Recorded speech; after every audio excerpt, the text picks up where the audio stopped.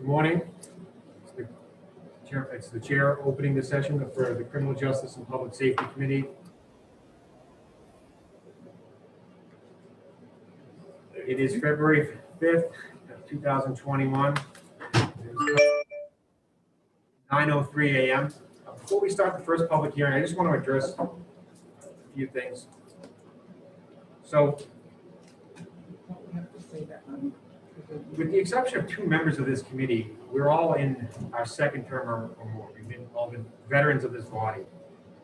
And to those members, and including myself, I think we set a bad example for those the new members of this body and the new members of this committee. And I just want to say that, just to make sure there's no misunderstanding with the parliamentary rules, that we all fall in this committee and we're in the House.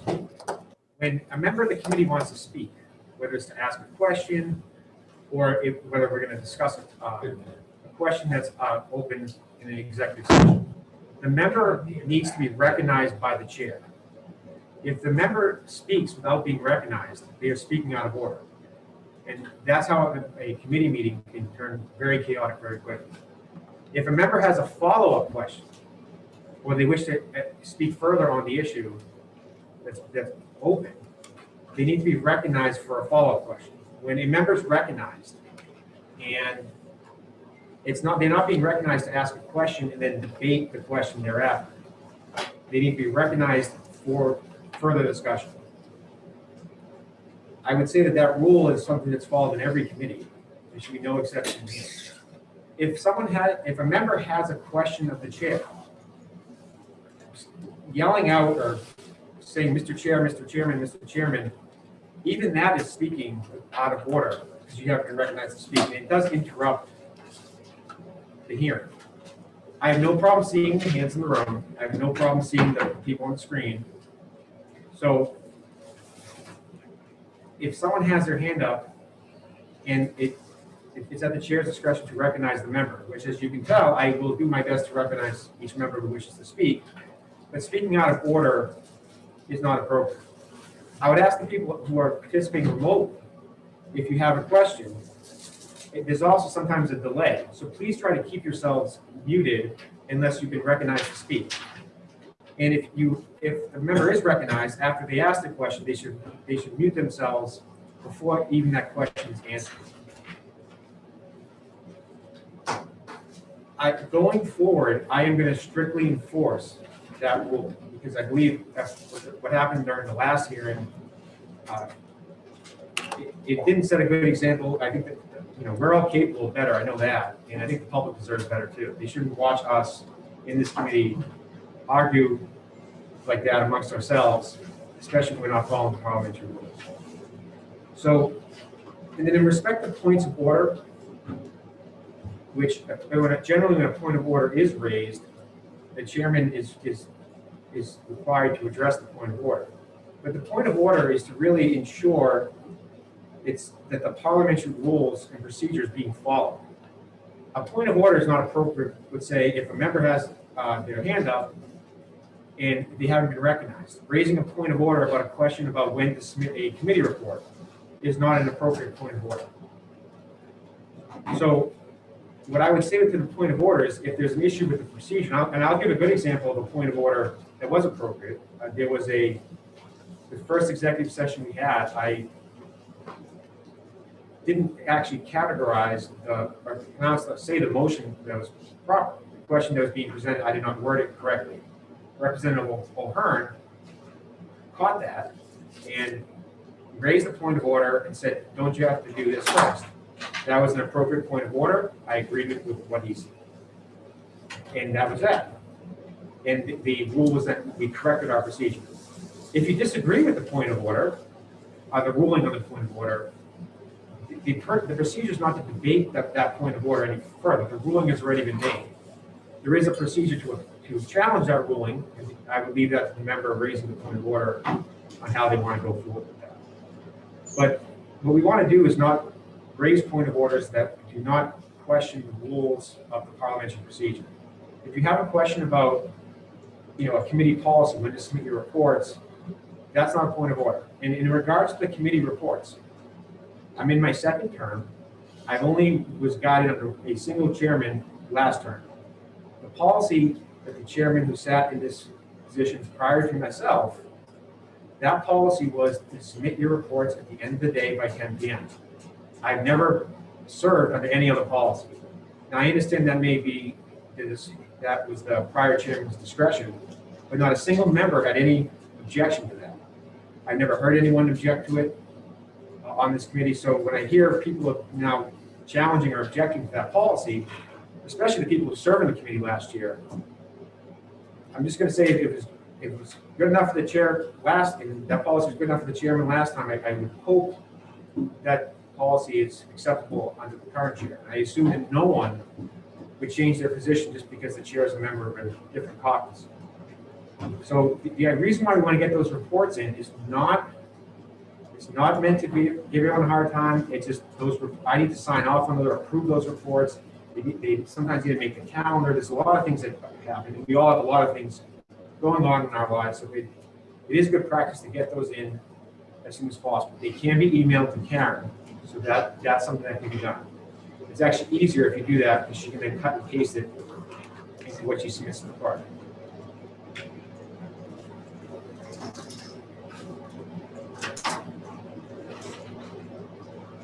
So we're going to open the first public hearing on House Bill 498 and House Bill 469. Question of the chair. Representative Newman, you were speaking out of order. And if you all join me in studying the Pledge of Allegiance. Have a flag here.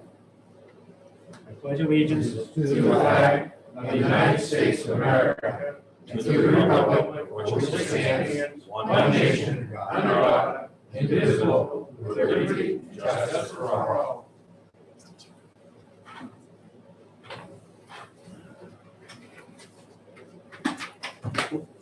Before we begin the public hearing, as the chair of the Criminal Justice and Public Safety Committee, I find that due to the state of emergency declared by the governor as a result of the COVID-19 pandemic, in accordance with the governor's emergency order number 12, pursuant to Executive Order 2020-04, this public body is authorized to meet electronically.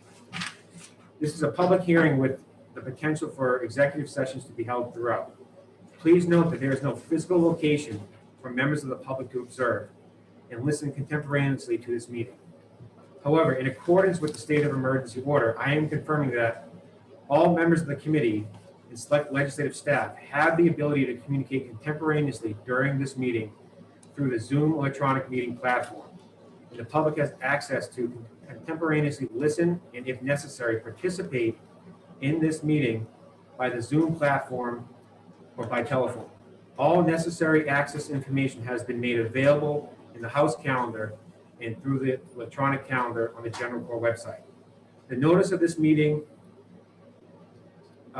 complies with House Rule and RSA 91-A. Anyone who has a problem accessing the meeting should call 271-3600. Again, it's 271-3600.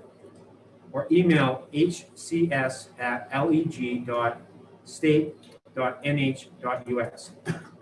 In the event the public is unable to access the meeting will be adjourned and rescheduled. I want to introduce the staff that are on the meeting assisting us. Brad Griever. Please note that all votes that are taken during this meeting shall be done by roll call vote. Let's start the meeting by taking a roll call attendance. When each member states their presence, please also state whether there is anyone in the room with you during this meeting, which is required under the right to know law. The clerk will now take a roll call attendance. Vice Chairman Welch. Here. Representative Burke. Yes, and I see Gary Hopper here with me. Representative Hopper. Yes, and I see Representative Burke here too. Representative Green. Yeah. Representative Wallace. Representative Testerman. Here. Representative Roy. Representative Pratt, Present. Representative Martin, Here. clerk here. Representative Harriet Gathright, Present. Representative Panawakis, Present. Representative Bourdonnais. Present by myself. I'm sorry, I skipped Representative O'Hearn. Representative Muse, Here, and I'm by myself. Representative Newman, Representative Bolden. Here. Representative Conley, Here. Representative Klein Knight, Here, and I have my husband in the room as well. Representative Bradley, Here, and I have my daughter in my room. Chairman Abbas. Present.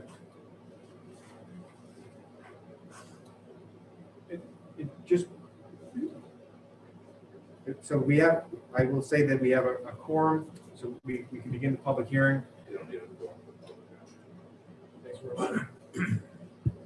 One thing I just want to address too, for the members participating at home, for the rules that apply to what you can and can't do while sitting in your committee seat, I believe that those same rules would apply if you're at home. So for example, if you were sitting physically present in the room, you would not be permitted to eat. So if you're participating remotely, I would believe that rule would extend to the members who are remote. And for the members of the public testifying, I would say that I would find that distracting. But we're going to begin the public hearing. If anyone has any questions, we can get those. But it's 9:15 and we have a 9 o'clock public hearing, so we're going to start the public hearing. So the chair now opens the public hearing for House Bill 498 and House Bill 469.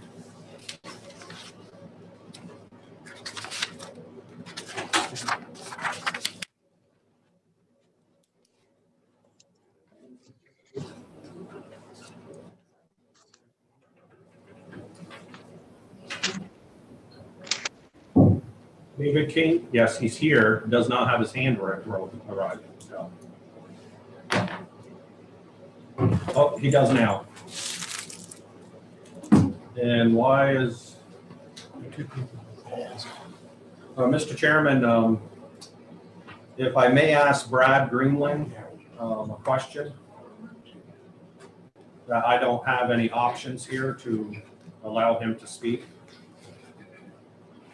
Mr. Chair, I can take care of that. I also wanted to let you know that there were two members with their hands raised. Thank you, Representative. I do acknowledge that there's two members that have their hands raised. I can address those questions, but we are running behind schedule in respect to Judge King, who already tried to testify last hearing because we ran behind schedule, had to leave. I would really want to have that as a respect for the judge and as a member of the public to let that member testify, that member of the public testify before I take any additional questions.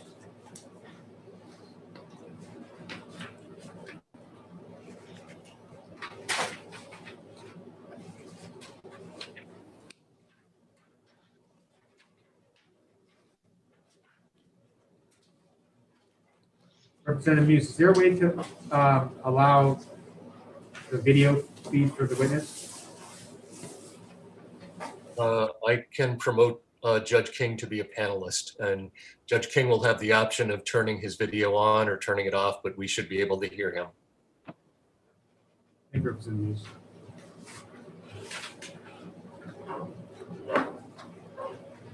And these are the continued public hearings on both House Bill 469 and 498.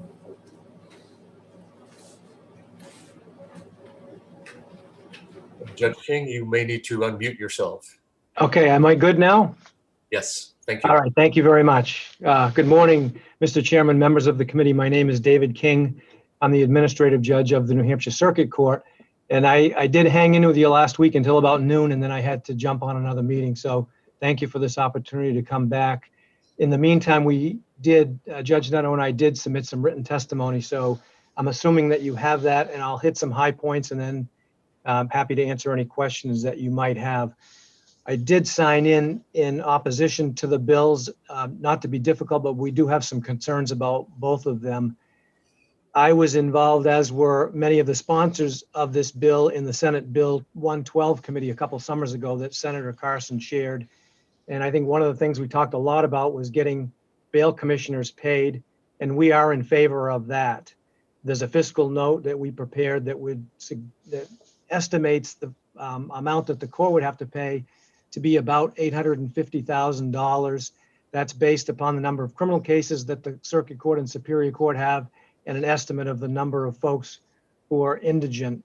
I do want to make this committee aware that there's another bill that might affect that fiscal note. Senate Bill 122 would raise the bail commissioner's fees from $40 to $65. In the event that that bill were to pass, the fiscal note would jump to approximately $1.4 million. So I just wanted you to be aware and sensitive to the fact that that bill's working its way through the legislature as well. The concerns that we have are more about the process for appointing bail commissioners and the fact that this bill would set up 10 separate commissions around the state, each staffed by at least one superior court judge, as well as a county attorney and a public defender. One of our concerns is that having a county attorney and/or a public defender overseeing bail commissioners seems to be a bit of a conflict. I heard some of the testimony last week that one of the concerns is if a bail commissioner, for example, were continually setting PR bail and the state didn't agree with that, that they could be removed. So if you had a county attorney who wanted to have an effect on how bail was set, they would have an ability perhaps to remove that bail commissioner. That seems to be troublesome to me. One of the witnesses last week, who was a bail commissioner, did testify that in the event that the judge or clerk sees bail orders coming in from bail commissioners that appear to be troublesome, judges are not shy about getting the bail commissioner in and speaking with him or her about those issues. The other thing that I think you should understand is that it's the police that actually make the phone call, typically in the middle of the night, to the bail commissioner. And our experience is if there are bail commissioners that either are not responsive or are not operating effectively, the police stop calling them. And we get a call and we're asked to try to find another bail commissioner. There was a suggestion that there's difficulty finding bail commissioners. We haven't really had that issue. I appointed a couple within the last week or so. One in Nashua that I remember signing last week, and Judge Neto and I do that together. The other thing, I guess, with regard to the issue that I'm hearing and reading about with PR bail being set in more serious matters, I know there are some bail reform bills working their way through the legislature as well, and maybe those would have an effect on that. The bill would transfer a lot of the administrative duties over to the Superior Court, which would be fine with me and our staff. But the committee should know that the Circuit Court has about 65,000 criminal cases a year. The Superior Court has about 9,500. So we have about 90% of the bail orders, and it seems fair that we do 90% of the administrative work. There are currently 112 bail commissioners in the state of New Hampshire. It's a 5-year term. So about 20 to 25 bail commissioners come up for renewal each year, and we process those applications. We do criminal record checks. We make sure that they have a current justice of the peace appointment, which is a prerequisite to being a bail commissioner. And we issue the card that they get, and that work is done by Circuit Court the administration. Another concern that we have with the bill is it seems to be written in such a way that if someone claims indigence, that's the wording in the bill, then the court shall pay. So it doesn't really seem to require that someone has to be indigent. It just seems to suggest that if they say, hey, I'm indigent, then the requirement is automatically shifted to the court and we have to pay. There's no definition of indigence. And so we have a concern that a lot of people would be getting their bail commission fees paid by the state when perhaps they weren't in a position where they may have been able to pay the fee and that they weren't indigent. There was also a suggestion that the Office of Cost Containment could pay the fees, and we've explained in the written materials that we sent in last week that that's not the way OCC works. We would have to pay the bail commissioner fee. There would have to be enabling language or rules to transfer the responsibility to recoup that to OCC, and then they would get the money back into their funds, which would go to the general fund. So they wouldn't pay the fees in the first instance. It would be on the court to do that. And with regard to House Bill 469, if you shorten the term of the bail commissioners to 2 years as opposed to 5, you basically have increased the work by 2.5 times, because we'll have to go through that process every 2 years instead of every 5 years. I think the 5-year term was chosen because it coincides with the length of time that the JP runs, and it seemed to make sense to have a 5-year term. We do and have removed bail commissioners for doing things that are inappropriate in the past, so we have the ability to do that and take them off the list. And as I said, if they're not effective or they're not responsive, they just don't get called by the police. So I think those are our concerns. I'm happy to answer any questions that the committee has, and thank you for giving me this opportunity.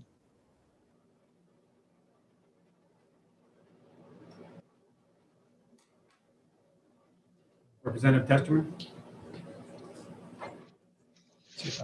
Right here. Mute yourselves. Remain muted on your computer. The microphone in the room should turn your audio down as well.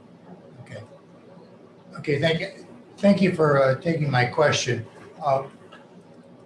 So when a person is brought in by the police and they call the bail people, do they always check with you or one of the judges before that bail is set? Thank you for the question, Representative. No, they never check with us before the bail is set. They are quasi-judicial officers, and they are empowered by virtue of their appointment to make those bail determinations on their own. So typically the calls are not during court hours. If it's during court hours, the police would generally bring the person to the courthouse to be bailed. So the call comes in, let's say at midnight, and the bail commissioner speaks with the state. The police officer interviews the defendant and makes a decision about whether the person is a danger to themselves or others or a flight risk. And if not, typically we'll set PR bail. And then there's a review process in the court if someone's not satisfied with the bail that was set by the bail commissioner. But they act on their own once they're appointed. Thank you.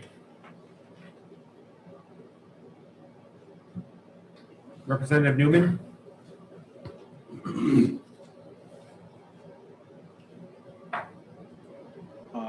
Thank you, Mr. Chairman. Judge, you mentioned that you had a problem, I think, with bail commissions and maybe how they worked and maybe the number of them. And you had concerns about 5 years doubling 2.5 times the work if we shorten the term. And I also think I remember you're saying that you have an issue of the shall pay issue and how the payment of indigent people are paid without proof. If those items were modified or removed, would then you still be opposed to the bill, or do you think that it can be approved or it's workable? I think, Representative Newman, that the portion of the bill dealing with payment can be made workable. I just don't want to see the court in the position of being required to pay a bail fee simply because someone says, I'm claiming indigent. They could be, gainfully employed and paying all of their bills, but if they say, I can't pay this, the bill seems to suggest that they automatically get the payment from the court. And there's no definition of indigent. So we have a definition of indigency before we appoint counsel for a defendant. Should it be the same definition or should it be a lower standard? I think most of our judges feel that most people should be able to come up with $40. The bail commissioners are doing a huge service by getting up in the middle of the night and setting bail so that they can most of the time be released on their own recognizance. And $40 is a pretty small fee to pay. And our judges are, hopefully working much harder to get the bail commissioner's fees paid now. I know they don't always get paid, and someone should pay them in the event that someone is truly unable to come up with the $40. But I think the legislature should at least consider whether you should tell us what indigency is, whether it should be the same standard as appointing counsel, or should it be a lower standard to pay that $40? And we'd be happy to try to work with you to try to figure that out. But the way the bill's worded right now, I think a lot of people will be getting a pass on paying their bail fee at our expense when they should probably be paying it themselves.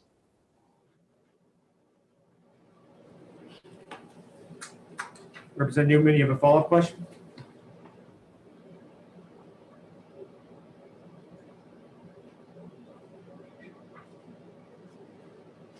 Representative Newman, you have- I do have a follow-up. I'm sorry, I was unmuted, Mr. Chairman. I was not unmuted.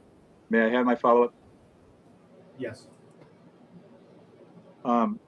Judge, I remember an issue in the last hearing about the bail commissions, the number of them, and how could you just elaborate just a little bit on the commissions and on the 5-year versus 2-year issue? Okay, if I understand the question, Representative Newman, there are 112 bail commissioners on the roster right now that service both the circuit and superior courts. Because it's a 5-year term and they're staggered appointments, between 20 and 25 a year come up for renewal. And then we go through the process of that. And as bail commissioners drop off in a region, for example, the Monadnock region is now short, midstream, we may be asked to round up a bail commissioner or two. And we typically ask the local judges for recommendations because they're in the communities, and then we do the screening and make the appointments. I'm not sure if I answered your question. Thank you, Judge. We appreciate it.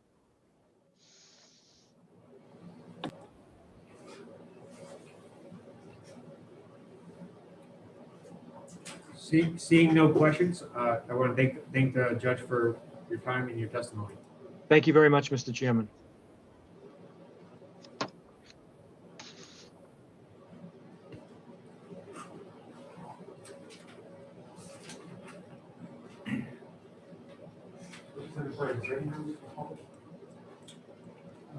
Mr. Chairman, I see nobody with their hand raised. Let me double check, but I do not. No.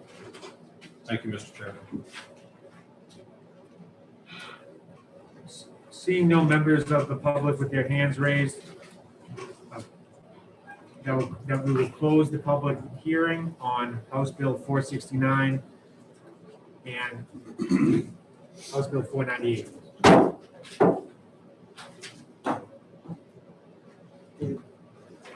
I showed that you had one person that was supposed to speak, and his name was Joe Alexander.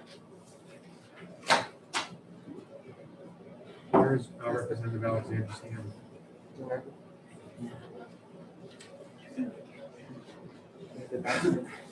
The document I received says he's supposed to testify on.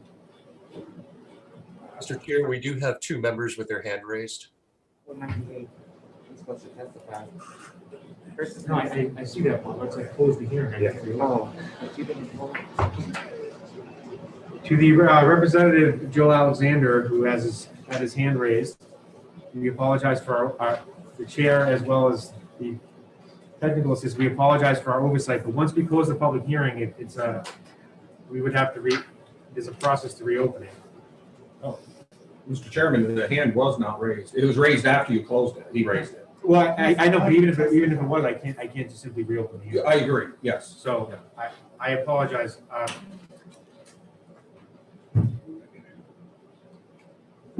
Representative Newman, you have your hand raised.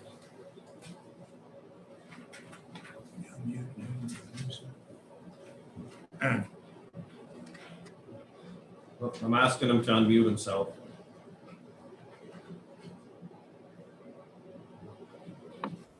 I'll get the unmute figured out here shortly. at the time that the hearing was closed, I had my hand up both on the screen and on the computer.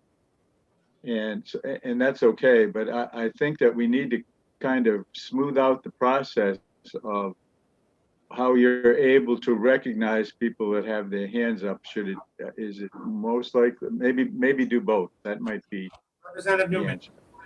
Yes. Are you asking a question, making a suggestion or a point of order? Now's not the appropriate time to do that. So I would say you are speaking out of order. If you have a question of how we're going to conduct the hearing, we can do that while the hearing is not during a public hearing. If you wish to testify on behalf of the bill, you can sign to testify and do that whether you're a member of the committee or not. So you're speaking out of order. Mr. Chairman, Representative Newman, you were not recognized for a follow-up question. I opened the hearing, or opened today's session by explaining that in order to ask a question or to speak, the member must be recognized by the chair to speak. If they have a follow-up question, the member must be recognized for the follow-up question. That's a long-established parliamentary rule that is followed in every committee. It was followed last term in this committee. So I assume there's no misunderstanding with that. I do not want to keep addressing that same rule over and over again.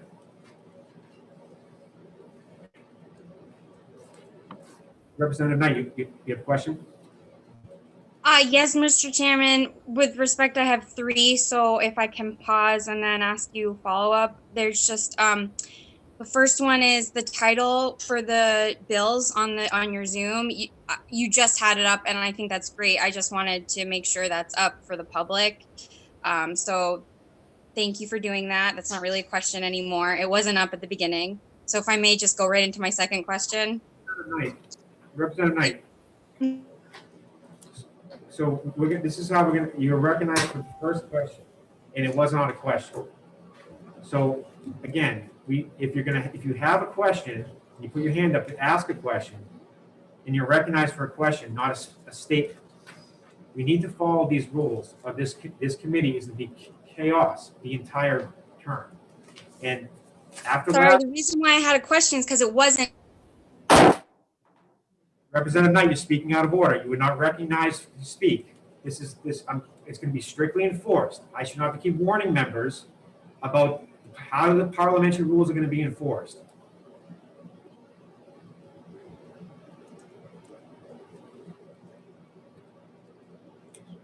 Representative Knight, you have a follow-up question. Thank you, Mr. Chairman. For learning purposes, this is my second term, and all committees have different chairs with different rules. If we have a question on fairness in the interest of time, and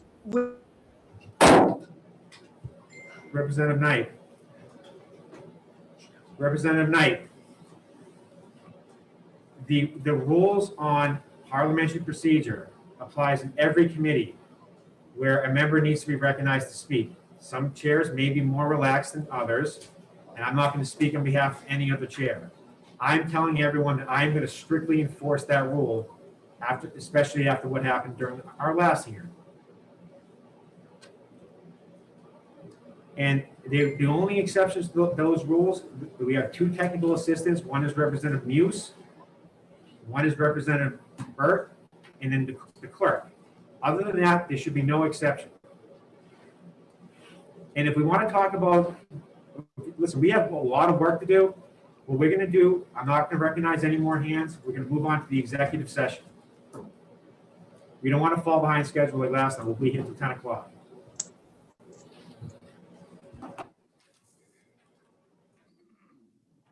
Mr. Chair, you had asked me to remind you to read the people supporting and the people opposing each of these bills. My question is would you like me to read the totals for HB 469 as well as HB 498 before we exec? Yep. Thank you, Representative Muse. And first of all, thank you for reminding me. And I did tell you to remind me, and thank you for doing that. And yes, if you don't mind, please reading the numbers of support for each House bill. For HB 469, we had 2 people signing in support. and 2 people signing in opposing. For HB 498, we had 3 people signing in support, and we had 1 person signing in opposing.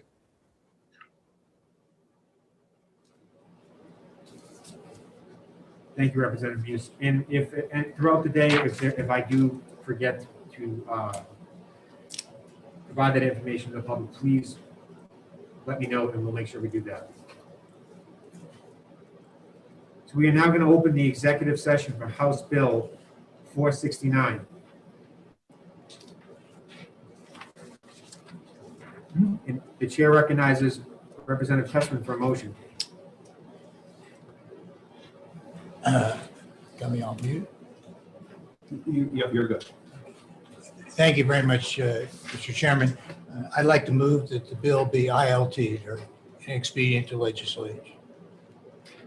Is there a second? Representative Marston. Thank you, Mr. Chairman. I second the motion of Representative Testman. Thank you, Representative Marston. Representative Testman, would you wish to speak on your motion? As the judge just said, this would change his workload by 2.5 times as far as the review of commissioners. I think this is too much. They're already having difficulty filling some of the slots, although he indicated they can fill them. I think that there are other ways, evidently, to monitor their performance and tell them in direct and indirect ways that how you're setting the bail or not setting the bail is correct or incorrect. This is the wrong way to do it.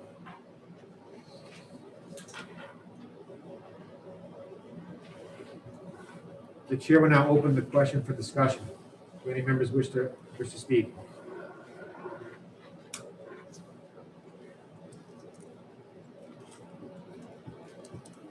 Seeing no hands raised, and there's no further discussion, the clerk will call the roll. If you are in support of the motion to ITL or inexpedient to legislate, please say yay. If you are opposed, please say nay. Vice Chairman Welch, Yes. Representative Burke, Yes. Representative Hopper, Yes. Representative Green, Yes. Representative Wallace, Yes. Representative Testerman, Yes. Representative Roy, Yes. Representative Pratt, Yes. Representative Martin. Yes. The clerk votes yes. Representative Harriet Gathright, Yes. Representative Pantelakis, Yes. Representative O'Hearn. I apologize, he's out. Representative Bourdonnais, Yes. Representative Muse, Yes. Representative Newman, Yes. Representative Bolden. Yes. Representative Connolly, Yes. Representative Klein Knight, Yes. Representative Bradley, Yes. Chairman Abbas, The chair votes yes. 20 yea, 0 nay. By a vote of 20 yeas and 0 nays, the motion of inexpedient to legislate passes. Consent calendar? Would that be going on consent calendar? Absolutely. No objections. Representative Newman, you are recognized for a question.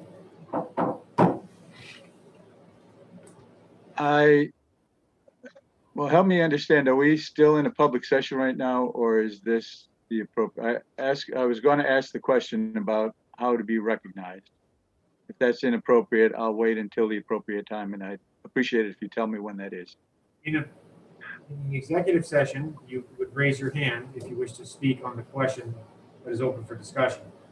During the public hearing, it's the same process. You would raise your hand if you wish to ask a question of the witness testifying. If you want to discuss questions of the policies and how the committee is going to conduct itself, it's the chair's position that that can be done at a time that's not necessarily during a public hearing. But if your hand is raised with a question of the witness, you will be recognized for the question the witness. If during the executive session, if you wish to speak or make a motion, you can raise your hand to be recognized. May I ask a follow-up question? And Representative Newman, I will say, if you have a follow-up question, rather than speaking and saying it, I'm just asking the members to simply raise their hand. I can see very clearly on the screen that right in front of me when you raise your hand, and I have a TV. I would say it's about a 42-inch television. I can also see that and on that TV, the setting is that whoever is speaking, it's enlarged. So it's almost as if you're sitting in the room. So I can see your hand raised. I will recognize you for a follow-up question. I will do that. I'm just saying, do not speak and say, Mr. Chairman, because that is interrupting and that is speaking out of order. And I've already addressed that issue twice today already. So if you have a follow-up question, please raise your hand and I will recognize you. Representative Newman, you are recognized. Mr. Chairman, I understand everything you said today. I'm not trying to delay anything.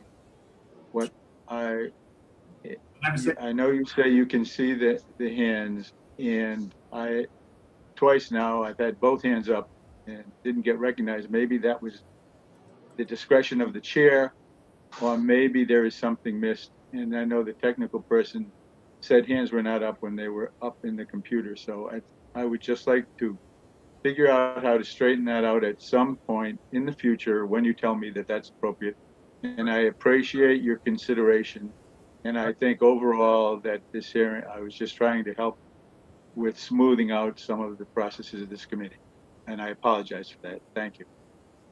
Representative Newman, in respect to when your hand was raised and you weren't recognized, I did say clearly that I acknowledged that members had their hands raised, but I wasn't recognizing them. So I didn't mean any disrespect by not acknowledging you, but it's not that I could not see your hand raised. I made it clear to the members that it was not oversight, that I could actually, we were just moving the hearing along. And the other part I just want to point out, if the member understands the rules of being recognized and when to speak, then I would hope that the members follow those rules.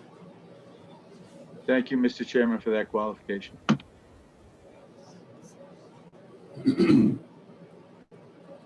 We are now going to move into the executive, we're now going to open the executive session for House Bill 498.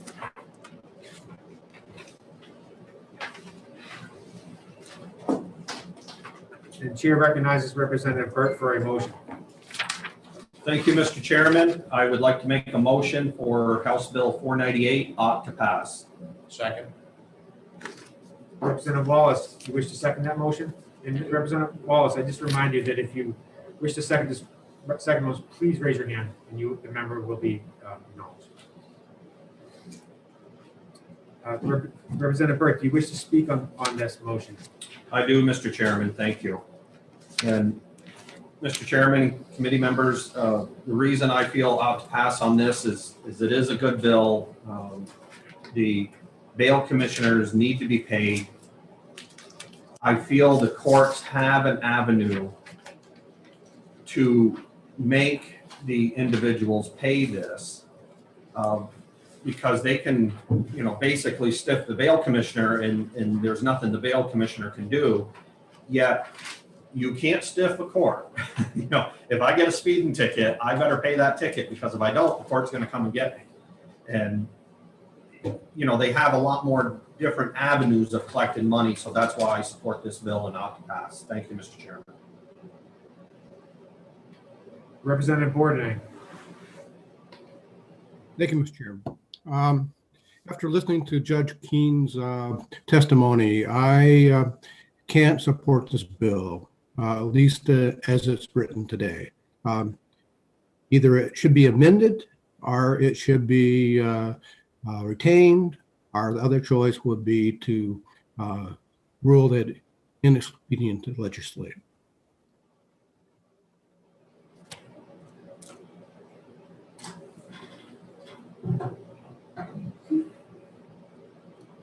Representative Muse. I have to say I agree with Representative Bourdonnais. the elements of the bill that deal specifically with paying bail commissioners do seem to be fixable in an amendment. And I think one of the frustrations of the process for all of us this year is going to be the fact that we just don't have the space between hearings and executive sessions that we've had in previous years to fix things. Judge King did indicate a willingness to work with us on specific language that would fix that part of the bill. There really does seem to be a real need for this, and this actually would solve a real problem for bail commissioners out there right now who are having huge issues with getting paid. But some of the other elements of the bill, as we've learned in testimony, are pretty problematic. So it's going to be very hard for me to support the bill in its current form.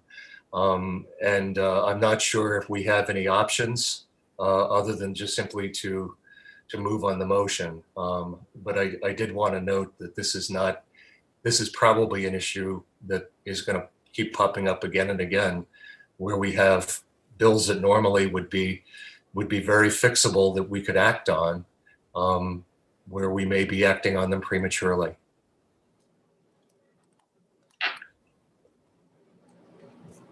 Representative Marston? Thank you, Mr. Chairman.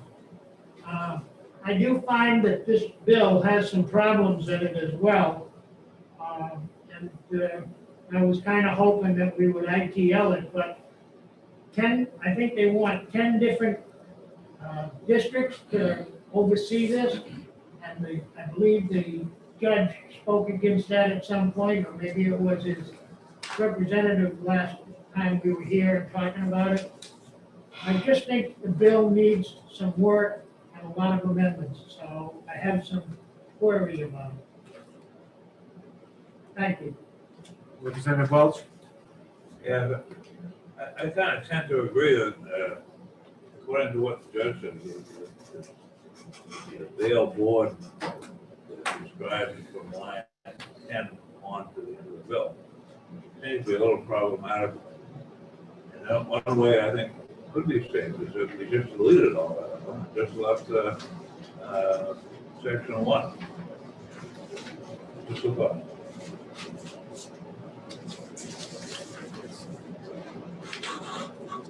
If I just may ask a question, Representative Muse, I understand that there was, at some point, there was a commission that was created on that commission. Representative Muse, you remember that? And I believe many of the bills, the sponsors of this bill sat on that commission. Am I correct when I say that, Representative Muse? That's correct. So I'm just asking a question, but when that commission met, I assume that was Judge King participating in those hearings? Yes. The main focus of those hearings was really on how to get bail commissioners paid. There were also some issues around bail commissioner training that we were trying to address. There are some things in the bill, for instance, the setup of the 10 countywide commissions that were not part of those hearings. So there are some things in this bill that are different from what we talked about. I decided to co-sponsor it because I thought we would have an opportunity to fix some of those things or address those things or ask the sponsor a few more questions around what the thought was behind that. So but I do think that the bill in its current form kind of goes above and beyond what we talked about in the commission in some respects, and the whole issue of trying to get bail commissioners paid. I think what everybody wanted out of that was a better process for defining indigency and making sure that people who are able to pay were paying. But the problem remained, and I think we heard testimony from one witness during the public hearing where he hasn't been able to collect nearly half the fees that he was eligible to collect over the last 5 years. So there's a lingering problem that it would be great to address And I think we tried to do that, and we've been poking at it. And this bill probably represented, one of the better chances to do that. But as we found out from Judge King, there's some things that should be in the bill if we're going to do that, like defining indigency, that do not appear in the bill. So it makes it a little problematic to pass it at this point. Representative Hughes, may I ask you a follow-up? Oh, sure. Not to put you on the spot, but if there was an amendment that you would consider, may I ask what about the bill as in its current form that you would seek to amend? And the issue with this bill, just so you know, it does have an early deadline. So we are up against the clock, and just something to keep in mind. I would, with that in mind, I would basically strike the things that don't involve the payment of bail commissioners, and work with Judge King to come up with language that would be appropriate for the court, and that would result in at least that this one part of the issue being addressed. We had our commission meeting, almost 2 years ago. This issue with bail commissioners not getting paid has been going on for a long, long time. And it would be nice if we could find a solution to help these folks get paid.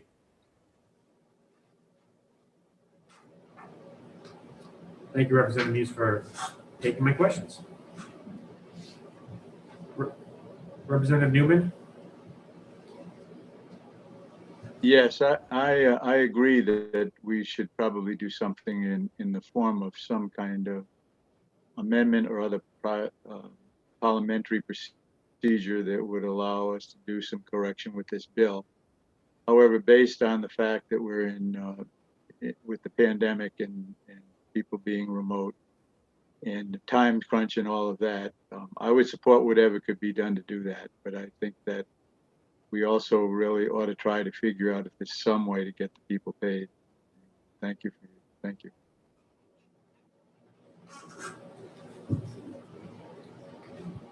Representative Roy? Thank you. I realize I'm wasn't here for the first part of this apparently, but based on the testimony I heard from the judge regarding the definition of indigency, I would be hard pressed to support this as well. Once the defense bar gets the word out that all you have to do is say you're indigent, there will be never any bail paid again, because there's no definition. So it's really problematic.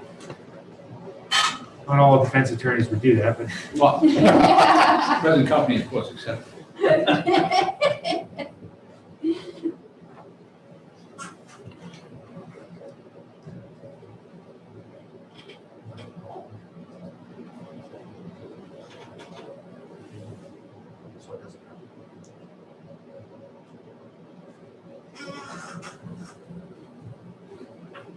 So right now, in order to introduce an amendment, we do need to have a positive motion presented, which we have one. A lot to pass. We have a deadline of February 18th where this needs to be reported out of committee. We are meeting again on Monday, on February 8th. So if Representative Muse, if there is a amendment that you would like to offer, I would say that we could suspend the executive session on House Bill 498 and give you an opportunity to get that amendment, or if you're able to get it today, we can even reopen it. But I would be inclined to at least suspend the executive session until Monday, February 8th. Does the motion have to be withdrawn? Yeah, we have a vote. It has to be, the motion has to be formally withdrawn. Yes, I would think that would be the cleanest way to do it. So the point of order is, by Representative Welch, is that the positive motion needs to be withdrawn. Representative Walls? Thank you, Mr. Chairman. I was going to offer a withdrawal of my second to Representative Byrd's motion. Representative Byrd, do you wish to withdraw your motion about the pass? Yes, I will, Mr. Chairman. Thank you. Representative Wallace, you wish to second that motion to Yes. withdraw? We must take a roll call vote on the motion to withdraw. Does anyone wish to speak on this motion to withdraw? Representative Burt? Thank you, Mr. Chairman. I will support the withdrawal of this, and so that way we could hopefully draft an amendment before Monday or Wednesday when we meet next and pass this legislation. Representative Hopper?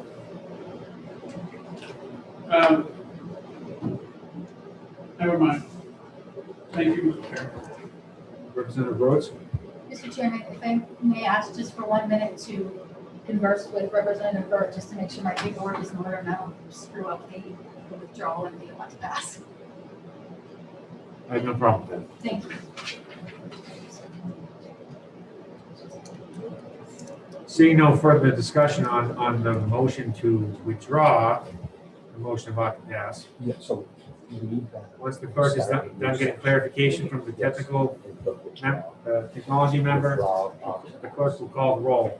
If you are in favor of the motion to withdraw, the motion about to pass, you say yay. If you are opposed, you say nay.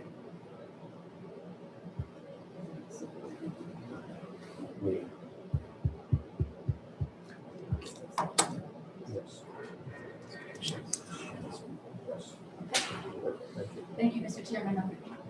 You call the roll. Vice Chairman Welch, Yes. Representative Burt, Yes. Representative Hopper, Yes. Representative Green, Yes. Representative Wallace, Yes. Representative Testerman, Yes. Representative Roy, Yay. Representative Pratt, Yes. Representative Martin. Yes. The clerk votes yes. Representative Harriet Guthrie, Yes.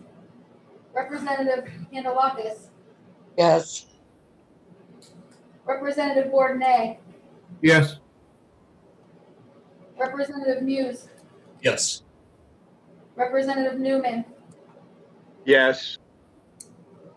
Representative Bolden. Yes. Representative Conley, Yes. Representative Klein Knight, Yes. Representative Bradley, Yes. Chairman Abbas. Chair votes yes. Mr. Chairman, 20-0 vote. By a vote of 20-0, the motion to withdraw the motion about to pass passes. And just for the record and so the public understands, when members are voting remotely, they are required to have the video on their electronic device. But I will just state to the public that Representative Testerman, Representative Bolden, Representative Roy, Representative Conley, they're physically present in the room, so that actually would not apply to those members. However, it does create a little bit of confusion to the public, so maybe, if you don't mind leaving the device on, just to clarify that for everyone.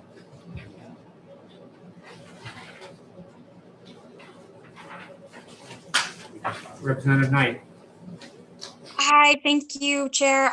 I was just a little confused. So are we going to get an amendment for this bill and then see that, or that's not happening? Well, I'm not going to guarantee that anyone's going to do anything, but my understanding is that Representative Muse, who is a co-sponsor of the bill, raised some concerns about about the bill itself and wishes to bring in, present an amendment to this committee. Considering that we are we'll be meeting again on Monday, February 8th, the chair believed that it would be best to, rather than have a bill fail, if an amendment can be brought forward to address some of those concerns, I didn't see a problem doing that. So, Follow-up, Chair. So are we going to have the exec again on that? Representative Knight, we're going to go over this one last time. If you have a follow-up question, you don't need to speak out of order and say I have a follow-up question. By doing that, by simply speaking and saying I have a follow-up question, you are speaking out of order. What I ask is you put your hand up. I can physically see you on two different screens at the same time. So there's two of you in the room from where I can see, not one. You're there and you're here. All right, so trust me, I can see you just fine. But I don't want members speaking out of order. If it keeps happening, I'm gonna personally go down to the speaker's office myself and request that that member be removed from the committee. Because we have a lot of important work to do. We have a lot of bills in this committee, and we're not gonna have time to get to everything because everyone wants to speak out of order. This was not a problem last year in this last term in this committee. I can't believe it's such a problem this term. So please, do your best. Just raise your hand. You will be recognized, including for your follow-up. Representative Knight, you have a follow-up question. Thank you, Mr. Chair. Apologies. Are we going to exec the bill again as amended? Under the presumption that Representative Muse may offer an amendment, it will be considered by the committee. Representative Pantelakis. Mr. Chairman, will we receive that amendment? I certainly hope so. What has been happening is the amendment will be emailed. I'm not sure when Representative Muse is going to have an opportunity to speak with legislative services to obviously get that amendment presented to us, but we will be able to open the executive session any point in time on February 8th. So if we have time to do it, we'll make sure to squeeze it in. It is up against the deadline, so it could take priority over executive other bills as well. So.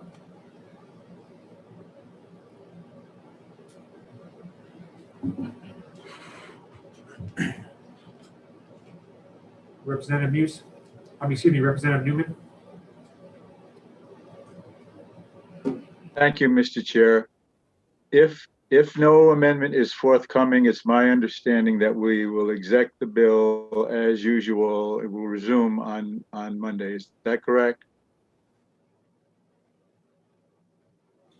Yes.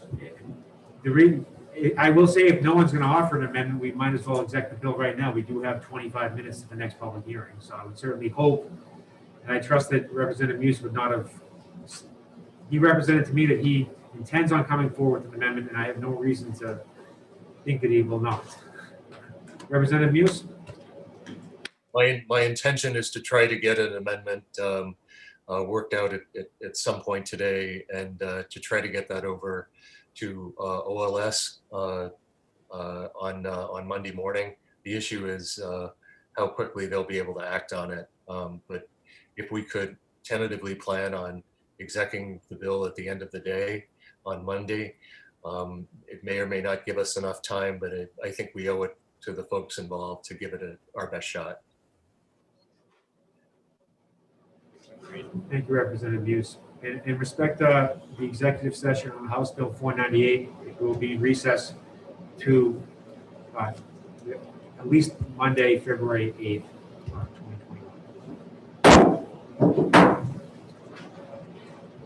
And I asked the members that are in the room, while we're in recess, when you get up from your committee chair, to please turn off the video recording on all of your equipment.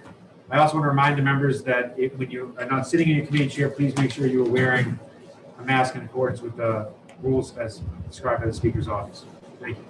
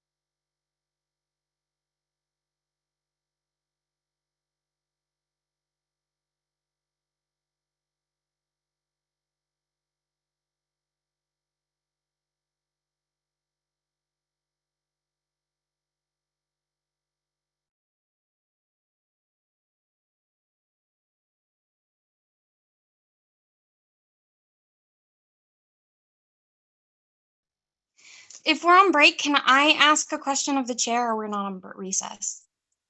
We're on a recorded Zoom, so we should not be discussing.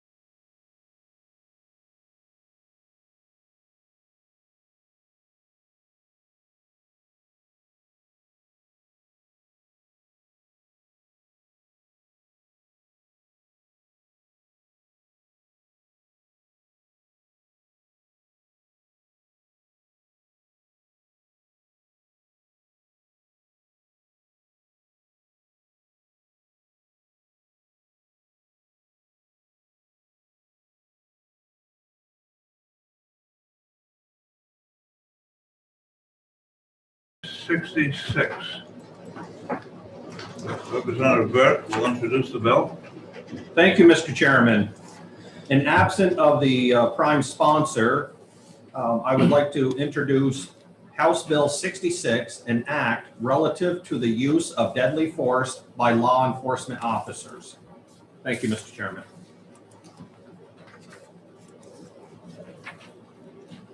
Do we have any of the sponsors? Mr. Chairman, Yes. being the Zoom tech guy, I do see, a couple hands there. If you want me to unmute one of them, just call their name. We have two listed here. I have difficulty seeing the screen. Yeah. So, Yep, if you'd like, I could call Representative Edwards as the first one, Mr. Chairman. Mr. Chair. Representative Edwards? Excuse, Mr. Chair. Representative Perry, was trying to ask you a question. You Yeah, here first? we have two people listed to speak in our paperwork. I've got that. Yeah. So are they supposed to be called first? I'm just asking. Well, Mr. Chairman, if I may be recognized. Yes. From what I understand is Representative Edwards is on the bill. So I think he's going to speak, to the bill in behalf of the Representative True, that is the prime sponsor. And that's usually customary, is that we would let them speak. That's correct. All right.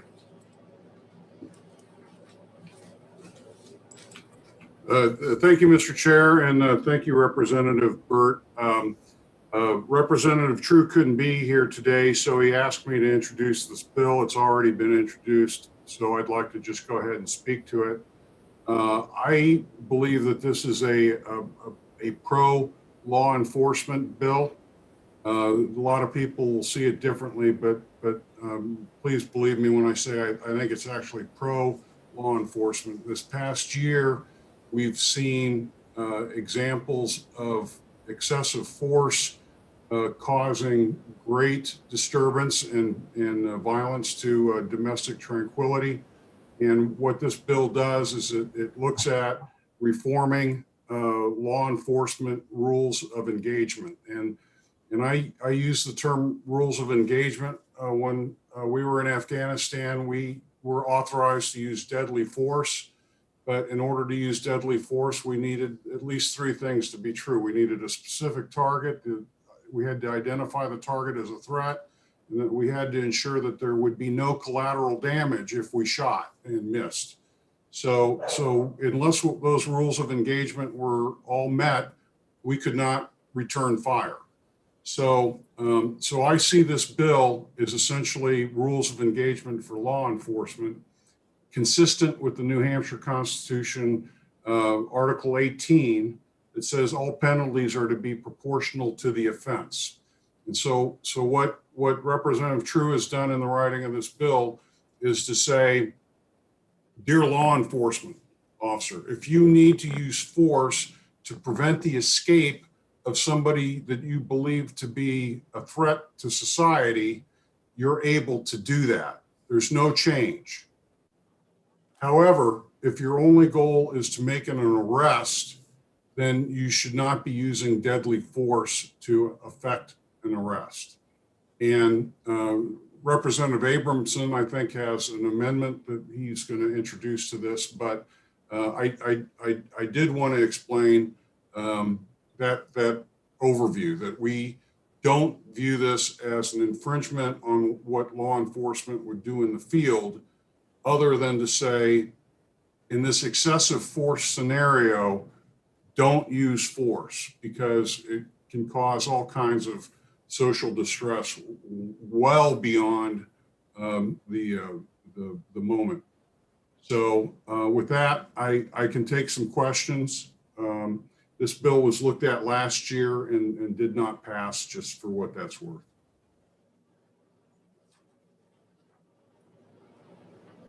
Are there any questions? Representative Papa? Thank you, Mr. Chair. Thank you, Representative Edwards, for taking my question. I don't know how well you can hear me, so I'll speak up. Have there been instances in New Hampshire where the police have used deadly force to apprehend somebody who was not a direct threat to them or anybody else? That's a great question. As a co-sponsor, I didn't dig into the side details. I think I'm generally aware of a case about 3 years ago where somebody was dealing narcotics and fled the scene and was shot as they were fleeing. I only think that fits your description in your question, but I can't tell you that as a verified truth. I think that's an example. Thank you. Representative Muse? You're muted, sir. Thank you for taking my question. One of the things that I'm trying to figure out as I look at this bill is why is it okay to shoot a fleeing person, who wouldn't seem to be an actual threat to the life of the officer, but not okay to use force when effecting an arrest. I'm sort of in the camp where I'm not really sure where I see the need for either one of these things. And my other question would be, the bill. First question first. Okay. So I think we're actually in agreement. As I listen to your question, it sounds to me like you're questioning why use deadly force in order to arrest somebody. And unless you think they're a threat to others and you're trying to prevent their escape, you should not use deadly force. But if you do think they are trying to escape and they are a threat to others or to yourself, then deadly force is still permitted. So we're changing from the current standard of effecting an arrest can lead to deadly force. We're just removing that portion of it. So I think you and I are in agreement based on my understanding of your question, but then I'll take a second if you are recognized. Further question? Follow up, Mr. Chair? Yes, further question. Representative Muse. Part of the bill also repeals section RSA 627:5, Roman numeral 8, that basically says if the officer reasonably believes that the arrest is lawful and there are no other means of effecting arrest, using reasonable force, it basically seems to require the officer to use reasonable force if necessary. And I'm curious why that portion of the RSA is eliminated from this bill. I'd say that's a great question, and I don't know your answer. I can ask Representative True to get back to you on that, though. Thank you. Representative Roy? Thank you, Mr. Chairman. Thank you, Representative, for taking my question. My question is I guess I'll put it in a scenario format. I'm a police officer and I'm carrying a taser and I'm trying to effect arrest and the suspect takes my taser. Under the way this law is written, it says that I can only use lethal force if I believe that someone's about to use deadly force on me. Well, a taser isn't considered deadly force, but my training experience would tell me that if I am tased, I'm going to be unable to defend myself further.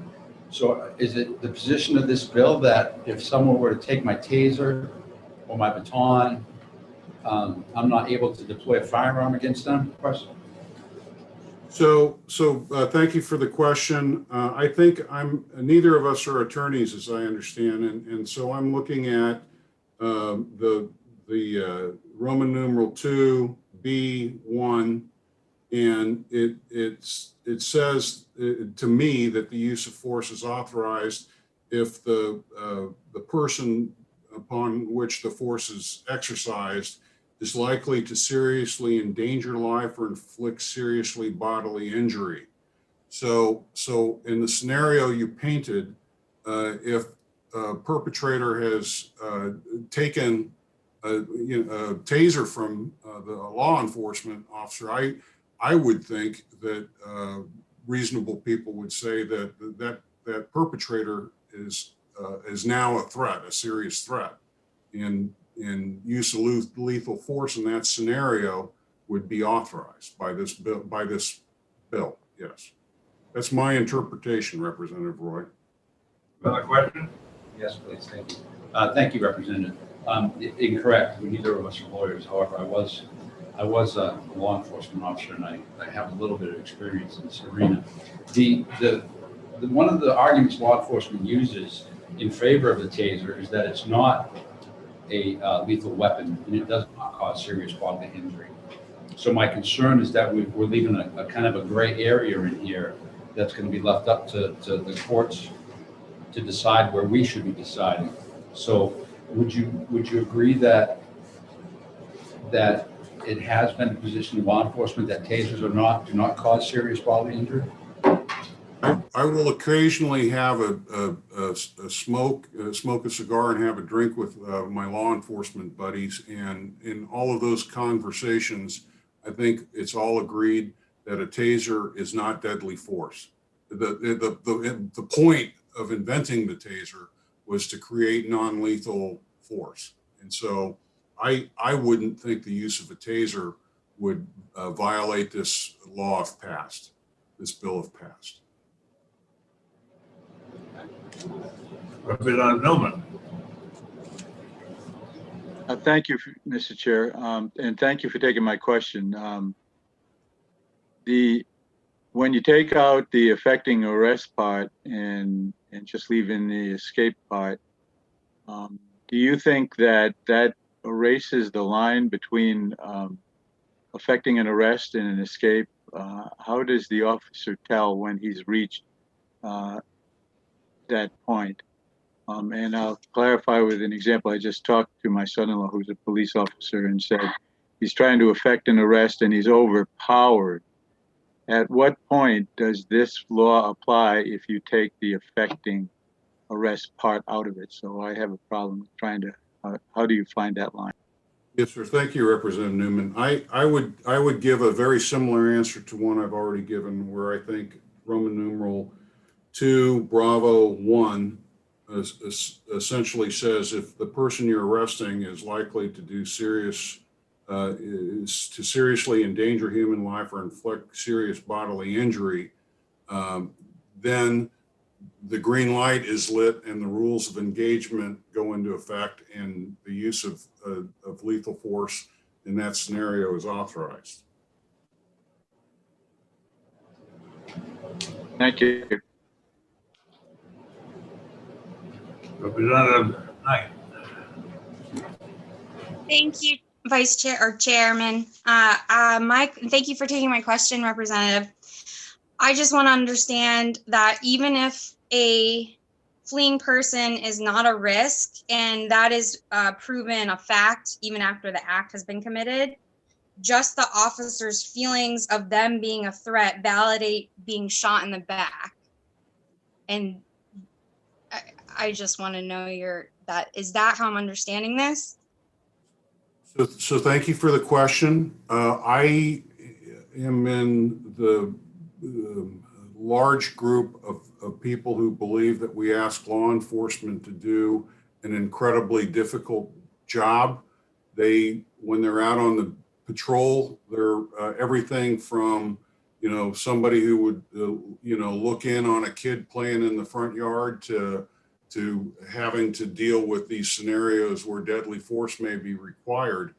And so we give them deadly force and the authority to use it because we trust in the selection process, we trust in the training, we trust in their judgment, we trust in their humanity to be able to exercise lethal force judiciously.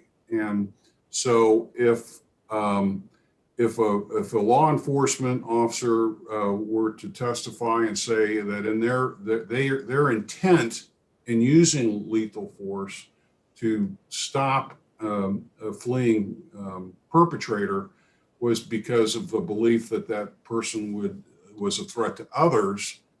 I think the tendency would be to believe their judgment in the heat of the moment. And of course there are bad actors, but that's why we have jury trials. So I just think that this is a way of protecting the integrity of the police force by making sure that the rules of engagement are done in a way in which I think most people would agree. Don't use lethal force just so you can arrest somebody. However, if you think somebody is running away and they're dangerous, by all means, use the force necessary to secure the public safety. So I hope that answers your question. Other question, Representative Knight? Thank you for asking me. I do have a follow-up. Thank you, Representative, again. So you just gave testimony that there are bad actors, police actors in our state. Don't you think this would embolden them to get away with more? I think quite the opposite. It would be setting in place a clear rule of engagement that removes the authority to use deadly force in a particular scenario that is devoid of a threat by the perpetrator. So there are bad actors in every segment of society, to include the legislature. So I don't think we govern for just the bad actors. We govern for the preponderance of societal interaction. Board. No, thank you so much, and thanks for answering my question. Thank you, Mr. Chair. Thank you, Representative Edwards, for willing to entertain my question. My reading of this bill indicates that reduces the amount of reasons that an officer can use deadly force. Is that not true? Yes, sir. I believe that's accurate. Yes. Thank you. Is there any other questions for Representative Edwards? Seeing none, we'll call Max Abramson. Thank you, Mr. Chair. I just wanted to say I'm going to stick around in case you need to call me back, but I don't think you will. I'm just here if you need it. That's all, sir. Thank you. Max Abramson. Are you folks able to hear me? Yes. All right. I'm Representative Max Abramson, representing Hampton Falls, and Seabrook. I thought that I was a co-sponsor on this bill, but I think I was a co-sponsor on last year's version of this. I wasn't able to come into the committee and testify last year. By the way, I support the bill, not because I agree with its intent, but because the U.S. Supreme Court took up this issue in 1984 and ruled in 1985 that police were not allowed to use deadly force simply to stop a fleeing felon. I included both the majority decision in an email that I sent last night at 5:09 p.m. And I also included the dissenting arguments by Justices Rehnquist and O'Connor. As I said, I prefer the logic and reasoning that was used in the minority report, but I'm just dealing with what the U.S. Supreme Court tells us. I also just sent an email to members of the committee noting that in their notes, the U.S. Supreme Court actually cites RSA 627, Section 5, Part 2, and this part in particular as a provision that is unconstitutional. The minority used our statute and the statutes, I think 24 other states, as justification for half the state legislatures have agreed, as New Hampshire did at the time, that if you have a fleeing felon, that the officer needs to have some legal ability to use deadly force to stop a fleeing felon. However, the police unions and the defending party in Tennessee versus Gardner they were given the opportunity to bring in studies showing that a fleeing felon was so likely to go on and commit another crime that that an officer would be allowed to use deadly force because of the likelihood of them going out and committing another crime. Not to get into the details, but this dates back to common law when a felony in early times was almost always a life sentence or capital offense. It was almost always kidnapping, rape, murder, some really horrible crime. Now that almost everything is a felony, the courts are now looking at a felony differently. Other countries are looking at a felony differently. An American felony just doesn't hold the weight that it used to. So what we, a misdemeanor back in colonial times in early America would be, potentially 10 years of prison or possibly 10 years of hard labor. So misdemeanor had a much greater reach at that time. So the bill needs to pass in one form or another. I have introduced an amendment that simply changes the word "and" to "or," so that if you had a police officer interacting with someone, right now the statute says, oops, I've lost the statute. Here it is. Right now the statute says, Part 2, that the officer has made a reasonable effort to advise the person that he is a law enforcement officer attempting to effect an arrest and has reasonable grounds to believe that the person is aware of the facts. When this same issue came up several years ago, I believe one member of the committee or maybe two or three were concerned that an officer would show up to make an arrest wearing their uniform, having their badge, obviously being an officer, that they shouldn't have to then, in the heat of the moment, they shouldn't have to also tell the person that they're a cop once it's obvious that they're in uniform and that they're very conspicuously serving as an officer. So that's the reason for the amendment. The amendment would help police just a little bit in a life and death emergency. But I wanted to quickly read off what the U.S. Supreme Court said. They said in 1985, the use of deadly force to prevent the escape of all felony suspects, whatever the circumstances, is constitutionally unreasonable. It is not better that all felony suspects die than that they escape. Where the suspect poses no immediate threat to the officer and no threat to others, the harm resulting from failing to apprehend him does not justify the use of deadly force to do so. It is no doubt unfortunate when a suspect who is in sight escapes, but the fact that the police arrive a little late or a little slower afoot does not always justify killing the suspect. A police officer may not seize an unarmed, non-dangerous suspect by shooting him dead. The Tennessee statute is unconstitutional insofar as it authorizes the use of deadly force against such fleeing suspects. And again, they cited our statute, New Hampshire statute, also in this case. So I don't think there's any question that the wording that we have in the RSA right now is unconstitutional. The problem of leaving that in place is that a lot of police departments then go back and refer to our statutes and assume that all of our RSAs must be constitutional, that they must stand up, and you have department policies that are being written and insurance policies and contracts that are written around our RSAs. So it's a justification. If the committee absolutely wants to ensure it, there is a way around it. We authorize qualified immunity and other certain powers to the badge. You can also assign it to the person.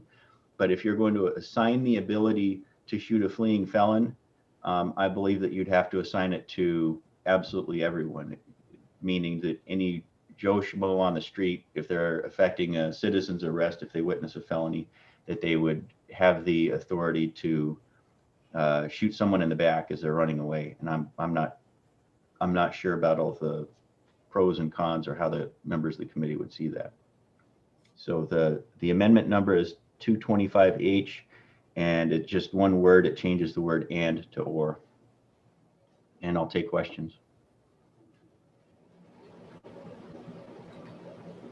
Representative Bordenine? Thank you, Mr. Chair. Thank you, Mr. Representative Abramson. And I know we're really talking about the bill, but introduction of this amendment, I think, would lessen the effect of the bill by changing and to or. The officer doesn't have to consider that the fleeing felon is going to be using deadly force. Using and requires both of those conditions to have to take place. Don't you agree? Well, if we're going to enact the bill as amended, the bill takes away the ability of the officer to shoot a fleeing suspect. However, the New Hampshire Supreme Court does allow us to authorize a police officer to shoot a felon if they are using a deadly weapon and attempting to escape, or otherwise indicates that he is likely to seriously endanger human life or inflict serious bodily injury unless apprehended without delay. That's from the statute. So that part of the statute would remain in place. My thought is, if we're leaving that part of the statute in place, here's kind of something we can do to recognize that police officers, if that happens, if somebody's using a knife or a weapon to try to escape the officer, that officer needs to, if they're there in uniform and it's obvious that they're a police officer, I don't believe that they should have to say, hey, I'm a police officer before firing when seconds count. In real self-defense cases that go to court, you can have, if you're lucky, you have 5 or 10 different witnesses, but 10 different witnesses can tell 15 different stories. And it's very likely that a material witness or material witnesses are going to relay what was said inaccurately, as happened in my self-defense case. Like I say, 10 different witnesses with 15 different stories about what was said. And the words that are spoken at the time, people don't remember those very well when the fight or flight response kicks in and the adrenaline is up and people are wondering if they're going to survive the encounter. And honestly, an officer might forget to say something. Or you may have a different officer on the scene say, hey, I'm a police officer, even though they're both wearing uniforms.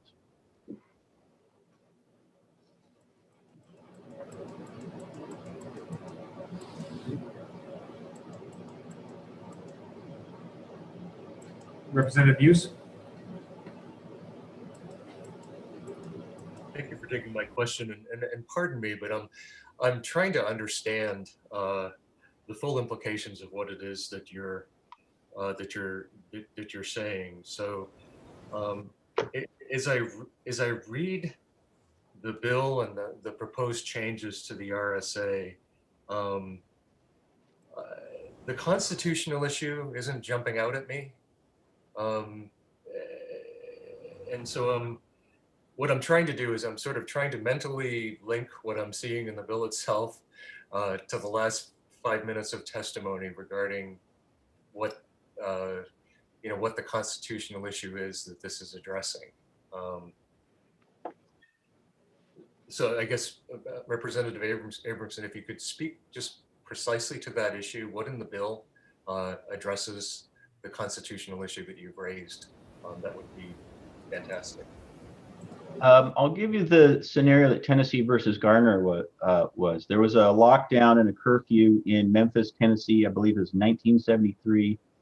And officer, I believe his name was Elton Hyman, was patrolling the streets, and there was a felon, a 15-year-old felon, who was running away, and he jumped a fence, and Officer Hyman shot him with a hollow point bullet. It hit him in the back of the head, and the young man died at the hospital later.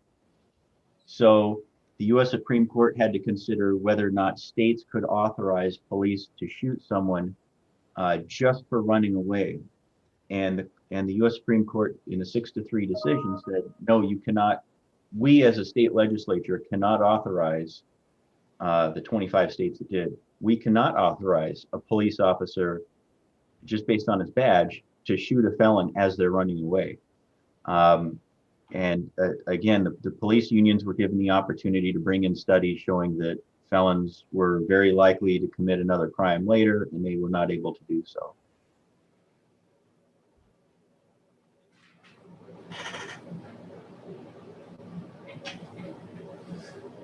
Follow up?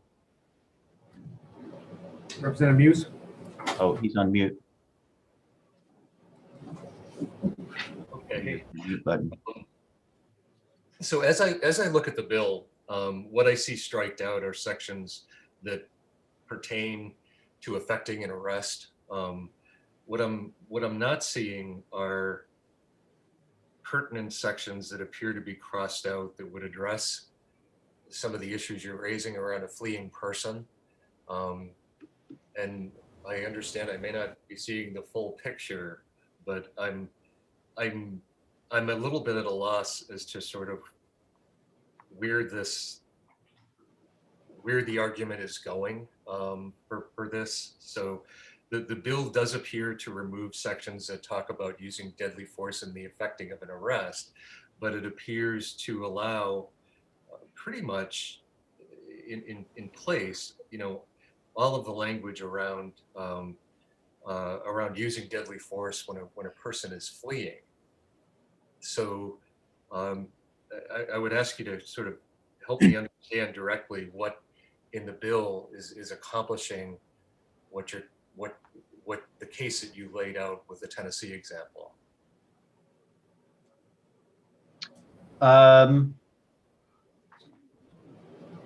So in line, well, I don't have the written bill, but it's part 2B2, where it says, current law says he had made reasonable efforts to advise the person that he is a law enforcement officer attempting to effect an arrest and is reasonable grounds to believe that person is aware of these facts.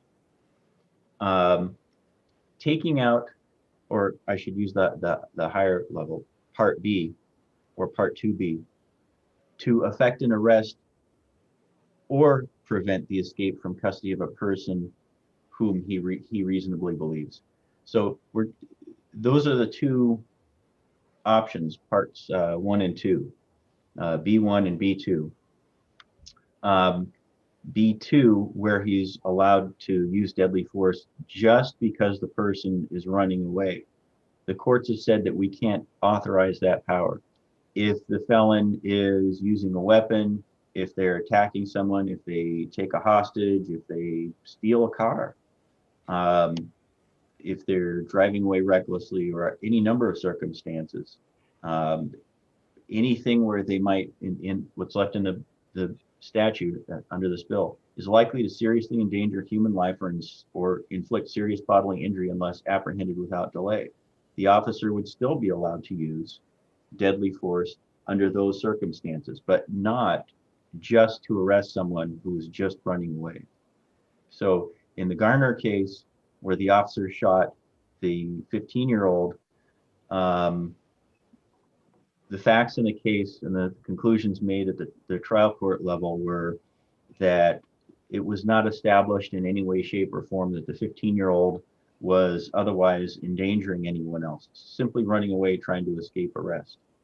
So that was the very narrow issue looked at under Tennessee versus Garner. And like I say, by a 6-3 decision, they decided that we're not allowed to authorize deadly force just to enforce our laws, just to stop someone from running away.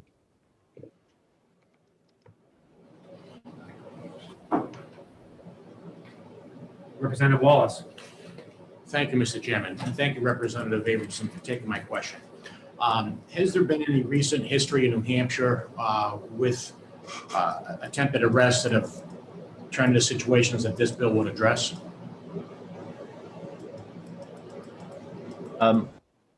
That's a good question. I don't know of any off the top of my head. I know of a few cases from quite a few years back, but I don't know of anything recent. Thank you. Representative Newman. Thank you, Mr. Chairman, and thank you, Representative, for taking my question. My question is similar to what Representative Muse was asking. And I guess my question to you would be, you talked about a court case. You said the court case said that our law was unconstitutional. And you keep mentioning running away. You can't do it running away. Do you have a court case, or did that court case say it was unconstitutional for an officer to use force when effecting an arrest? Because that's the only thing I'm seeing removed from this bill. Yes, that's the narrow scope of Tennessee versus Garner. Tennessee versus Garner, 1985. I emailed you the relevant text from that case last night at 5:09 p.m. It might be in your, it should be in your email inbox. My emails sometimes go into people's spam folder or bulk folder, or, you know, one of those subfolders. But the text of that case, Tennessee versus Garner, has not been overturned, so that case is still the law of the land. And this wording that we're trying to delete was kind of singled out by the court as something that states are not allowed to do. Representative Newman, you have a follow-up question? Yes, I do, Chairman. You're recognized. Thank you. And thank you for pointing me back to that email. I'll go and find it. And so my question is, do you recollect at all whether those exact words that you're removing from this document were mentioned in that court review? If not, I'll look it up when I get it. The New Hampshire statute was mentioned, and then the when you find the email, it has the exact quote. Let's see if I still have it. Where it says the Tennessee statute is unconstitutional insofar as it authorizes the use of deadly force against such fleeing suspects. If you do want to read the whole case, it's a few pages long, but it does state that a state is allowed to authorize deadly force if the felon is creating some type of imminent danger around them at the time, but not for simply running away. So if they have a weapon in their hand, or they're trying to steal a car or commit some other crime, you know, we can allow police, we can authorize police officers to shoot a suspect if they're doing something else that endangers the public, trying to set fire to something, or shooting back, or throwing a weapon or object, but not simply for running away. Thank you. If I may ask a question, thank you for taking my question. So Tennessee versus Gardner, known as what we often refers to the fleeing felon doctrine, where my understanding of the facts that the victim was simply just fleeing and was shot in the back. You did say that if it would require something additional to justify the use of deadly force when effecting arrest. I understand this as written is using a deadly weapon and attempting to escape.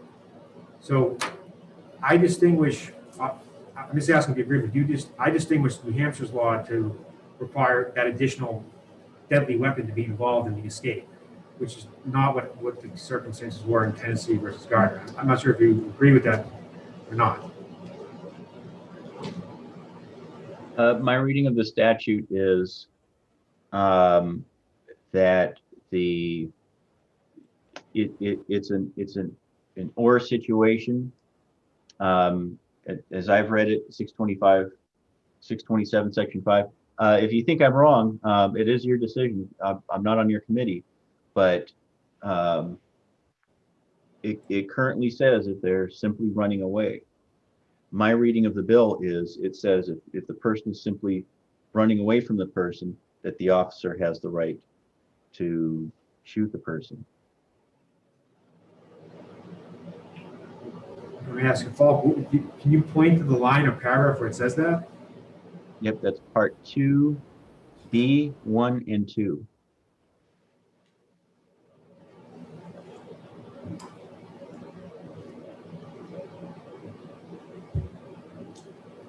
Thank you for taking my question. Representative Wallace? Thank you, Mr. Chairman. That's in, I believe Representative Abramson is referring to RSA 627-5, 2A and B, and those two are connected with that word "and." Thank you. Well, I'm saying that 627, section 5, part 2B, parts 1 and 2, if you read them as one kind of, it is kind of a long run-on sentence. It does appear to authorize the officer to shoot a fleeing felon, and it was cited as a statute that that had that problem. If you have the RSA books out, you can look at when the laws were actually amended. There was an amendment made in 1981, another one in 1981, and another in 2020, so last session. But I don't believe that, I think that was a chokehold provision, but I don't think that there was nothing made between Tennessee versus Gardner and today. So that's that.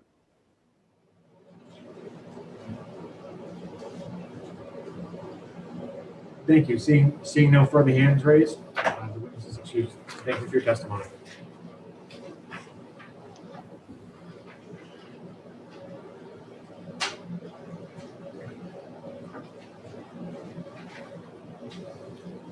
The next witness is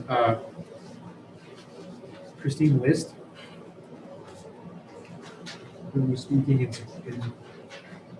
speaking in support. Good morning. Can you hear me okay? Yes. Thank you all. Thank you all for the recognition. I am a board member. My name is Christine List. I'm a board member for the New Hampshire Association of the Criminal Defense Lawyers. I'm here in that capacity today. I've been a criminal defense attorney in the state for about 13 years, 10 of that with the Public Defender's Office before moving into the private practice. I would like to speak on this bill because overall it sets out the framework for when New Hampshire thinks it's okay, thinks it's permissible and justified for a police officer to kill a citizen of the state. That's what we're talking about. And I do think what we need to focus on is the bill as it's proposed, HB 66, eliminates the ability to kill someone solely to effectuate the arrest. It leaves in place all the other protections that officers have with regard to interactions with during an arrest, particularly if you look at section 1 of 627.5, they're still permitted to use other force. But when we're talking about lethal force, deadly force, I was thrilled to hear this introduced as a pro-law enforcement bill because I agree that it is. We put our officers in very difficult situations. We train them very well. I'm speaking with officers around the state in the last few years as reforms have been discussed. Many of them are in support of reforms and de-escalation and further trainings in that. They want to be able to reserve lethal force when it's absolutely necessary. And it's admit that it is never necessary in order to solely effectuate an arrest. When we talk about the process, the bill as it stands, the law as it stands now, a law allows an officer to kill a citizen who, if the arrest had gone forward and if the arrest was successful, they'd been brought before a judge then makes a determination about whether or not that person is dangerous and can stay in the community facing charges. The law as it's written, the category of crimes for which an officer would be justified in killing during an arrest covers most of our assault statute. And it is often that people charged with those crimes appear in front of a judge and are released on their own personal recognizance. This law, as it's written, allows an officer to take that snapshot and looks solely at, am I arresting a person? And is it necessary for me to kill this person in order to arrest them, without any other analysis of whether they pose a future risk, whether they pose a current risk? Because if they do that, other parts of the statute kick in and authorize the officer to take the actions they believe are necessary. There are other safeguards in place. What this amendment, I believe, is intended to do is eliminate the ability to have a very tunnel vision analysis of, am I arresting? Do I think it's apparently necessary, and apparently actually appears in the statute, apparently necessary to effectuate this arrest, that we as a society should not condone lethal force in that situation.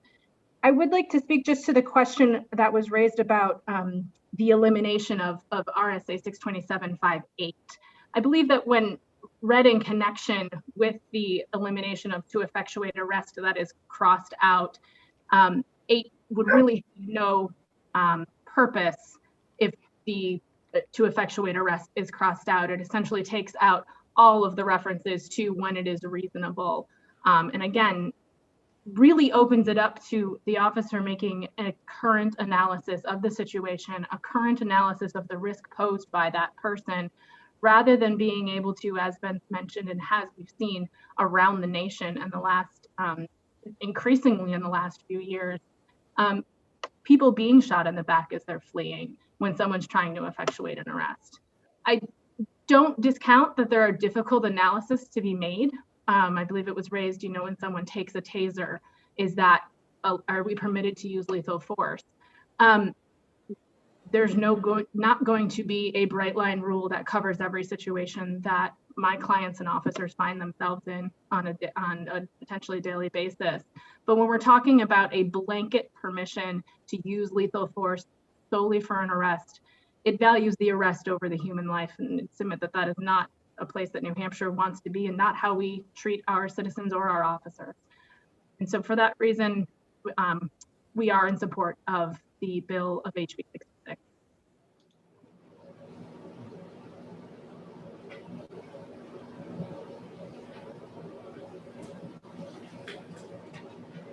Seeing no questions, I want to thank you for your testimony. Thank you very much. Oh, Representative O'Hearn, you have a question? Actually, just for the chair, I just want to let you know I am present now, home alone, and for the record. Thank you, Representative O'Hearn.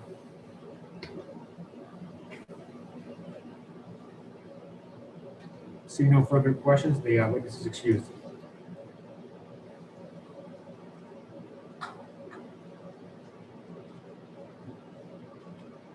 Calling Joe Hannon testify, and please state your name, where you are from, and whether you're testifying in support or in opposition of HB 66. Hi, my name is Joe Hannon. I'm the Vice President for Gun Owners of New Hampshire, and I'm testifying in support of HB 66. I pretty much agree with most of everything that's been said, especially Councilor List and the other representatives who testified. I think that the Section 8 that has been discussed, deadly force shall be deemed reasonably necessary under this section to prevent whenever the arresting officer reasonably believes the arrest is lawful and there is apparently no other possible means of effecting the arrest. I think that goes beyond just being in line with removing that is more than just being in line with effecting arrest in the other sections. I think Section 8 is very broad and can give an officer the ability to use deadly force when they just can't make the arrest in some way. Are they the only officer on scene without backup? Or they feel like they're overpowered and they can't effect the arrest without having to use deadly force? It's a very broad section of the law, and I think that also needs to be removed. If you look back at Section 4, it talks about in the same section, 27.5, section Roman numeral 4. It talks about a private person acting on their own is justified in using non-deadly force upon another when and to the extent that he reasonably believes it is necessary to effect or prevent the escape from custody of such other whom he reasonably believes to have committed a felony and who in fact has committed the felony. But he is justified in using deadly force for such purposes only when he reasonably believes it's necessary to defend himself or a third person for what he reasonably believes to be the imminent use of deadly force. So basically, a private person can only use deadly force in the same situation a law enforcement officer can if he has to protect his own life or someone else's. Whereas a police officer does not have that distinction. They have a special extra ability we've given them under New Hampshire law that they don't need to be in danger or someone else in danger to effect an arrest, whereas a private citizen does. And also in a self-defense situation, if someone tries to break into my house and they have a gun, I'd be justified in shooting them in my home. And if they're fleeing my house and running away, can I still use deadly force to effect an arrest, a citizen's arrest in that example? No, I'd probably go to jail if I'm shooting someone who's fleeing the scene and running down my street. There was actually a retired law enforcement officer in Portsmouth who faced charges for something very similar. Even a law enforcement officer off duty or retired does not have special privileges to shoot someone fleeing that they're trying to catch. And I don't think we should leave that in the law. I think this is something that will benefit police officers and law enforcement in general and the public as a whole. And I think we need to be very specific as to, what is allowed, who's allowed to kill somebody. We've already removed the death penalty in New Hampshire, and I don't think we should leave the death penalty intact for officers who think someone deserves it for not being arrested. Thank you.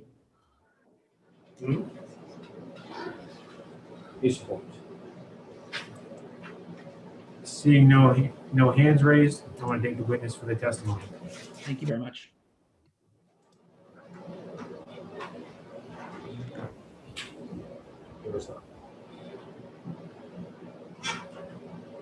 I see no other hands. Is Chief Goldstein home? Goldstein home? Yes. He didn't have his hand raised, right? He does not have his hand raised. Well, somebody just raised their hand.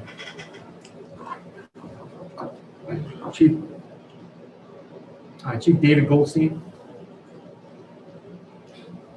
Yeah, can you hear me, sir? Hello? Yes, Chief Goldstein, please state your name for the record. Thank you, Mr. Chairman, members of the committee. For the record, my name is David Goldstein. I'm the Chief of Police for the City of Franklin, and I represent the New Hampshire Association of Chiefs of Police. And I'll be very brief in my comments because I think a lot of questions that have been asked might more easily be answered with my presentation. I've been a police officer for 41 years, and I don't know how many arrests I've effected in that time period. I will tell the committee, I will share with the committee that I've arrested people from anything from very simple violations up to and the necessity of using lethal force in conducting an arrest. So I can go on from there. We oppose HB 66 in part, specifically the part that removes effect and arrest or. And the reason for that is quite simply, this is just one of the tools in our toolbox in order to be able to do our jobs on a daily basis. We are under a great deal of scrutiny today. We always have been. New Hampshire did adopt the Tennessee v. Garner standard back in the 80s. Prior to that, like most states in the country, we did not have it, and we were able to shoot fleeing felons just because they were fleeing felons, whether they were armed or not.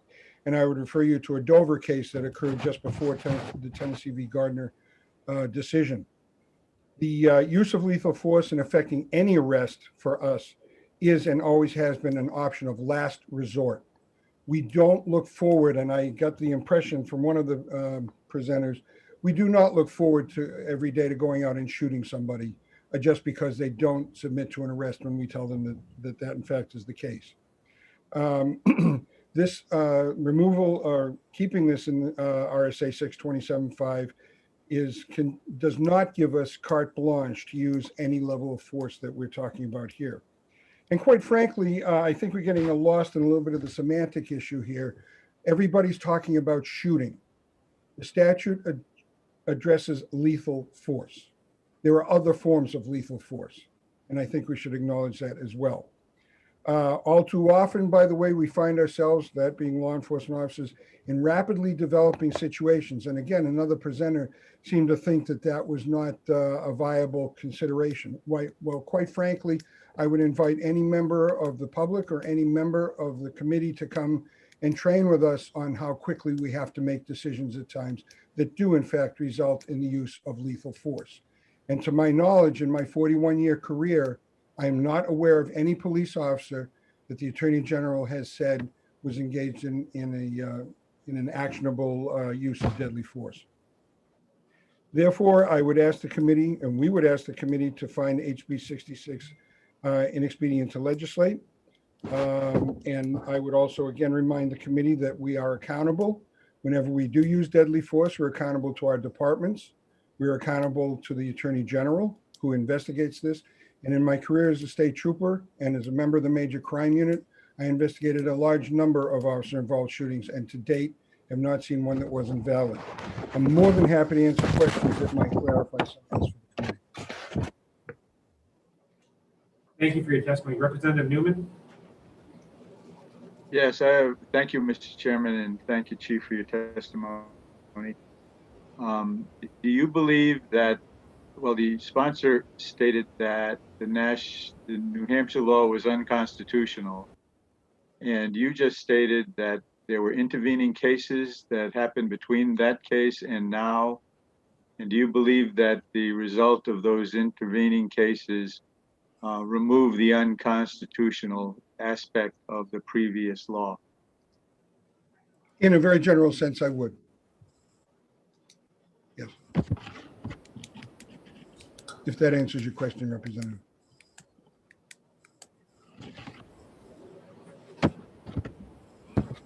It does. Thank you.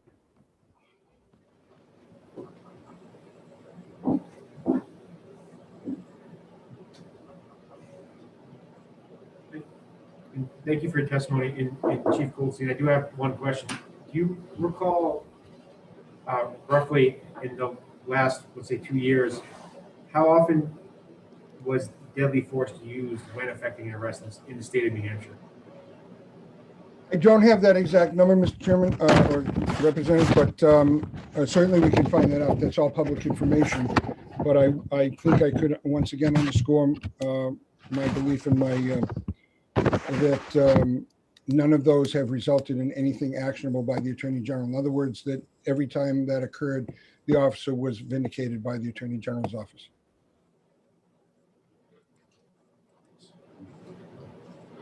Representative Roy? Thank you. Thank you, Chief, for taking my question. While the statute as written is perhaps unconstitutional, would you agree, though, that police since the Tennessee case have been trained to the standards set by the Tennessee case, and that there are other statutes on the books that are also unconstitutional that we no longer enforce? Absolutely, 110%. I would agree with that. We adopted it in New Hampshire, and we've lived by it. And I also train recruits at the academy as well as in service.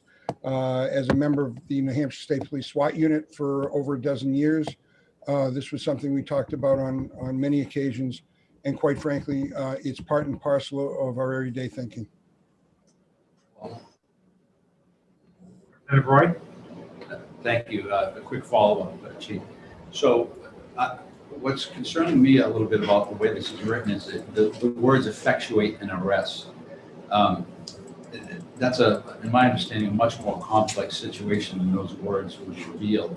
So if the statute said you cannot shoot a fleeing felon simply because you have a warrant that makes him a felon, it would be much clearer than saying you cannot shoot someone while effectuating an arrest, because on the use of force continuum, it can start at verbal and go all the way to lethal force in seconds.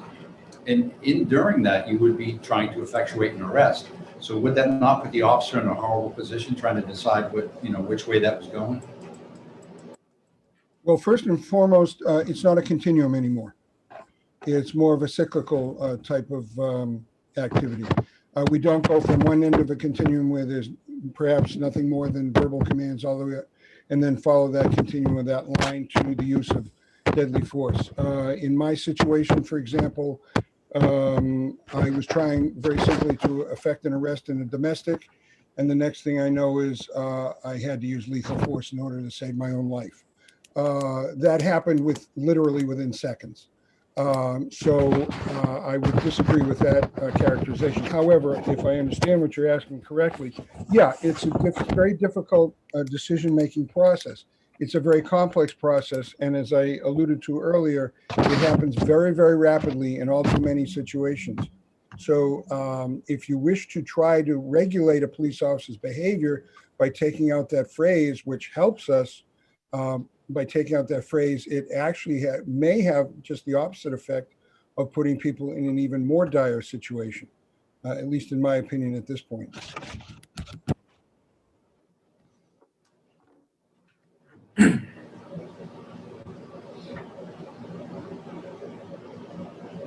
Seeing no further questions, I want to thank you, Chief, for your testimony. More than welcome. Thank you.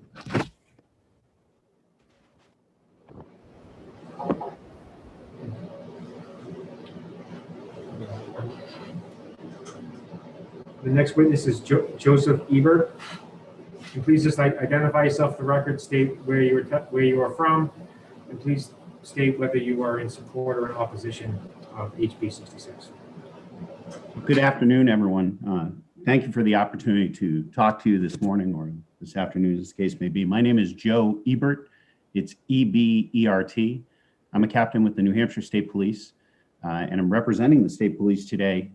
We are not taking an official stance on this bill. However, and I'll do my best not to rehash things that have already been brought up, but I did want to at least address that the Tennessee versus Gardner decision, he talked about a non-dangerous, non-armed individual. And I don't think that that's what the seizure of that individual, and I don't think that that's what our statute refers to. Our statute is talking very, very specifically to a very narrow time when you could use deadly force to prevent the escape from custody of a person. So in that Tennessee v. Gardner, the decision specifically talks about the seizure of this individual. And I think that's key for me. This may be a semantics thing, but if you're able to prevent the escape from custody of an individual for specific reasons within our statute, and you're able to do that by using deadly force, my training has always been that then you're effecting an arrest. You're effecting a seizure of that individual. So it's hard for me to reconcile that. I think that by taking out effect and arrest, you're causing disagreement within the statute itself, because by the very nature of preventing the escape, leaving that portion in by the use of deadly force, you're effecting an arrest. So I hope that comes across as simple as I had intended it to be, but I'm absolutely willing to take any questions that you may have.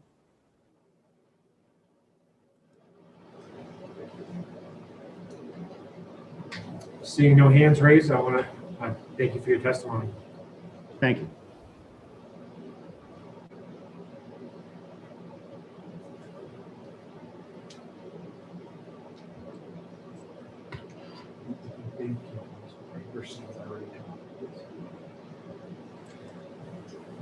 I do see the hands raised from members of the public and Representative Abramson. We're not going to allow members of the public or representatives to testify more than once during the public hearing. So we were going to, if there's anyone who hasn't testified already, wishes to testify, they may step forward. Seeing no hands raised, we will close the public hearing on HB 66.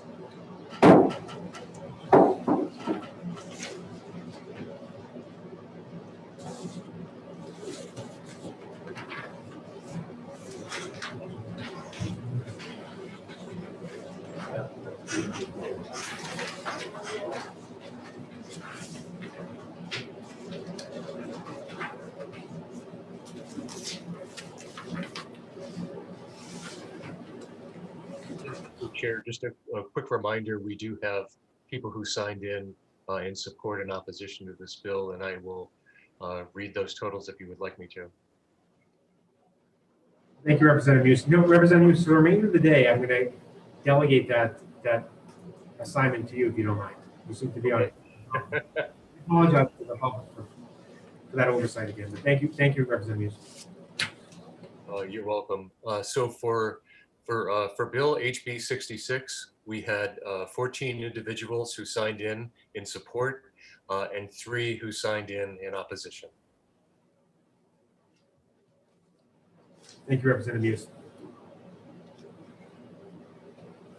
We are now going to open the public hearing for HB 564, which is prohibiting the use of rubber bullets and tear gas by law enforcement. I'd like reopening the public hearing at 11:35 a.m. on February 5th, 2021.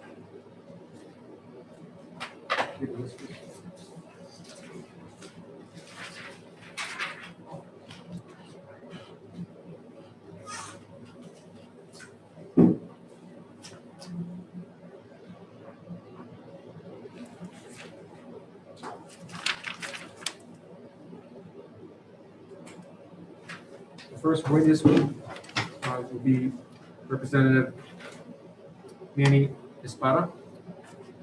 If I pronounce it right.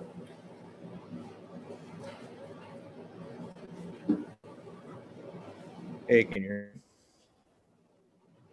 Yes, and just before you begin, for the purposes of this public hearing, due to time constraints, we are going to limit testimony to 2 minutes per witness. I will say for the sponsor introducing the bill, we will allow up to 4 minutes. No worries. I'll be, but I appreciate that, Mr. Chair. And colleagues, hi, my name is Representative Manny Espada, and I'm here before you to discuss Bill HB 564. And before I start, I have an amendment to my bill that should have been shared with everyone. And this amendment will narrow the scope of the bill to restrict the use of rubber bullets and tear gas rather than prohibiting their use entirely. The proposed amendment would prohibit the use of these weapons in situations where there is not an imminent risk of bodily harm to the officer. The goal is to balance the power and responsibility of law enforcement to protest public safety with, to protect, public safety with the threat of these weapons to the physical well-being of individuals, particularly unarmed individuals. And, this bill is in response to a number of injuries and trauma that have been caused over the last few years during peaceful demonstrations. Injuries such as broken bones, skin burns, and internal injuries have been seen due to tear gas and rubber bullets. We have seen how tear gas has caused people to be suffocated, and tear gas is intended to be deployed at a distance. And when canisters are launched directly at crowds, they're prone to causing serious eye, head, brain, or chest injuries from the force of impact, as well as chemical burns. And I understand that the work that our law enforcement must do, it's hard work, but we must find alternatives to chemical irritants and rubber bullets. Police know how to safely control crowds without resorting to these dangerous and potentially lethal weapons. And while we have not seen these weapons abused in New Hampshire, my constituents have seen a number of videos in recent years of unarmed protesters being targeted and seriously injured by rubber bullets and tear gas in other states. And these videos are traumatizing and have led to concerns about the use of these weapons in New Hampshire. And, this is legislation that is meant to ensure that police violence seen elsewhere doesn't happen here. So with that, like I said, there is an amendment. So I hope y'all would take a look at that. And I will open up for any questions.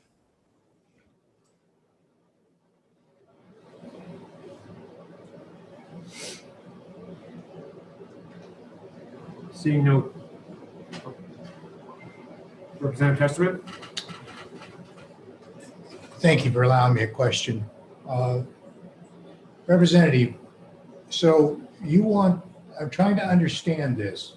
You're asking them not to use rubber bullets or any other non-lethal kind of a projectile. So they would be okay to use real projectiles for a gun. I mean, is that what, I guess you're prohibiting a non-lethal and only allowing a lethal weapon. So no, if I can answer, no, I think I would obviously would not want to see lethal weapons to be used in an opposition, and like, you know, as opposed to rubber bullets or tear gas. I think, you know, I have a lot of faith in our law enforcement to be able to do the right thing and, you know, be able to control crowds without the use of tear gas. But I think this is just a check on that. Thank you. Representative Muse? Thank you for taking my question.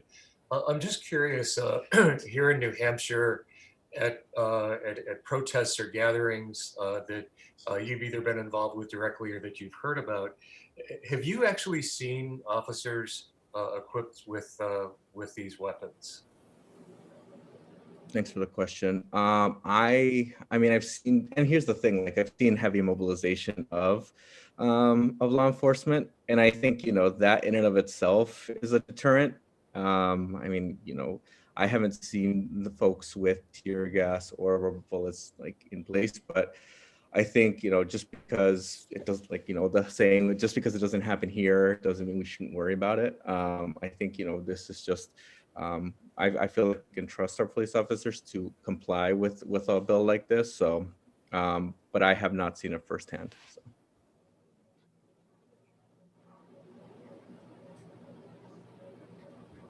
Representative Newman. Thank you, Mr. Chairman, and thank you, Representative, for taking my question. I think you mentioned a proposed amendment, which I'm not sure we have access to. And I believe it was to limit it somewhat by saying if they felt they were in danger, and physical danger, I guess it would be. In a case like that, would you consider, like I've seen in some protests, people throwing frozen water bottles at police? Would that be covered by the amendment? It's a good question. I mean, it would be up to the discretion of law enforcement. I mean, when I talk about this, I mean like real, like, you know, if people showed up with rifles or actual, like, you know, with pistols and things like that, I think then would be a different story with armed protests. But when it comes to water bottles, I don't think that's, I think that's different. That's just, I don't know.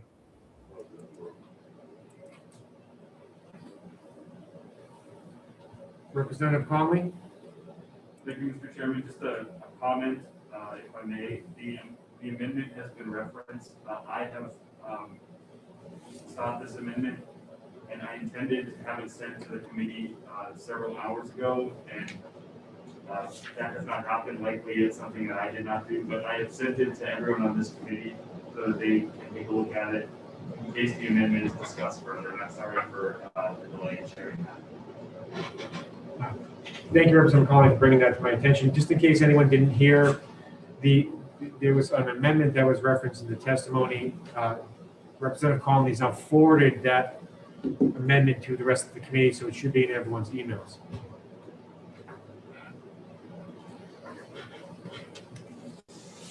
Representative Knight.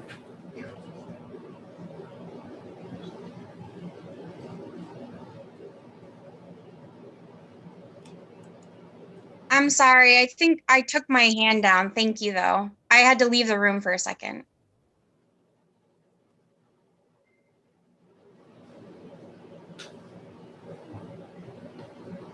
Seeing no additional hands raised, I want to thank the representative for his testimony. Thank you. In case you introduce this amendment. Not now. We would discuss the amendment or be offered during the executive session. And the next witness is Representative Edwards.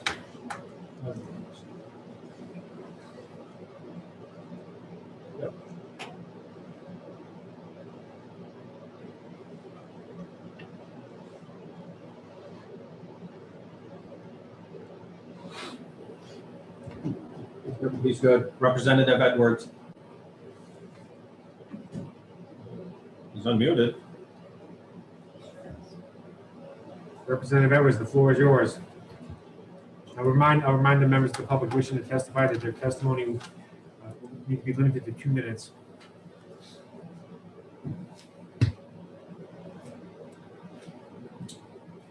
Mr. Chairman, he must have left the room. Or having difficulty on his side. We'll move on to the next witness. I don't have a witness list, so clerk, if you don't mind just calling the witness in order who signed up. Thank you, Mr. Chairman. The next in order would be Chief David Goldstein. And I will unmute him.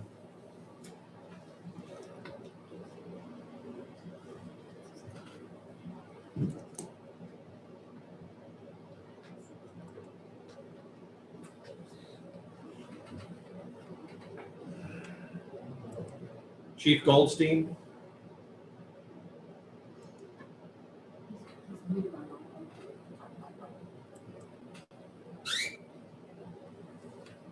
I'm asking him to unmute.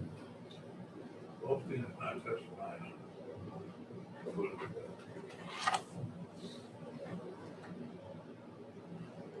I think we did pretty good making it this far without technical difficulties. So Yeah.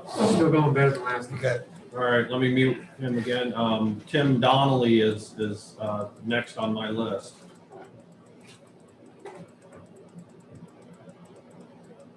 Representative Edwards, I believe, is solved this technical difficulty. So let's try Representative Edwards again. All right. Good morning. My name is Tim O'Donoghue. I think there was a glitch. I was actually in the queue for HB 66. I don't want to speak out of turn, but I've been waiting to speak on HB 66. Did we already do that? Yes. You did, sir. I had signed up on the thing and I had registered it, and I was, like I said, I was standing by in the queue when you guys had asked for any more hands. We clicked here, and I think we might have missed it. So, to the extent that that was oversight of the chair of this committee, it's unfortunately not as simple as just simply reopening a public hearing that has been closed. No, I understand that. Yes, sir. I may be somewhat limited on my ability to do that. So I sincerely apologize if that, it sounds like that was our, what I would recommend, if you'd like to email your written testimony, it's something that it could be, the committee will have it and we'll make sure that it's at least referenced, during the executive session, but. Yes, sir. Yeah, I can look into that. So would you like me to direct that email to the chair or to the committee at large? The committee at large. Yes, sir. Also with me is Lieutenant Mark Morrison. He's the president of the New Hampshire Police Association. Yes, sir. I was also in the queue waiting for HB 66, and I was on the line with the technical help as that hearing started to close, trying to bring attention to the fact that we were not able to be recognized. So I don't know if there are more than just the two separate entries that had registered this morning, but so I guess I would ask, if we could offer that testimony on HB 66 or reopen the hearing to allow for that due to the technical issues and sort of just the general situation where we are forced into the Zoom in the unfortunate circumstance we're not able to be together in person. The best I can say to both individuals, what I can do is I would have to consult with the clerk on what the process of doing. I simply just can't reopen the hearing at my own discretion. There's notice requirements that I would have to follow. So I wish it was that easy because we're all talking right now. It sounds like a simple fix, but we already opened the public hearing on HB 564. So I can't bounce around from each one, unfortunately. So what I'll do is I will tell you, I can say that we're not gonna have an executive session on HB 66. And if we do end up doing it today, it won't be the afternoon. I can recess for lunch. What I'll do is I'll ask the clerk the process of whether it's even possible for us to do it today. Very good, sir. Well, I appreciate your time and I apologize for delaying this hearing. As it just sort of carried over into the next hearing, we were still logged in from 66. So we will try to look to submit some written testimony in our opposition to that bill, and we'll go from there. I apologize to both members of the public about our technical difficulties. Okay. Thank you, sir.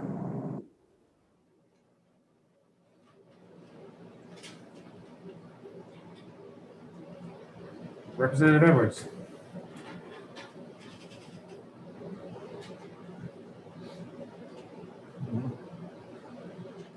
Mr. Chairman, he is unmuted.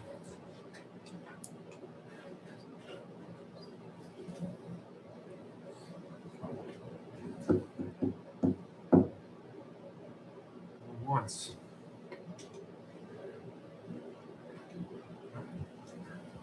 I don't have the printed list. Yeah. Just call the next witness.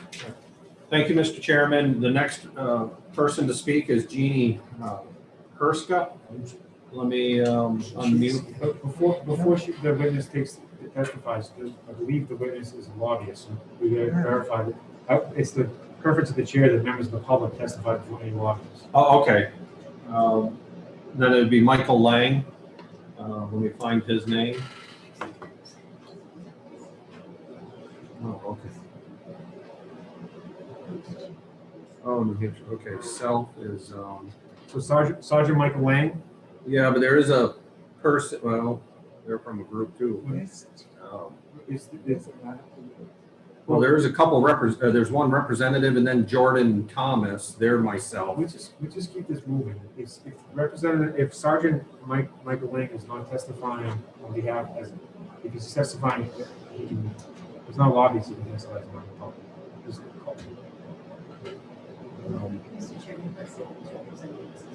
Okay, it does. I don't see him anyways on here. He has his hand raised in the Oh, he does? computer screen. Yep. You want me to click on Lang? Just all right. All the sergeant.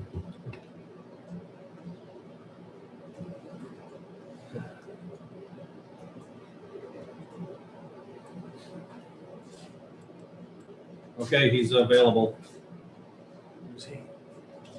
Okay, I'm here. Good afternoon, Representative Abbas and members of the committee. My name is Michael Lang, and I am a sergeant with the National Police Department. I'm a lifelong resident of the state of New Hampshire, and I've been a police officer here for 12 years. I currently serve as a first-line supervisor in our Professional Standards Bureau, where we deal with matters such as recruiting and hiring, training, and maintaining compliance with accreditation standards. I just learned of the amendment, so my testimony may not directly address the amendment as opposed to the original bill, but it may provide some context. I'm here to testify in opposition to HB 564 on behalf of my department and also the New Hampshire Association of Chiefs of Police. And I'm going to assume that by rubber bullets and tear gas, the bill is referring to all less lethal impact munitions and chemical munitions such as CS gas. Rubber bullets, as specified, are only one type of munition that fall into the category of what we call less lethal impact munitions. And by definition, these are rubber, foam, or similar projectiles used to temporarily incapacitate or subdue an armed or otherwise dangerous person. The devices are called less lethal because they are designed to create a temporary pain stimulus to bring about a change of behavior. Tear gas, as specified by the bill, is a generic term for chemical irritant gases and seems to have become slang for CS gas, which is the most commonly used type of tear gas by the police. And this is an important distinction because CS gas has been shown to be much safer than the other types of quote unquote tear gas. CS gas causes a temporary irritation to the eyes, nose, mouth, throat, and lungs and skin, and is used with the hope of creating a strong desire to move out of the contaminated area or make it difficult to mount an offensive attack due to watering of the eyes and difficulty breathing. The effects of CS gas on an individual immediately begin to dissipate once they are removed from or they remove themselves from the affected environment. As you heard with Both of these tools, I use the word temporary, and I want to emphasize that. Both of these tools, when used in accordance with policy and the manufacturer's guidelines, create a strong but temporary discomfort to the person exposed. The irritation from CS gas begins around 20 to 60 seconds after exposure, and the effects, to quote the CDC, are short-lived and commonly resolved 15 to 30 minutes after the person has been removed from the source. These are not weapons of war designed to inflict pain and suffering on innocent people. They are the exact opposite in that they are designed to provide the police with an option to respond to people intent on doing harm that is less likely to cause death or serious bodily injury than lethal force options. They're also Sergeant, we do have to limit testimony to 2 minutes, so I would just ask if you mind coming to a conclusion. Sure, I'll wrap it up with an example. The Capitol riots, as we all know, that occurred, and we're all aware of the unarmed protester that was fatally shot by law enforcement. I would argue that if that law enforcement officer or officers at that scene had less lethal munitions or tear gas, they could have deployed those instead of lethal force, and we might not have a fatality at the hands of law enforcement in that scenario. And the tools mentioned in this bill, as with all police use of force options, are critical to maintaining safety and order. And the answer is not to ban them, because this would have a negative impact on suspect and officer safety, as well as quality of life in the community, especially in times like these when society is demanding police use less force. Thank you, Sergeant. Thank you for your testimony. Representative Hopper? Thank you, Mr. Chair. Thank you for taking my question. How often are rubber bullets or tear gas used in New Hampshire? I can't speak to how often they're used in New Hampshire. As far as quote unquote rubber bullets, Nashua doesn't use rubber bullets, but as far as less lethal munitions in Nashua, it's very seldom. In 2019, and I'm referencing our accreditation analysis from that year, less lethal impact munitions were used 6 times by Nashua in 2019. It's very infrequent. And we have never used less lethal impact munitions in a crowd control scenario. Thank you.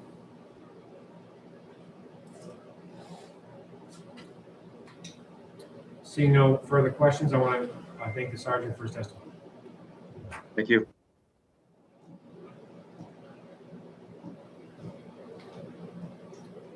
Representative, is Representative Schmidt in waiting to? Yes. Can you find it? Oh, where'd she go? Assuming that the representative can hear us, we just want to remind everyone to limit the testimony to 2 minutes. Once you reach 2 minutes, I will at least let you know the time has expired, and I'll try to conclude after that. Well,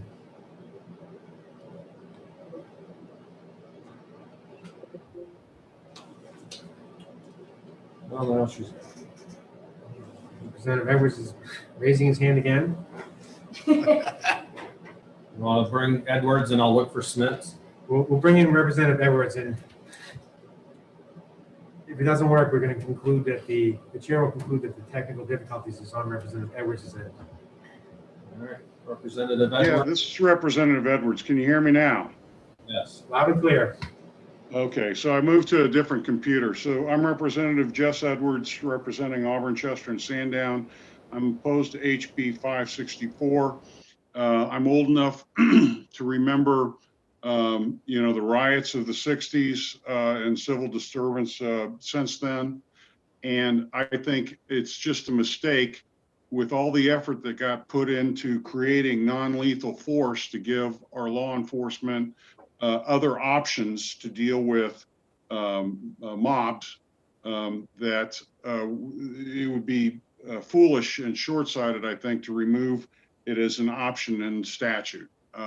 In practice, they the law enforcement may make other decisions, but I don't think this is an area we want to tie their hands.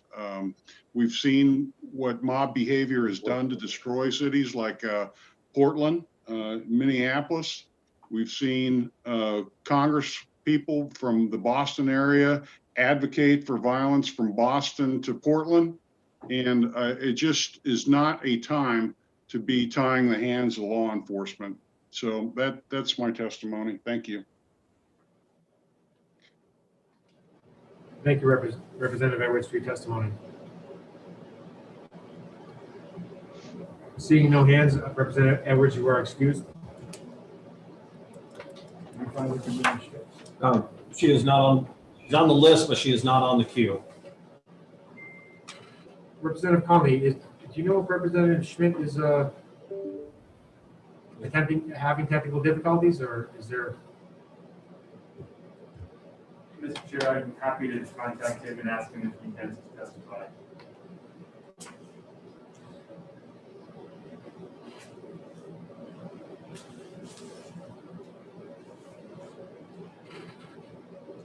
The next on the list, Mr. Chairman, is the Jeannie Perska, because there's no more. No, there is one. I apologize. Is it Jordan Thompson or Thompson Jordan? Yeah, Jordan Thompson. Jordan Thompson? Yeah, let me unmute him. He's unmuted. Hello, can everyone hear me okay?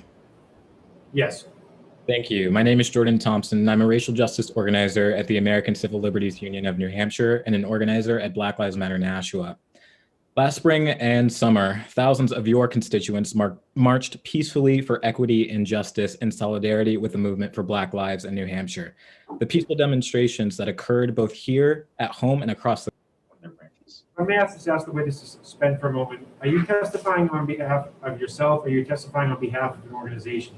Because the list you have suggests that you're testifying on behalf. You do need the record clearly state, and also whether you support or oppose. Thank you. So I'm testifying on behalf of Black Lives Matter Nashua, but in my personal capacity as an organizer from that organization. And I am testifying in support of HB 564. So returning to my testimony, the peaceful demonstrations that occurred both here at home and across the country make up what has been called the largest civil rights movement in modern American history. Although these protests were overwhelmingly peaceful, many of them were met with a highly militarized police presence. In cities like Washington, New York, and even Boston, demonstrators who had committed no crime and were only exercising their constitutional rights were met with tear gas and rubber bullets. Thousands of people were injured as a direct result. They were maimed, they were brutalized. In some cases, they have lasting injuries that include the loss of an eye, leg, or other bodily feature. As the sergeant on here earlier described, rubber bullets are described as non-lethal, but that is not entirely accurate. They can cause extreme harm for the rest of a person's life, and in some cases, they can even cause death. If you oppose the action of firing live ammunition into a crowd of peaceful demonstrators because it is a massacre, why would you not hold rubber bullets to the same standard? The use of tear gas is similarly destructive. Tear gas is a chemical agent that can cause respiratory burns, allergic reactions, and respiratory distress. People have died after being tear gassed. The 1925 Geneva Protocol bans the use of tear gas in war, so how can it be considered suitable for use on civilians? Thankfully, our organizers at Black Lives Matter in New Hampshire were not tear gassed or shot with rubber bullets this summer, but we could have been. There was increased police presence at almost all of our events. The National Guard had been called in for vigils in Nashua and Manchester. This could have been us, and it could have been your constituents. Your job as a legislator is to prevent. This legislation is about prevention. It's about public safety. It's about not waiting for someone to lose an eye or a leg before we take action. Let us act now before it is too late. And let me be very clear, because this is referenced in the amendment. This relates to peaceful demonstrators. For someone to compare us to the terrorists that marched on the Capitol and stormed that building is disgusting. And frankly, the casual racism that has gone on in this hearing is disgusting. We are talking about unarmed, peaceful demonstrators that are your constituents. They marched for peace, equity, and justice.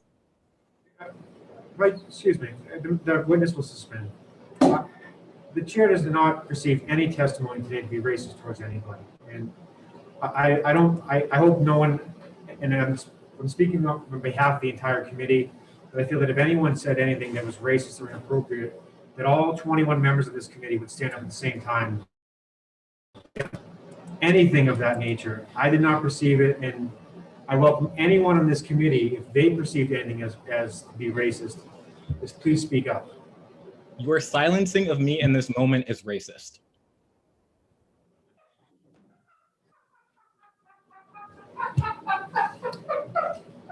I understand what you're saying, but you're saying that other witnesses were, so I would just point that out. You may finish your testimony. I have nothing further to say other than the fact that whoever laughed, this is not a funny thing. The act of shooting someone with a rubber bullet or tear gassing them to death is not funny, and whoever laughed should be. Thank you for your testimony. Representative Knight. Thank you, Chair, for recognizing me to ask a question, and thank you, Jordan, for your words today. Do you know of other events conducted by other local groups in New Hampshire that had similar protests, or even they had weapons on them, were met with the same amount of police presence? I do not, and I really appreciate you bringing that up because we had armed militias who were walking around our state capitol with AK-47s, and they certainly were not met by the National Guard. They weren't met with increased presence by local and state law enforcement, but we teenagers, unarmed with water bottles, as you described earlier, were met with that kind of militarized police presence. There's a clear double standard.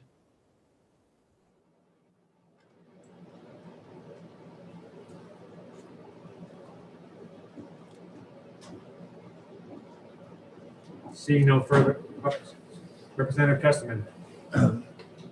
Thank you for allowing me the question. Thank you for taking the question. Are you saying that other people who protested in front of the state capitol did not have a presence of police and so on, or just BLM had a presence of police? I'm saying what I said, so I'm a little confused by your question. Can you maybe restate it? Representative Testament, would you like to clarify You said that you were there, or some of your people were there, armed with nothing but water bottles, and there were a lot of police. There were other people armed, and they didn't have any police. That just befuddles me, because I've been there when there are police, and certainly there are armed people. So I just want to make it very clear, and I hope that we're approaching this conversation in good faith and being intellectually honest here, because there's a clear difference between a state police captain showing up to meet a group of armed protesters and the National Guard being called out on 22-year-olds who are holding a peaceful vigil. I hope we can make that really clear distinction today.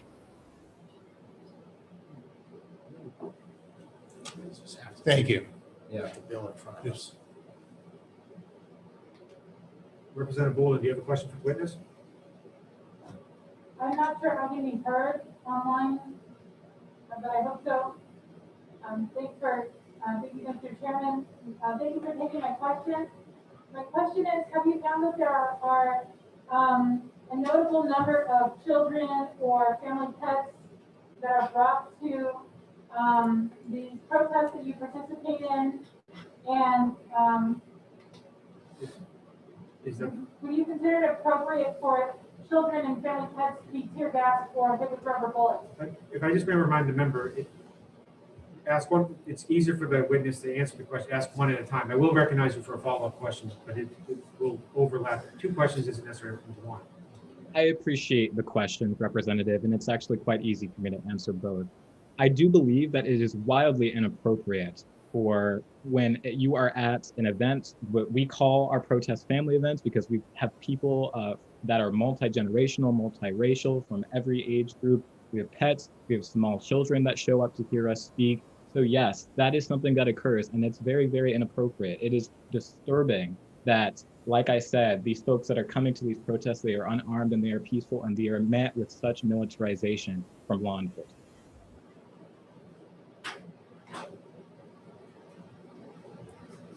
Seeing no further questions, the witness is excused.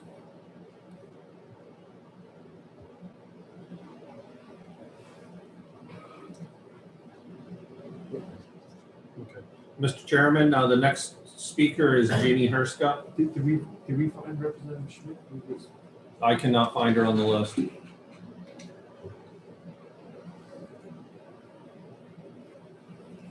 Gina Herska's on. Good afternoon. Thank you, Mr. Chair and members of the committee. My name is Jeannie Haruska. I'm the political director for the American Civil Liberties Union of New Hampshire, and I appreciate the opportunity to testify in support of HB 564. I just want to note at the top that we support the amendment that Representative Conley has proposed. We fully support not making the bill so it's not so prohibitive. Our goal is to create some guardrails around the use of these weapons, not necessarily to prohibit them outright. And I just want to mention, I want to go back to what Sergeant Lang said, because he said a couple really important things. He said these are not weapons of war. And I'm not sure he knew just how apt that was. These weapons have actually been banned during wartime by international law. The 1925 Geneva Protocol prohibits tear gas, and the Chemical Weapons Convention prohibit tear gas in times of war.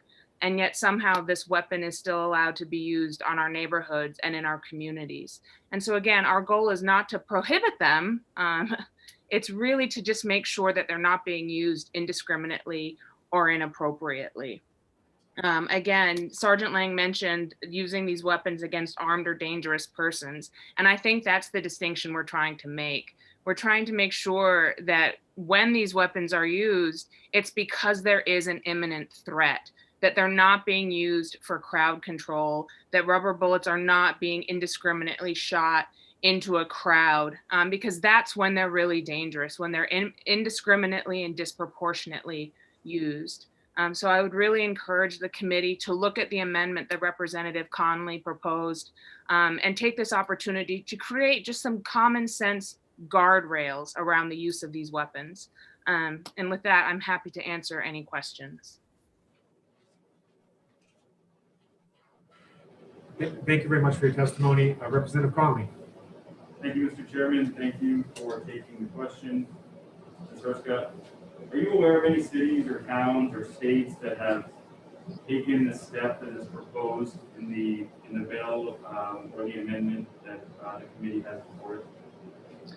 Thank you, Representative, for that question. And the answer is yes. There have been a number of towns and cities, particularly in the last year, that have banned or restricted the use of tear gas and rubber bullets, or of projectiles, as others have referenced.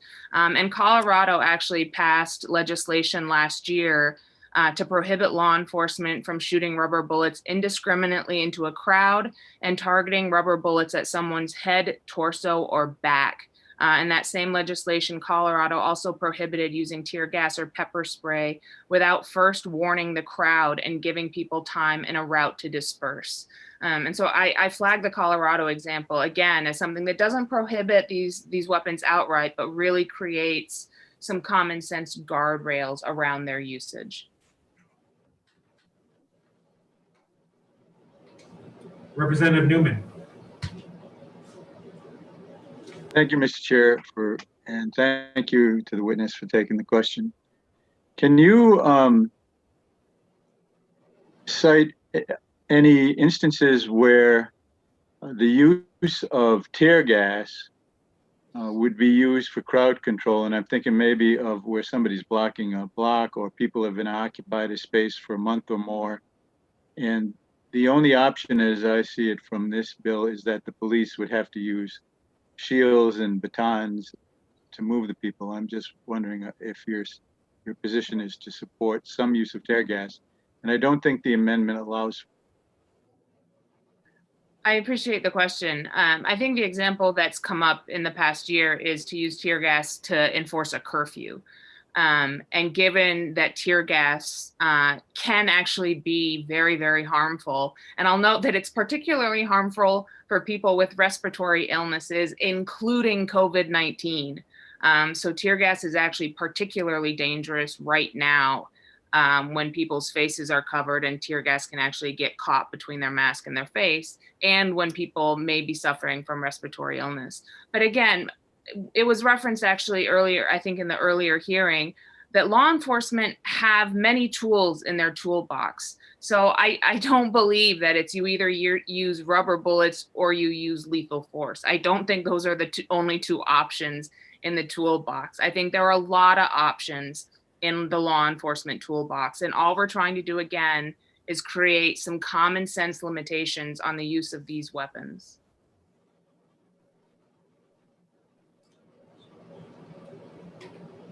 Representative Testerman. Thank you. Thank you for taking my question. You mentioned Colorado. Do you know what the laws are in Portland or Seattle or Minneapolis, where there have been, large-scale riots for a long time? Do they have a prohibition of rubber bullets and gas and so on? I'm not sure. I will say Minneapolis is undergoing a pretty comprehensive review of its police practices right now. So I would not be at all surprised if the use of these weapons are part of that very comprehensive review that they're undertaking. Thank you. Representative Bourdonnais. Thank you for coming to testify and taking my question. I am trying to reconcile a couple of statements you made. First, we have recognized that tear gas is not legal in war, but I thought you said that you allocated there were times when tear gas could be used domestically. Is that true? I think what we're trying to do is strike a balance. I think our sense is it's very difficult to pass a prohibition outright. I think you've sensed that in this hearing. And so again, we're trying to find a balance, and we think the amendment strikes it. I think there's a good reason these weapons have been banned in wartime, and I do think that that's telling. It's indicative of how dangerous these weapons can be, which again, to me, underscores the need for some real safety protocols around how they're used. And that when they are used, that the dangerousness of the weapon is warranted because of the threat being faced, that they're not being used simply because somebody's violating a curfew, that it's being used because there is somebody who's armed, dangerous, and trying to attack. Like, I really want to make sure that there's a proportionality to the dangerousness. Thank you.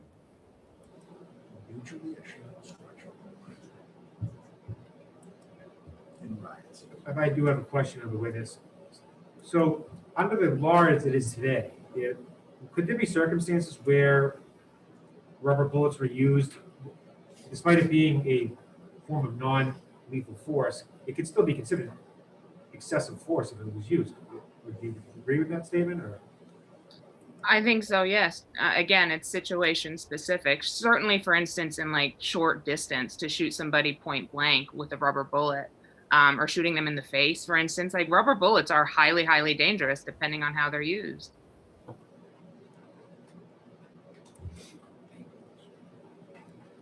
Thank you. Do you want a list or the representatives? I'm going to call representatives. We call representatives. Okay.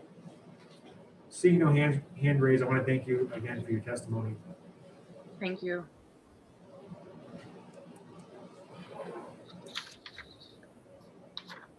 Representative Baldessaro.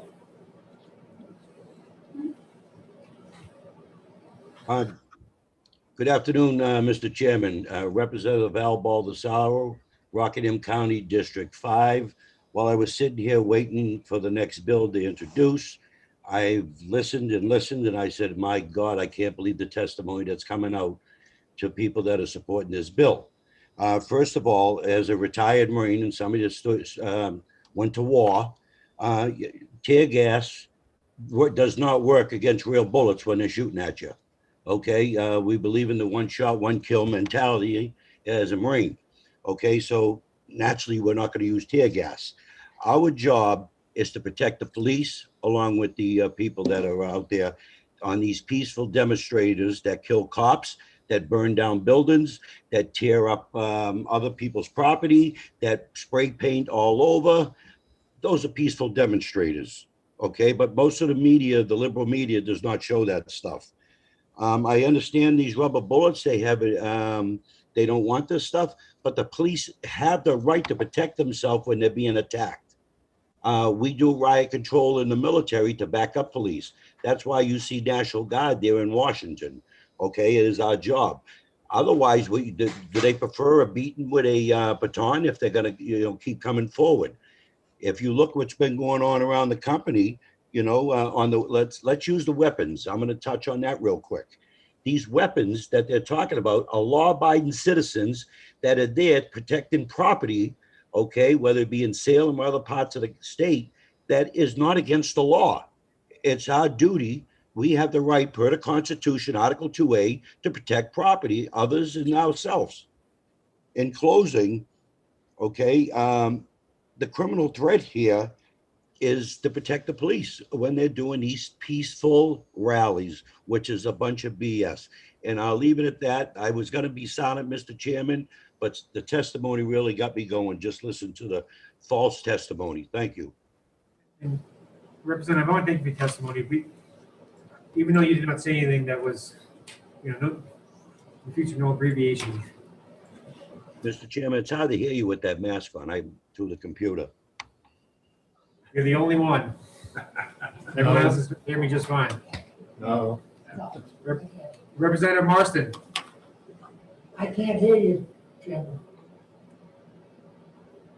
I stand corrected.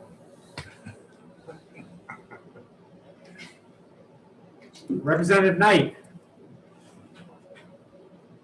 Hi, Chair. Thank you for recognizing me for the question. Thank you, Representative Baldessaro, for taking my question. Are you saying because tear gas is too safe for war, that's the reason it was banned? No, what I'm saying is when people are shooting at you, don't use tear gas. Tear gas that they use in the police is not like what we use in the military. The tear gas they use is identified for water eyes, nose, to blind people, temporarily with watering eyes. It is not a lethal weapon, as you're saying.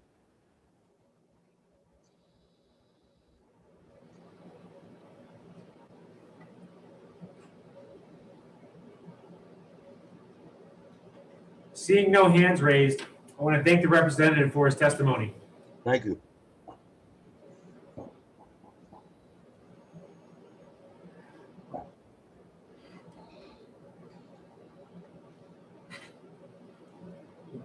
Representative Aberson is, you want me to recognize him or a member of the public? Grace Lonnie, let me get down on you. Representative Baldessaro, well, I know your intention was to introduce HB 81 at 12:15. As you can see, we're running behind schedule. If you are unable to introduce the bill, I assure you that a member of the committee will introduce the bill to make sure that it's heard today. Can you hear me? Am I unmuted? No, I'm just letting you know. I'm just letting you know that if for some reason your schedule conflicts with the fact that we're behind schedule, that a member of this committee, one of the 21 of us, someone will introduce HB 81 to make sure it's for the public hearing. If you're unable. How long, Mr. Chairman, how long do you think it's going to be before? Because what I have to do and introduce the bill is a quick 3-minute spill, since I did co-sponsored Stand Your Ground in New Hampshire. And this is a very simple housekeeping bill. I'm going to keep going forward with the public hearing that's open right now. If for some reason your schedule conflicts, it will get introduced. We assure you. If for some reason, Mr. Chairman, I get knocked off, then please do so. Have Mr. Representative John Burt introduce the bill, if possible. Well, you would have to, that's at his discretion. I don't think he'll have a problem.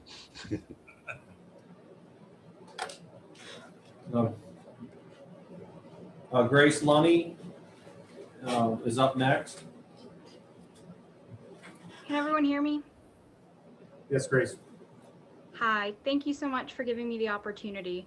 I'm here to testify. My name is Grace Lenny, and I'm a student at Newmarket Junior Senior High School. I'm here testifying today on behalf of the New Hampshire High School Democrats, and I'm testifying in support of House Bill 564. As this bill is a necessary step in ending racial injustice in the police system, as well as preventing the unnecessary injury of peaceful protesters. So for many years, weapons such as rubber bullets and tear gas have been deemed non-lethal, despite studies increasingly showing otherwise. A study done by the British Medical Journal showed that people who are injured by a rubber bullet, 3% die from their injuries and 15% suffer a permanent disability as a result. And despite being considered non-lethal by law enforcement across the country, these weapons are not harmless by any means. Injuries from rubber bullets can range from bruising to bone fractures, nerve damage, and even damage to vital organs, depending on the location of the body in which the victim is hit. And though tear gas has been most commonly known to cause watering of the eyes and irritate the nose and mouth, when deployed in enclosed spaces, this can actually result in chemical burns and vision loss. So along with the issues that I've previously stated, the difference in police response that has been observed in the January 6th Capitol riot versus 2020 racial justice protest is brazenly clear and quite frankly hypocritical.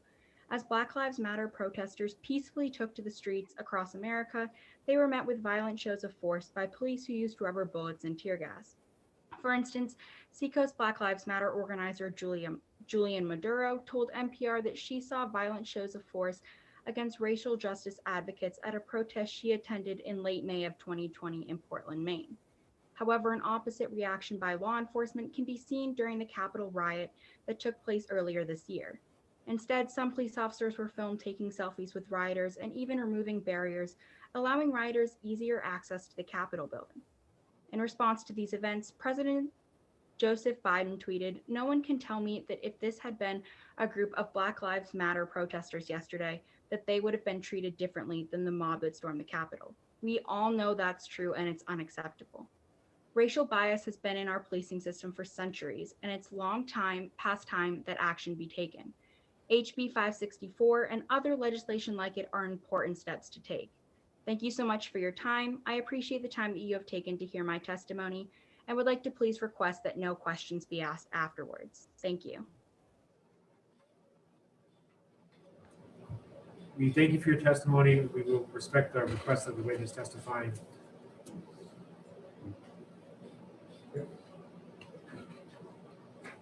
Mr. Chairman, Tony Naro is next.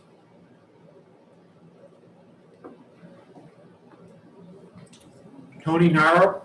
Yes, good afternoon. Can everyone hear me? Yes, we can. Thank you. My name is Anthony Naro. I'm an attorney at Bernazani Law in Nashua. I'm speaking in favor of the bill on behalf of the New Hampshire Association of Criminal Defense Lawyers. I would like to say that I agree with the testimony of the representative from Black Lives Matter Nashua and the ACLU, and they covered a lot of the points I was going to make, so I will try not to be repetitive. I've submitted written testimony, and I trust the committee will review that as well. As lawmakers, you know quite well that words matter, and as this bill is discussed, I encourage the body to continue to think about the words we are all using here. Tear gas and rubber bullets are not less lethal weapons. They are, by definition, if we look to RSA 625.11, Roman numeral 5, they are deadly weapons. Tear gas is a chemical weapon that is banned in the use of war. Rubber bullets are not rubber. They have some rubber in them. They also have hard plastics and metals. And they are bullets, however. They're fired at high velocities at civilians. They cause death. They maim people. They are imprecise weapons. And as a result, innocent people suffer grave injuries when they are used. I understand there were some questions about, have we seen instances or how many uses of these weapons have we seen in law enforcement? I think this body should think about, are we going to be a reactive or proactive lawmaking body? And I think we should be proactive. There are other approaches to crowd control. We haven't really gotten into them today, but officers can be trained to negotiate with protesters, explain police actions. Third-party negotiators can also be employed to mediate information exchange between the police and the public. And these community policing practices, which seek to facilitate peaceful political expression rather than repress it, can avoid the escalation that often ends in the police use of tear gas or rubber bullets. This bill does not take away batons, taser, handheld aerosol pepper sprays. I've noted in my comments that I think the language needs to be tightened up, however, because There really isn't a definition. Tear gas is a broad term, and I do think it needs to be tightened up a bit to effectuate the purpose of the statute, which I think is about crowd control and not taking away personal weaponry from the officers when they're dealing in hand-to-hand situations. But by removing chemical agents and projectiles such as rubber bullets from law enforcement's arsenal in this state, you will not just be protecting lives, but you will also be building trust with the community. With respect to, I just want to touch on one point that Sergeant Lang, who I know and I respect his work, he mentioned the CDC. I would refer the committee to my written testimony. The CDC does not say this is harmless. In fact, the CDC has pointed out that tear gas has long-term effects, not just short-term, and can actually cause internal damage that will make people for the rest of their life susceptible to virus disease, such as influenza and coronavirus. And that's something we really need to be mindful, especially nowadays. So if there's any questions, I'm happy to entertain them. And again, I would refer to my written testimony. Thank you so much.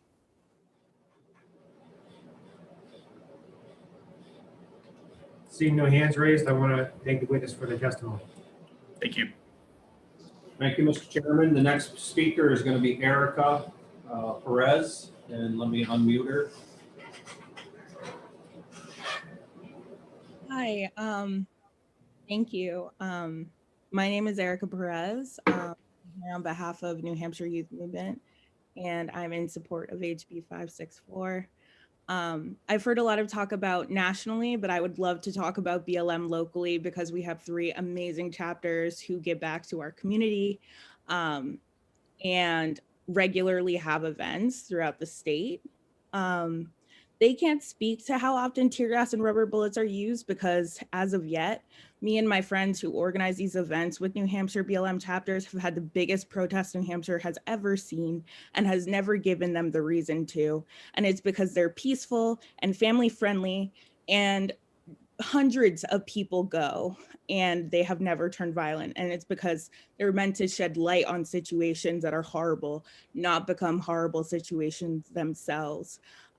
Many times I have marched as police and civilians pointed guns at me, and I have remained calm. How is it that I and your constituents can handle this threat without reacting, but a march is seen as a threat, and a peaceful one at that?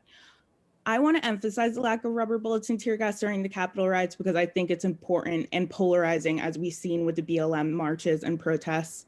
How is it that there was no tear gas or rubber bullets during an act of terrorism, but there were at vigils and peaceful marches? I don't want to destroy New Hampshire. I want to be on a path for New Hampshire to be better, starting with this bill. And I also just wanted to add, because no one else had mentioned it, that rubber bullets, the ones that we've been seeing used on the news, are meant to be shot at the ground and to hit someone after they've been hit from the ground.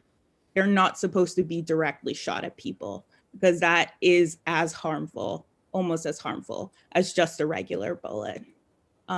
I'm happy to take questions if you have any.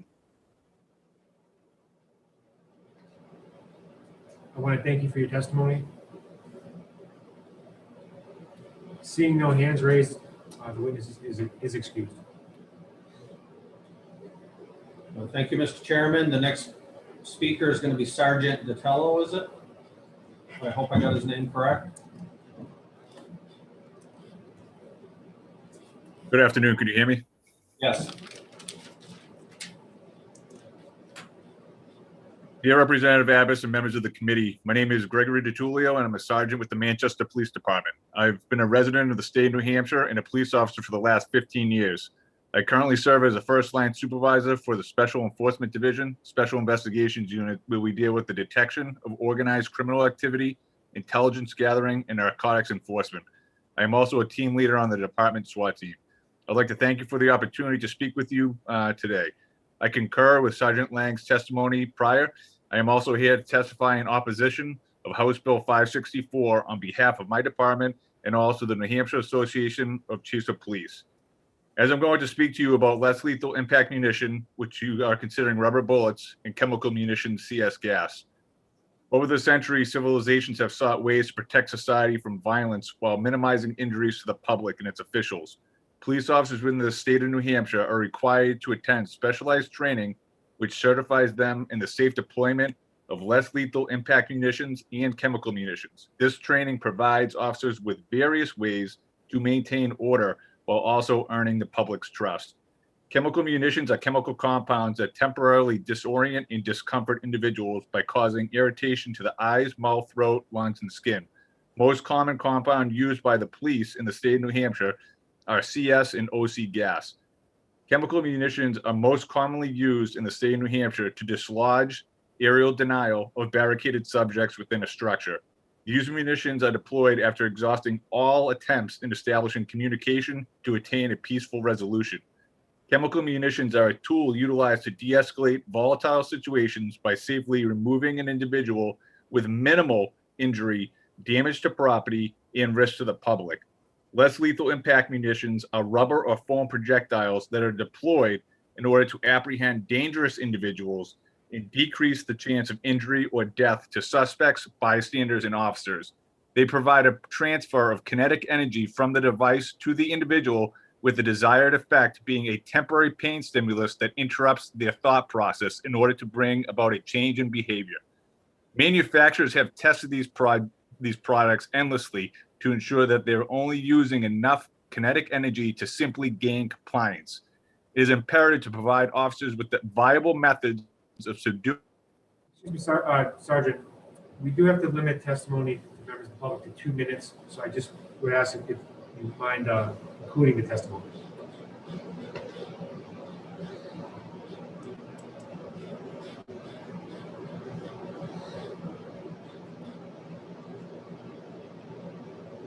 Continue.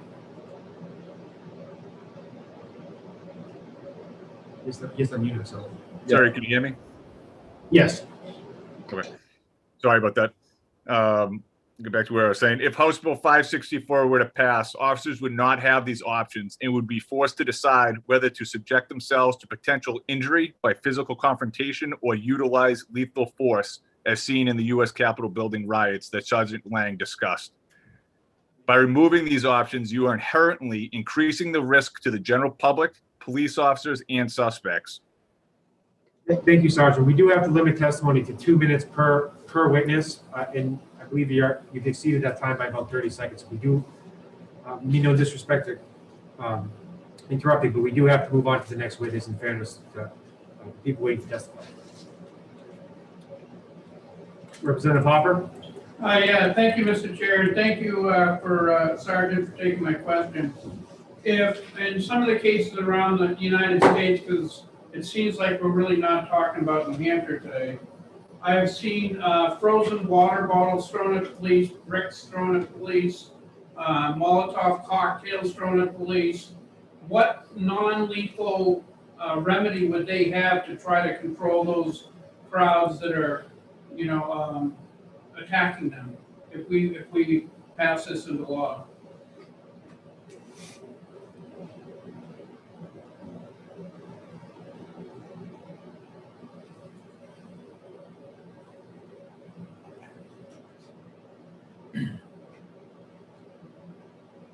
Can you hear me? Yes.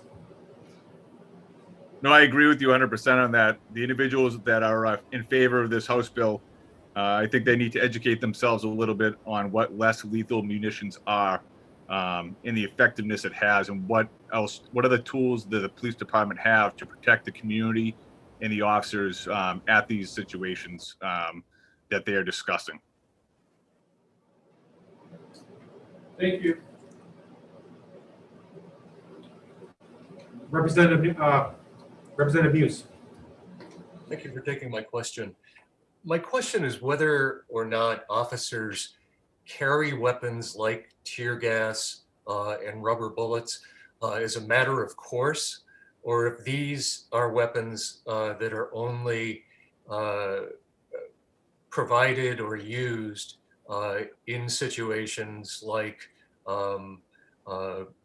public protests. You mentioned that there are situations where you may have some people in a building that you may want to evacuate.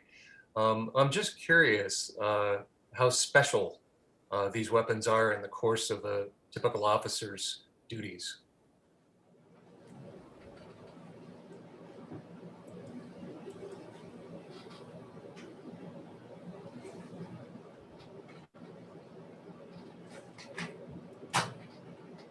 I just want to make sure I'm unmuted. Can you hear me? Yes. Yes. The typical officer does not have access to these munitions that we speak of here today. These munitions are usually utilized after safe considerations and detailed operation plans have been deployed.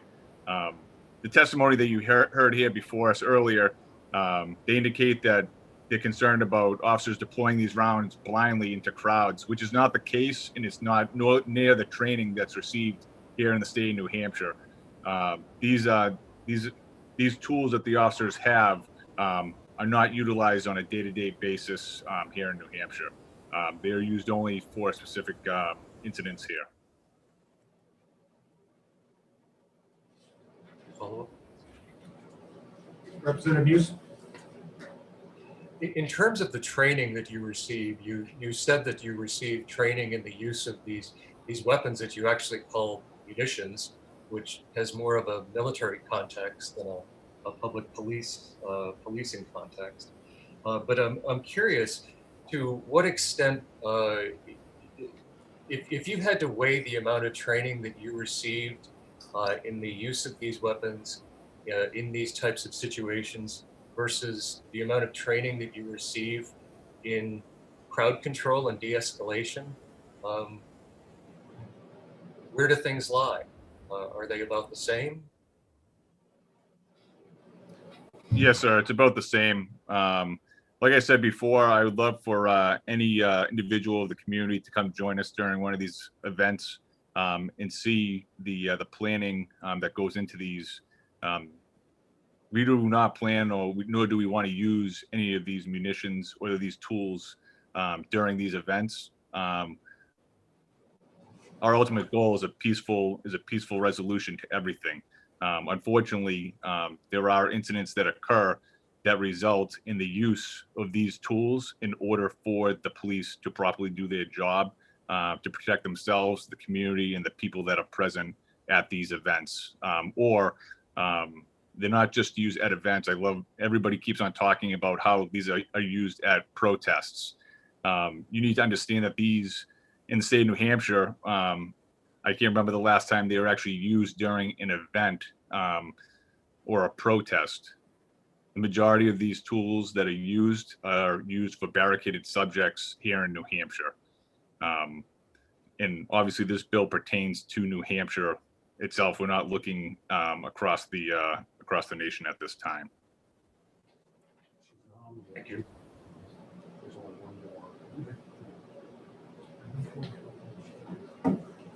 Representative Newman? Thank you, Mr. Chairman. Thank you, Sergeant.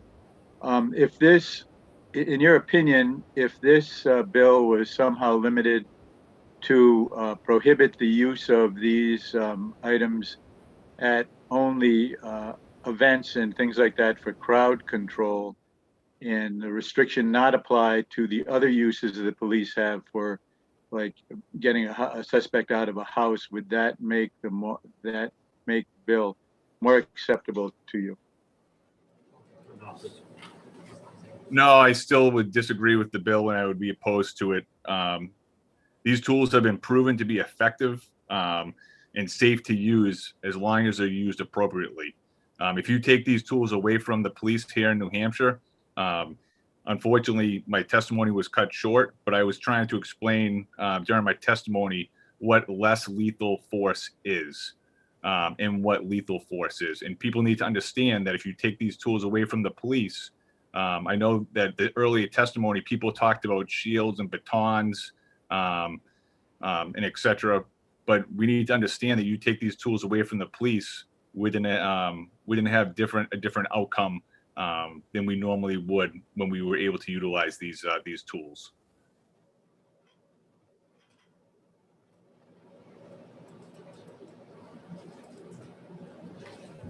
Seeing no further questions, I want to thank the sergeant for his testimony.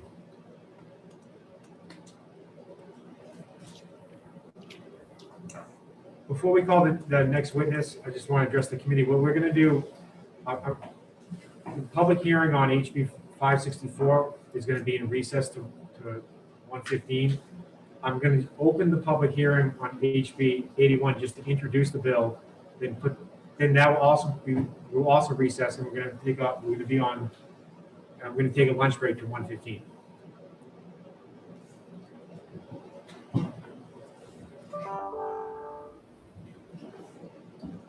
So at this time, at 12:46 p.m., we are, the public hearing on HB 564 is in recess. At this time, we are opening the public hearing on HB 81.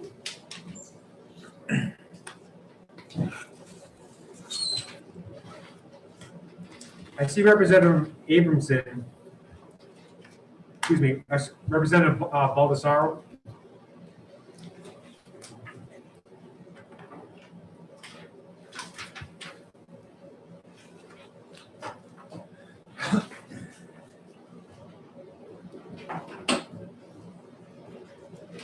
I've asked him to unmute. Hello, Mr. Chairman, can you hear me?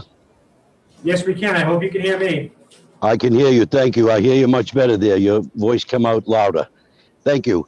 For the record, I'm Representative Al Baldessaro, Rockingham County, District 5, which is Londonderry. I want to thank you, Mr. Chairman, and members of the committee. For the record, I did explain who I am. And I want to, on HB 81, in support of this bill as a co-sponsor, this is a simple change. It's a housekeeping bill, which means that the RSA will say that not only can you use deadly force to defend yourself, but that you will also be able to use deadly force to defend your family's members. This bill will ensure that the RSA aligned with the New Hampshire Constitution, Part 1st, Article 2A.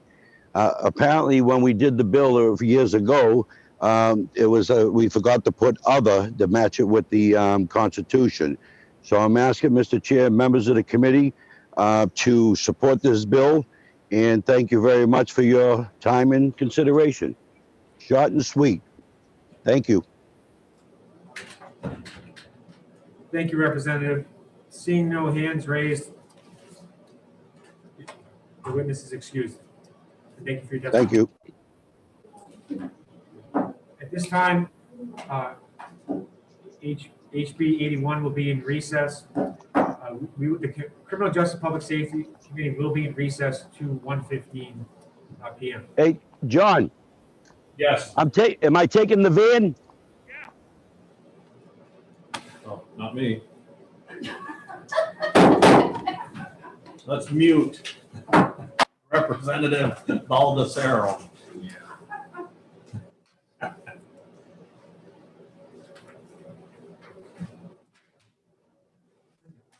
Can't find the person.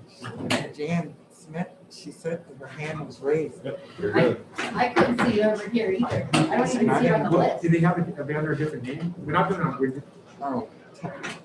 Representative Muse, are you on? I am on. I had to step away for a moment.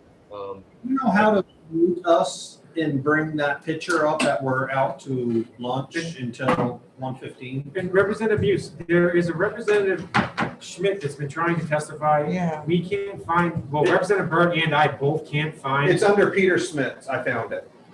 Okay, that's Okay. been my guess. That's where I've, you know. We're gonna call, so to the representative that we've been struggling with, we're gonna call that representative first. We apologize. Despite the technical difficulties, we are doing much better than last time.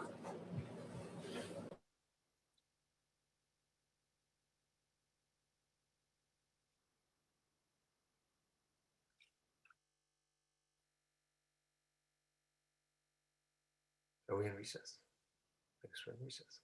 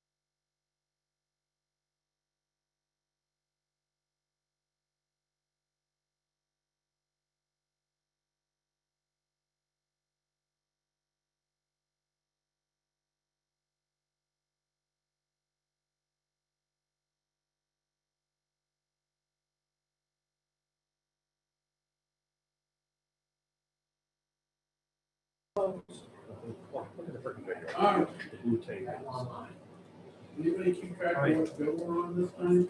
Yeah, we're gonna fix. Back on 66.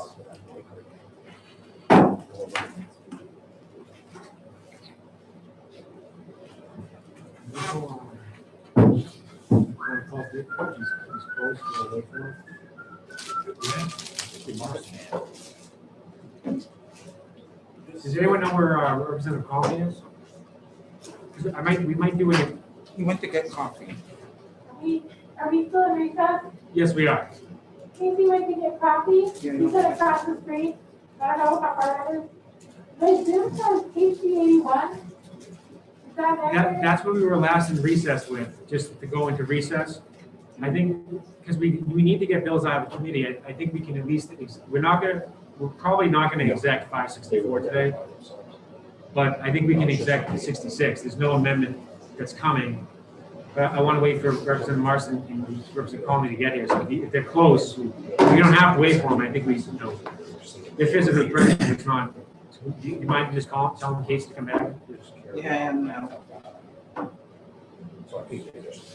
Dennis, do you have Dick Marston's number? I don't believe so.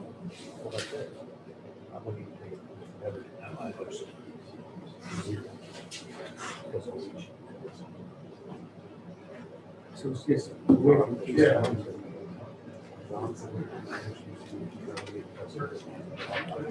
Oh, yes. What this is for, is anyone put that in front of your, you know.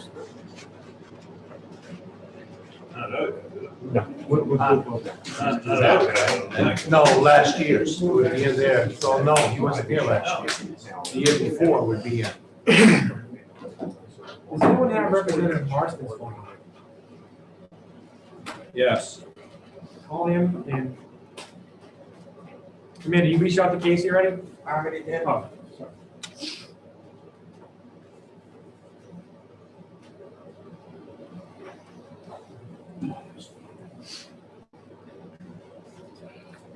What do you want me to tell them? Well, ask him if he's close to coming back, because I think we can at least, you gotta get bills out of committee, or we're not gonna meet any deadlines. So if our failure to make deadlines, we might as well mitigate that. Let's at least do 66 one way or another. So it is him. His phone's over there. He keeps dinging. I keep telling him to mute his phone. So I just text him to mute the ding. I mean, we never come back. Yeah, so he doesn't have his phone.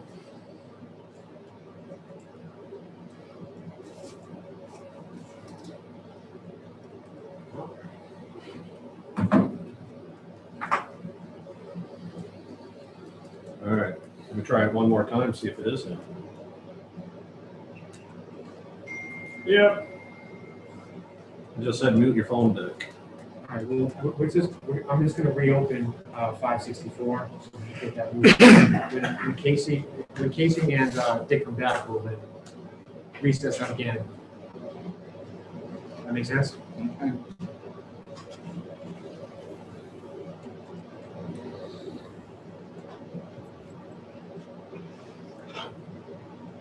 Oh. All right, good afternoon. We're reopening the public hearing for House Bill 564. And I pray we get this right this time. We're going to call Representative Schmidt. And I would ask Representative Gafford, please assist us in making sure we.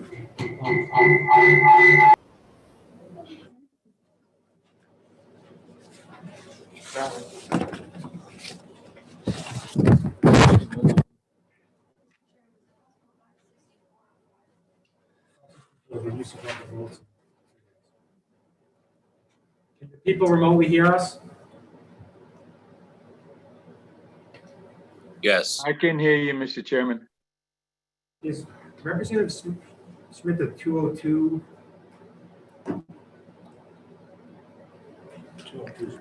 There we go. I think I've been unmuted. Is this Representative? It is indeed. Thank you so much. And my deepest apologies for not signing up ahead of time.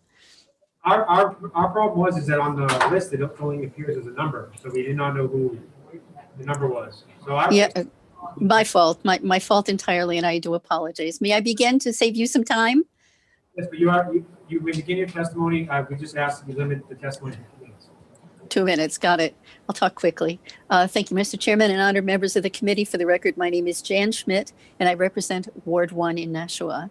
When the country erupted because of the murder of Black citizens by a few corrupt police, the citizens of Nashua were worried.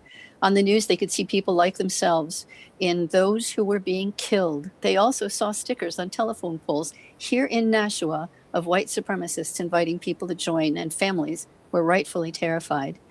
That was when the Nashua Conversation on Race and Justice was formed, and this group continues to this day, offering our community an opportunity to discuss with the police chief and his officers issues that we believe are racially biased.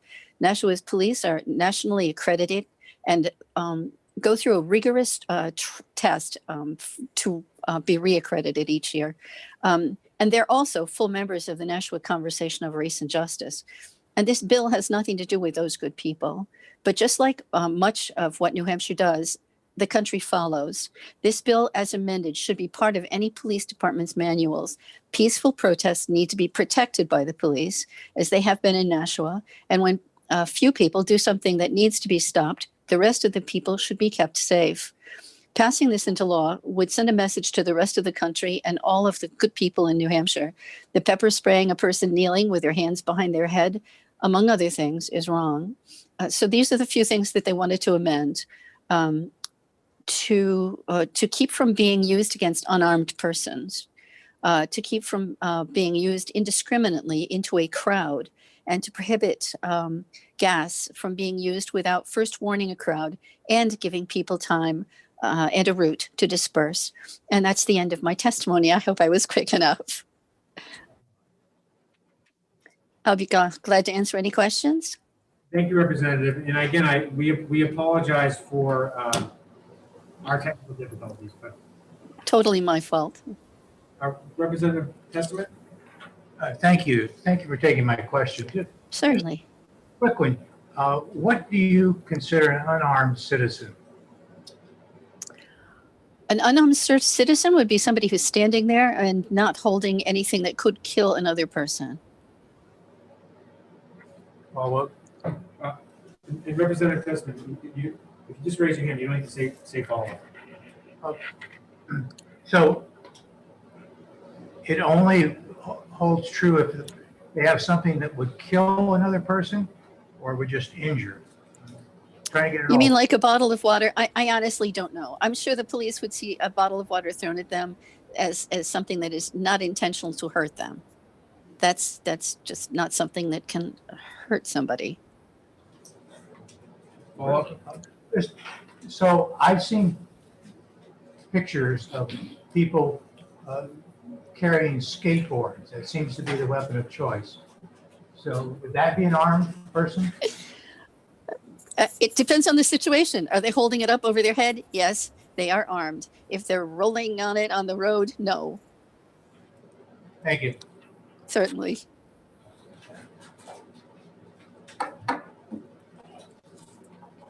Seeing no questions, I again thank the representative for her time and intervention. Thanks for your patience with this. This is going to be a very long day for you folks. I hope it goes quickly. Thanks again. Bye-bye, everybody.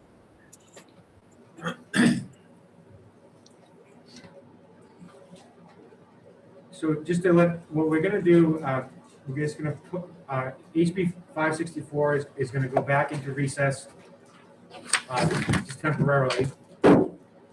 And what the chair's gonna do is we're gonna open the executive session on HB 66. And Mr. Chair, we do have sign-ins on HB 564, if you would like me to read them. So Representative Muse, after the executive session on HB 66, we're gonna go reopen the hearing for 564. And you can read them, as soon as we open the hearing, let's read those just to make sure we do that. But if you want, I think we should read it at the end of the hearing, 564. Thank you.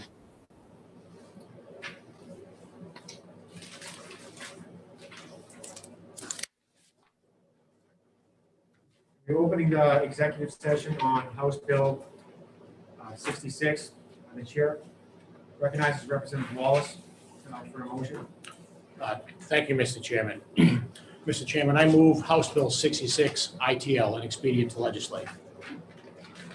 Is there a second? Representative Wallace, do you wish to speak? Yes, briefly. Thank you, Mr. Chairman.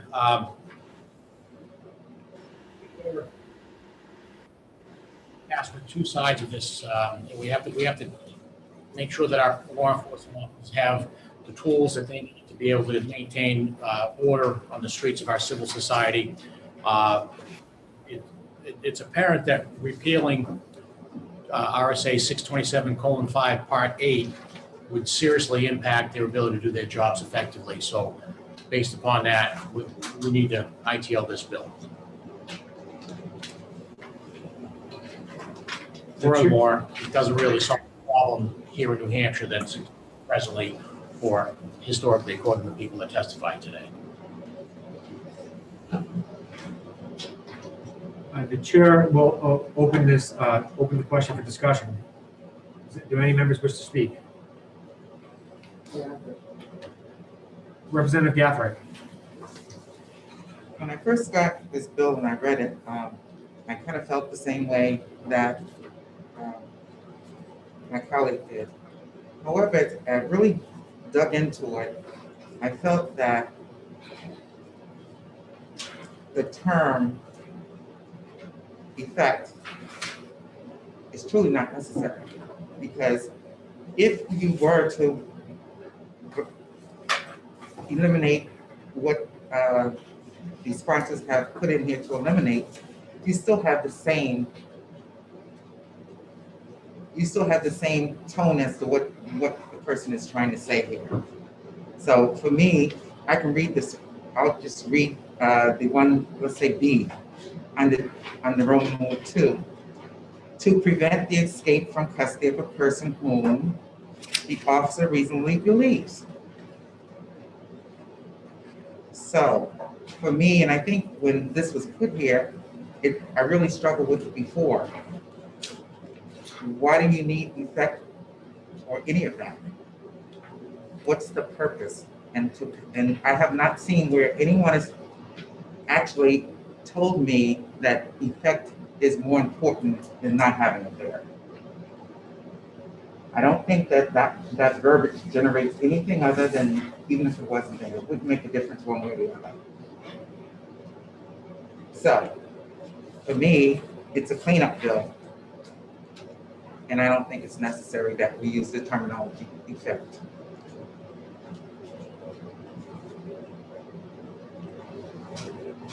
So I do not agree with it being ITL as well. Representative Muse. Representative Muse. Yes, thank you. This is a bill that actually came before us in some form last year, and I think last year a lot of us were confused by it. I think there was a lot of confusion around exactly what affecting an arrest is, and one of the things that I think was a good outcome of the hearing today is that we really had a chance to sort of drill into that and to understand that a little bit better. But the thing that really stuck with me in the end is, the whole question of whether or not we can value an arrest over a human life. So is it ever worth taking a human life in the course of an arrest? And especially when you have a choice to let the person go, or perhaps to use some sort of a more reasonable measure.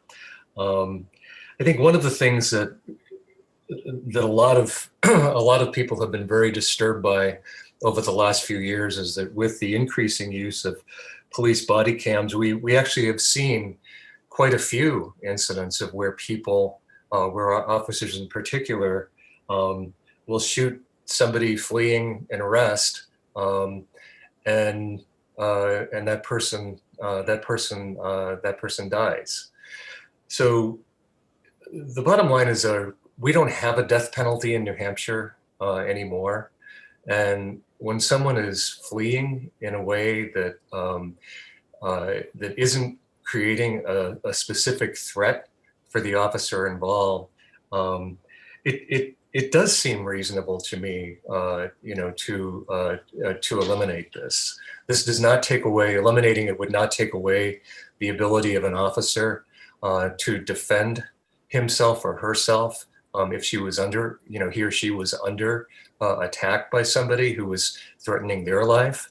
But what it does seem to do is to lower the possibility that we're going to have one of those incidents in New Hampshire that we're all going to regret, and that we all should have or would be thinking later, it would have been nice to have done something about that. So to me, this is an opportunity to maybe be a little more proactive. And I've actually changed positions on this. I think last year I didn't see the need for it or the use for it, but the hearing today helped me understand why something like this is very much needed.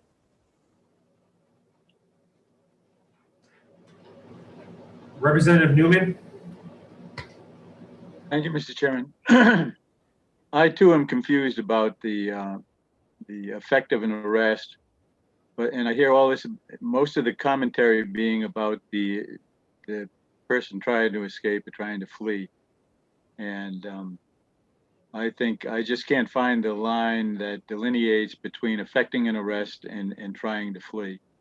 And so I'm still pretty much, I haven't made up my decision what I'm going to do, but I am really confused by that.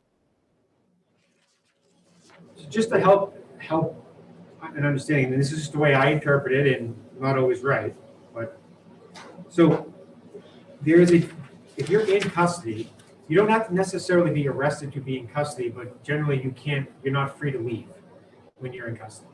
You can be in custody for more than one reason, but if you are arrested, you are most certainly in custody in that scenario.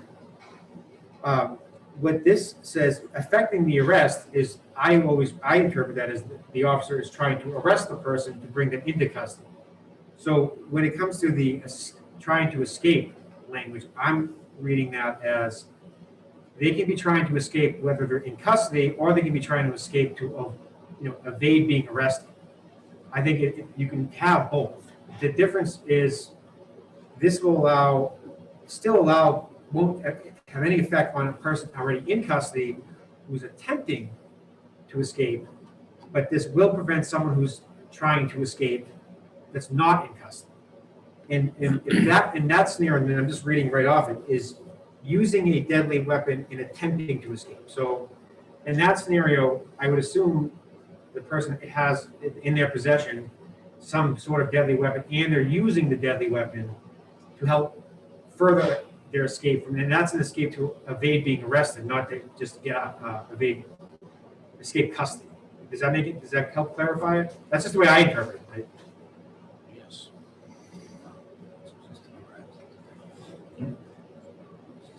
Representative Marston. Thank you, Mr. Chairman. And my only comment is rhetorical, if you will. And I pose it as a question.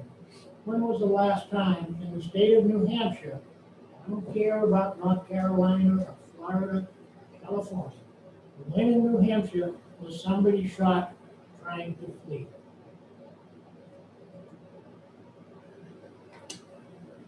We couldn't hear that. I'm sorry. Just which try to still be recognized, but Representative Marston, do you mind just speaking louder? Some of the members who are participating remotely could not hear you. Let's try to not play with the microphone too much either. I've never been accused of not speaking loud enough, but I'll go again in that I just make this a rhetorical question because I don't believe it's ever happened in New Hampshire. Now, I could be wrong, but I don't think anybody has been shot fleeing the police. That is to say, like you see in some of these other states, they're shot in the back. That don't happen in New Hampshire. Am I wrong? I,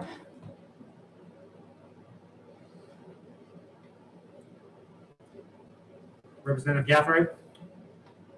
Do you mind, let me call on Representative Bolden first, she has to spoke.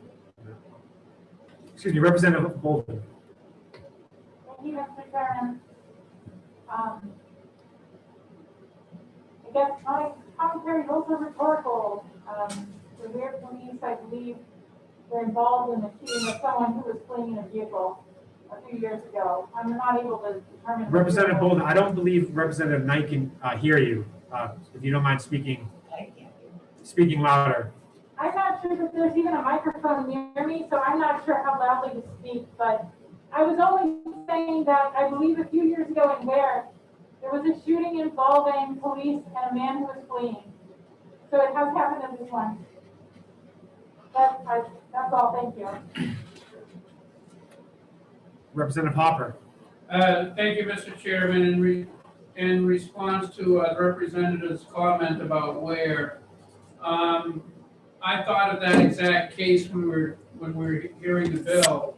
And the issue with that is the police in Ware believed that their lives were in danger because they were being attacked by the manned vehicle.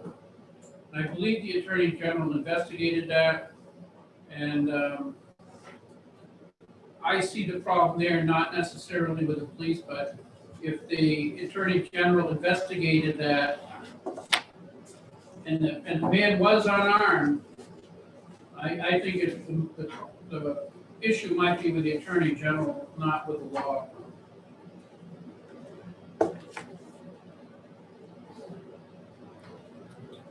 Representative Gathright.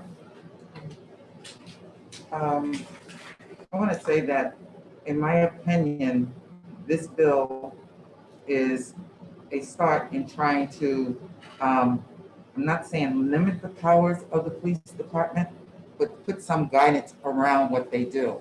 It's not saying that they can't arrest or any of those things, okay? What it's, like I said, removing the effect from the bill does not change anything there. And when you look at the section that you talked about in terms of attempting to escape, there's no change to that section. So we're not even speaking on that. We're speaking on the sections where effect and arrest is being requested to be removed. So I will say again, New Hampshire has their problems, always have, and hopefully with the changing times, things will change for the better. But I've been here since '79, and I know for a fact, and yes, people have been shot. And so I'm just saying that for me, this is, it's like a guidance for police department, okay? So that if they're doing their duty right, the verbiage means nothing. It really doesn't. If they're doing what they're supposed to do, then removing effect is not going to change anything. So. Representative Bourdonnais.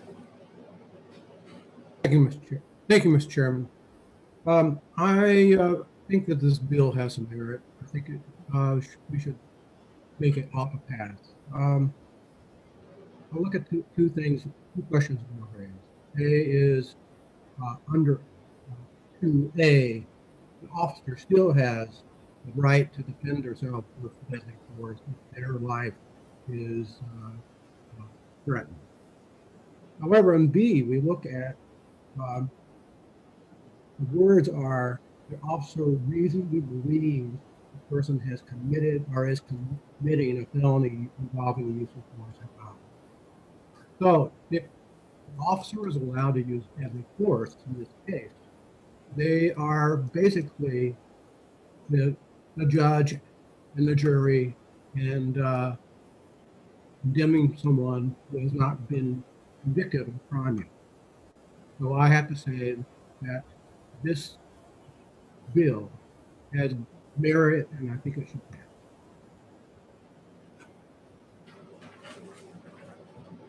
Representative Testerman. Thank you. What worries me here is that this is sort of a Me Too kind of a thing. It's like my kid coming to me and saying, I want to go wherever because Johnny is going there. We're trying to appropriate into New Hampshire the events of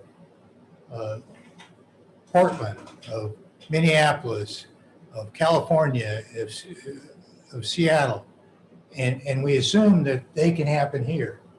Well, maybe they could happen here, but they haven't. And I don't think it's, here we are trying to second guess the police and their training, and I just really take offense at the fact of something happened in Minneapolis. Oh my goodness, we have to do something about it. Or something happened in Portland, and oh, we have to do something about it. I just see a complete Me Too kind of a system. Thank you. And just in fairness to that point, we did have this virtually identical bill filed last term in the first term before all those events occurred. So I understand what you mean by some legislation being reactive to out-of-state events. I don't feel this one meets that, because we did have it last year. It was, I believe, that's similar sponsors as last year. But I do understand what you're saying. I just want to clarify that the people who weren't on the committee last year, the last term, we heard of virtual identity. Representative Knight. Thank you, Mr. Chairman. I'm really confused by Representative Kesterman's association with the Me Too movement. If he could elaborate on that, because I don't understand if he understands what the Me Too movement was. I'm very confused. Representative Kesterman, you do have to be recognized. Okay, please.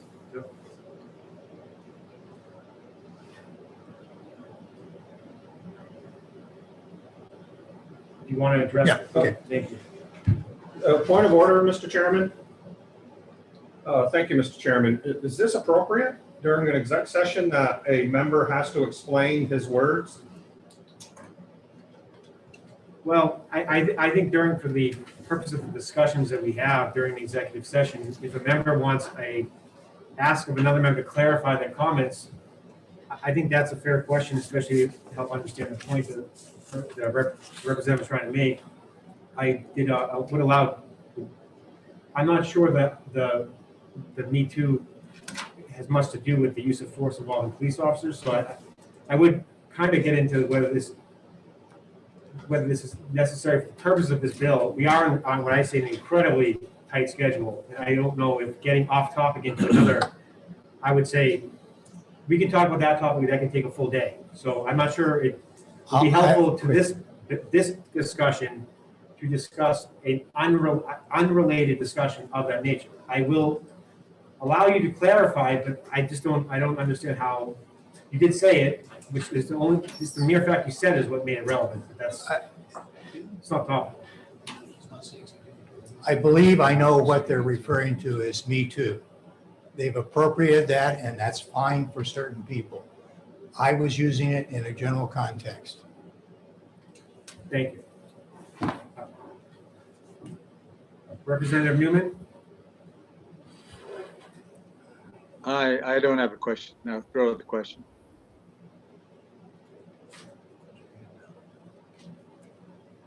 Seeing no, excuse me.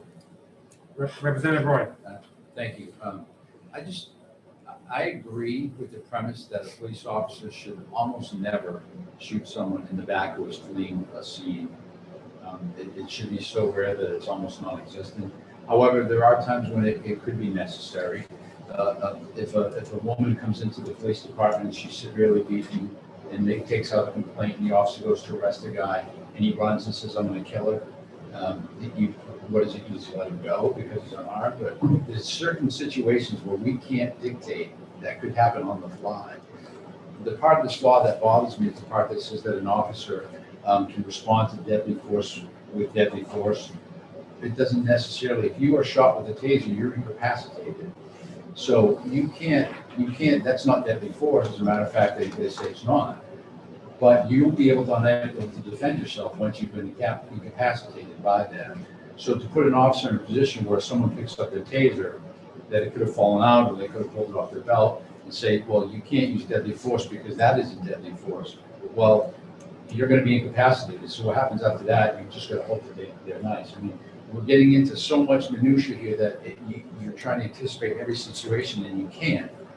So I feel like putting blanket statements out that you can only use deadly force in response to deadly force, it's going to put police officers in an untenable position. But I agree with cleaning up the portion of the law that says you can't shoot a fleeing felon just by the mere fact that they're a felon. You should never be shooting anyone in the back, barring an extremely unusual circumstance. Representative Welch? I wonder if everybody in this committee room remembers Ed Brown. Ed Brown had 35 weapons in his home. They surrounded the home. They was arrested later on, no shots fired. That's because Steve Monia was a New Hampshire guy.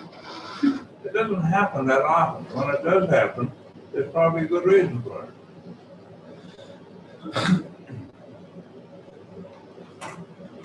Representative Bolden? I'll try to speak loudly. I hope that the folks can hear me. Thank you, Mr. Chairman. I just wanted to clarify something that was brought up earlier. It has happened in New Hampshire, specifically the incident in where the Attorney General didn't take a position on whether it was justified. They didn't find that it was justified. They didn't find that it was not justified. They took no position. And the man who was shot died, and he was evading arrest at the time and was fleeing, and his family won a suit against the police department for $300,000 after his death. Thank you, that's all I wanted to share.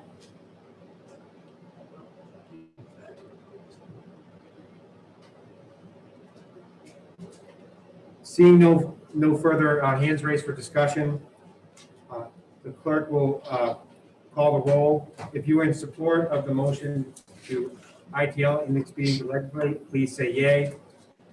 If you are opposed, please say nay. Vice Chairman Welch, Yes. Representative Burt, Yes. Representative Hopper, Yes. Representative Green, Yes. Representative Wallace, Yes. Representative Roy, Representative Testerman, Yes. Representative Roy, Yes. Representative Pratt, Representative Merson, Yes. the clerk votes yes. Representative Harry Gathright, No. Representative Pantelakis, She's on mute.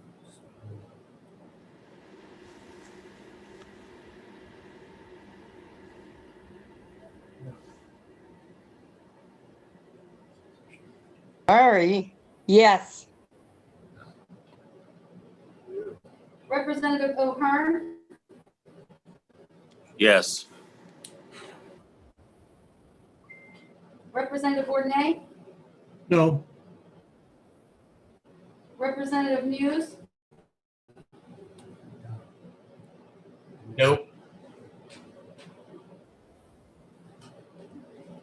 Representative Newman, Yes. Representative Bolden, No. Representative Conley, No. Representative Klein Knight, No. Representative Bradley, No. Chairman Abbas, The chair votes yes. Mr. Chairman, 14 yeas and 7 nays. By a vote of 14 yeas, it's 7 nays, the motion placed in the legislature passes. Representative Wallace, will you be doing the majority report? Yes, sir. Will someone be doing a minority report?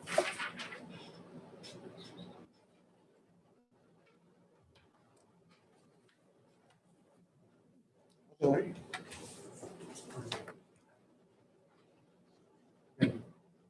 Chairman, this would be the regular calendar. Not the consent. Thank you. Representative Walls? Thank you, Mr. Chairman. Just for clarification, you need that majority report by 10 o'clock tonight, correct? That's correct. Please, Thank you. prepare your reports by 10, send them to the committee assistant by 10 p.m. We will now close the executive session on House Bill 66. Representative Muse? Oh, yes, Mr. Chair, just wanted to read the folks signing in. On HB 66, we had 14 people sign in support, and we had 3 people who were opposed. And I did not hear who volunteered to do the minority report. Representative Gathright is going to do the minority report. And Representative Muse, thank you again for that healthy reminder. Thank you. At this time, we'll close the executive session on HB 66. At this time, we are going to reopen the public hearing on House Bill 564.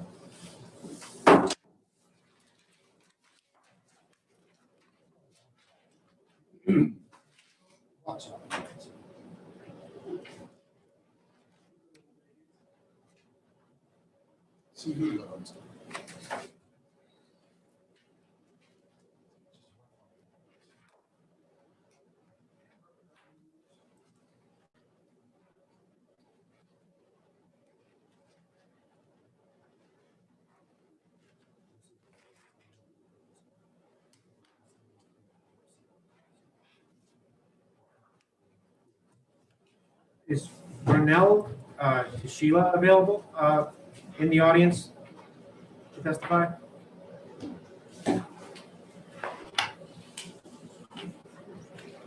Yeah. There's signed up in support, speak in support of HB 556. Mr. Chairman, before lunch, the individual was online, but I do not see their name at this point, Mr. Chairman. I would just ask if we're going to move on with the next. We have a few hands raised, but if anyone sees that member of the public rejoins the list, please bring it to the chair's attention. Team 603 forward. And if I just may identify yourself for the record, which organization you speak on behalf, and whether you are testifying in support or in opposition of House Bill 564.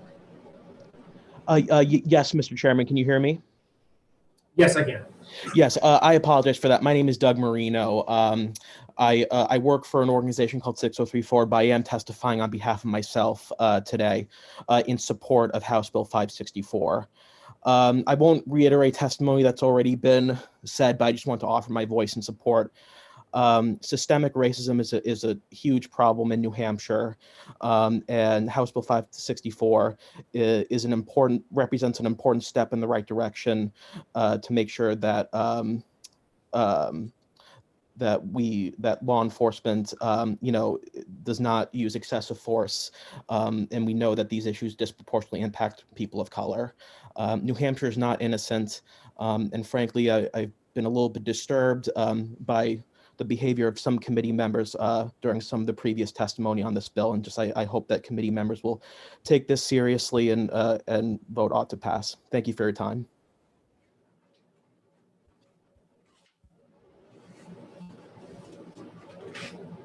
Seeing no questions, I want to thank the witness for their testimony.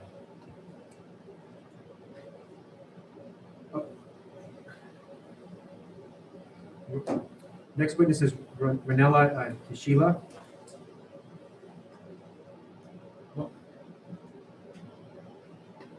Hello, can you hear me? Yes, we can hear you. And just a reminder, your testimony needs to be limited to 2 minutes. Okay, awesome. Good afternoon. My name is Ranelle Chella, co-founder of Black Lives Matter Manchester. I'm here today to testify in support of HB 564 on behalf of the organization.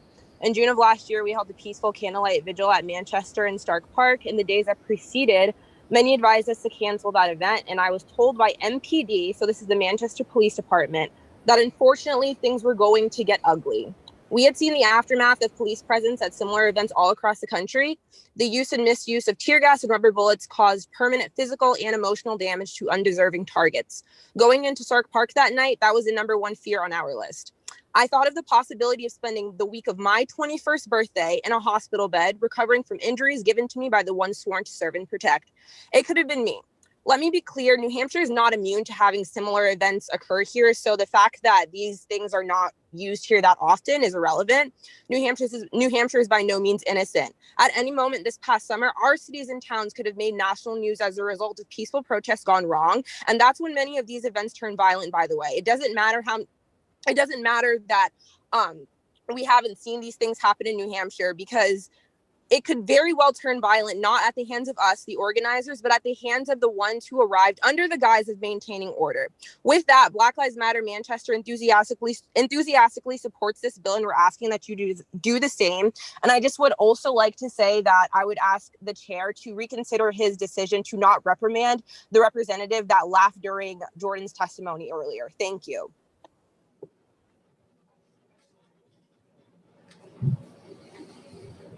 Thank you for your testimony. Seeing no hands raised, the witness is excused.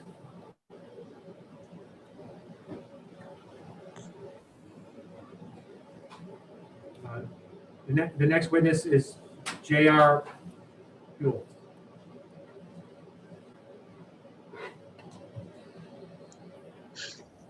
Hello, Chairman Abbas, members of the committee. Can you hear me? Yes, we can. Okay, thank you. I speak on my, this is for the record, this is J.R. Hull, Dunbarton, New Hampshire, former state rep, currently on the board of the New Hampshire Firearms Coalition.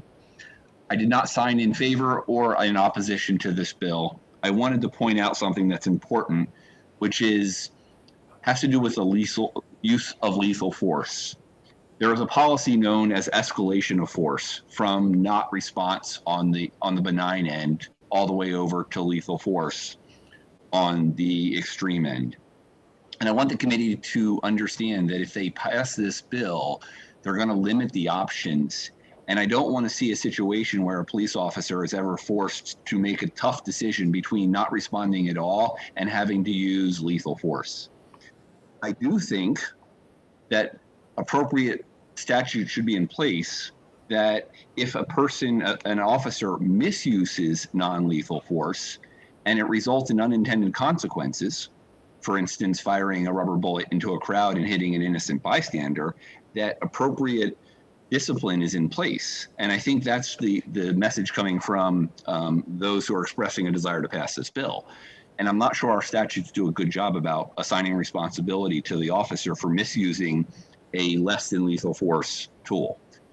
The bill as filed, I have concerns with, but the bill, the idea of making sure that police officers are held accountable for misuse of force is an appropriate thing to do in statute. And that concludes my testimony. Thank you for your testimony. Seeing no hands raised, the witness is excused. Representative Max Abramson. Thank you, Mr. Chair. Representative Max Abramson, representing Hampton Falls, and Seabrook. I disagree with the bill. I haven't seen the amendment, but I agree with what the bill is trying to do, except that I would say that I think it's much preferable and even laudable that police use non-lethal force and non-deadly force whenever it's possible. I've started putting together an amendment on this bill also, and it would simply take the use of rubber bullets and tear gas, and instead of it being prohibited, I would put that in the definition of non-deadly force, which is in RSA 627, Section 9, Part 4, and that's being drafted right now. The deadly force during the BLM riots all summer, over 40 people were killed. Police would be allowed to use deadly force for that. Many buildings were burned down, some occupied, hundreds of vehicles were destroyed, drivers were attacked, some of them with family and animals in the vehicle.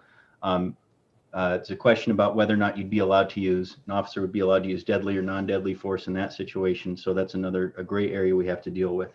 Another one is You had people screaming racial slurs at Black and Latino officers during those protests.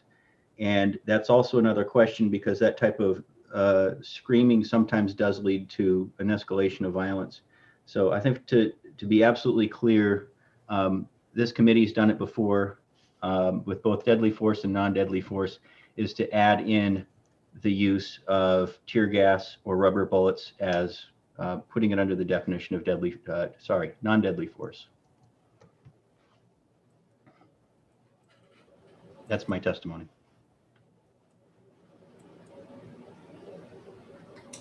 Someone's on mute. Thank you. Seeing no hands raised,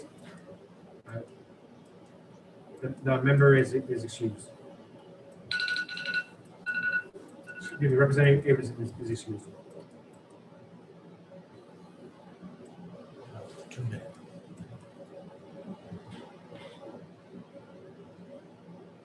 We have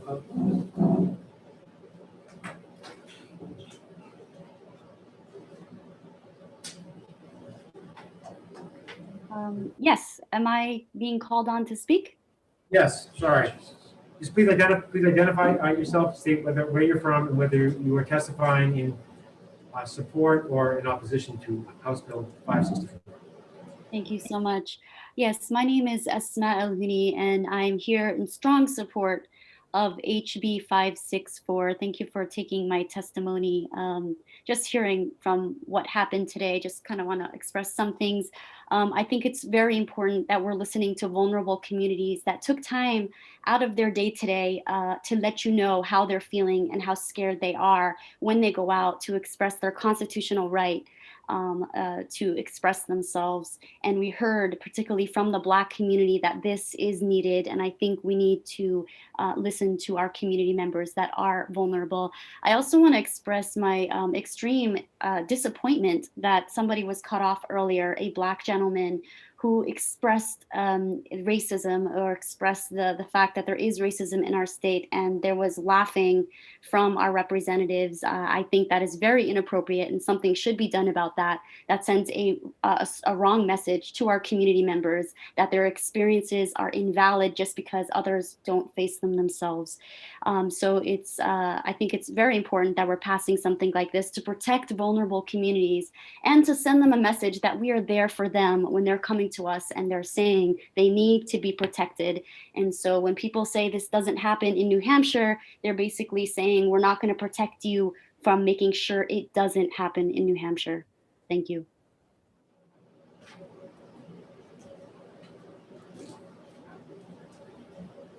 Thank you for your testimony. Seeing no hands raised, the witness is excused.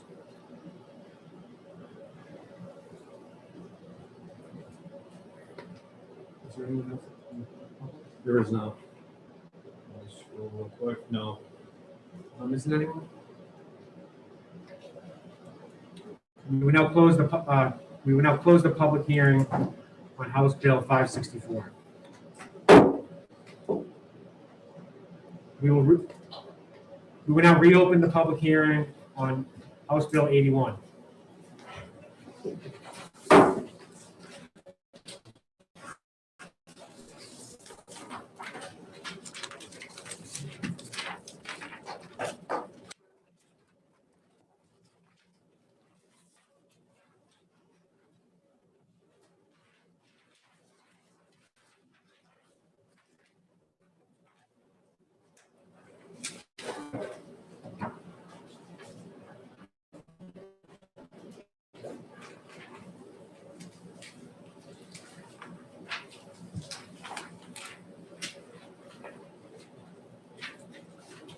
Kendra Ford. Is that with a C or K? With a K. Thank you. Yep. Can you hear me now? Yes. I'm Reverend Kendra Ford, and I'm an ordained minister in the Unitarian Universalist tradition, and I have served a congregation in Exeter, New Hampshire for 19 years. I'm here to testify against HB 81, and I will submit some written testimony for HB 145 and 197 as well. I can't stay for all of those hearings.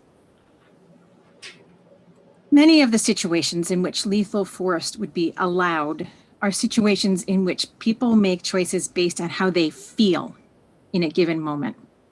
And most of us do not make our best choices in unpredictable situations because our limbic brain is activated, which is to say we're not thinking, we're just feeling. HB 81 as well as 145 and 197 allow people to shoot others because they feel threatened, when there is not necessarily actually a threat. We have seen this occur over and over around our country.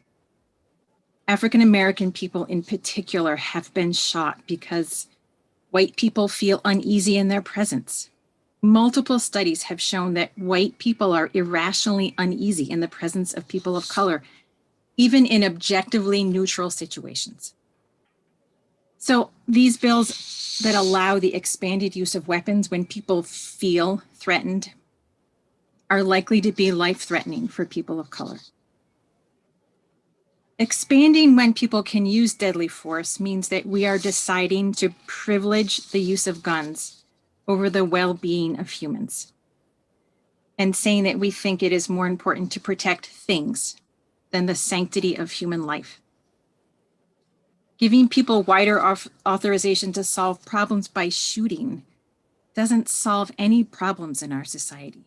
If there are problems that need to be solved that are conflicts between people, conflicts over the taking of things, I want us to look back upstream and figure out the sources of the fear and the anger and apply our work and our resources there. I would ask that instead of legislating to expand gun use, that we put our state and community resources into training the public and the police in methods of de-escalation, and that we address our society conflicts and unease in ways that build connection and value human living over material things. Thank you for your time and for all the work you're putting in. Thank you for your testimony.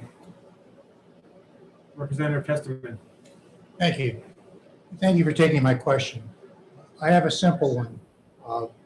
Do you believe that it's all right to take a life of an unborn infant? Point of order. I asked the witness to not answer that question. This is not. I don't see how it's relevant to this situation. You took the wind out of my sail, but I respectfully to the representative Testament, I don't believe the issue of abortion or pro-life, whatever you want to call it, is relevant to this bill. That's the chair's decision. There was also a point of order raised. I don't know what that point of order is. Does the representative still have a point of order? Respectfully, Mr. Chairman, you're addressing it now. Thank you. I would like to say that we were talking about the feelings of somebody who was going to kill somebody else. I just wanted to find out, what the feelings were of the person offering testimony when it came to taking the life of an unborn infant. Representative Testament, I understood the question that you asked. I don't feel that topic, and I understand the analogy. I don't think for the purposes of this bill, we need to talk about getting to that subject. Okay. We will be here till tomorrow morning if you go down. Respectfully. Representative Newman. Thank you, Mr. Chairman. I have a quick question. Do you feel that, for the witness, and thank you for your testimony, do you feel that a person who is observing a crime that they think they have the right now to use deadly force can tell the difference between if that crime is a misdemeanor or a felony, and what kind of problems that could?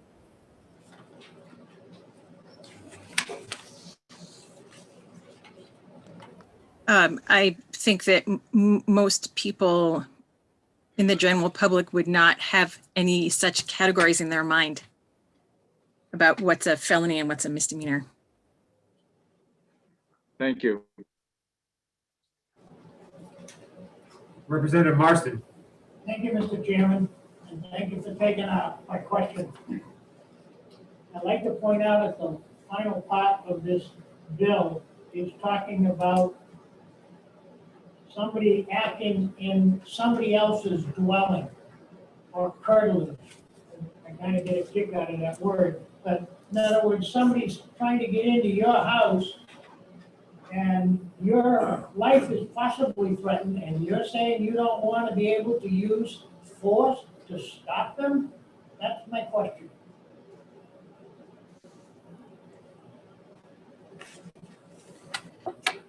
You're asking me if I want to be able to shoot someone if someone's breaking into my house? Is that what you're asking me? Correct. I do not want to shoot someone if they're breaking into my house.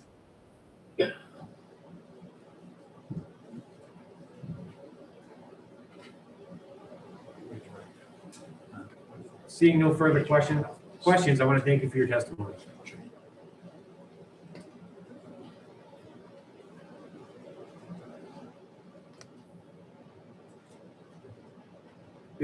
Bill Kingston.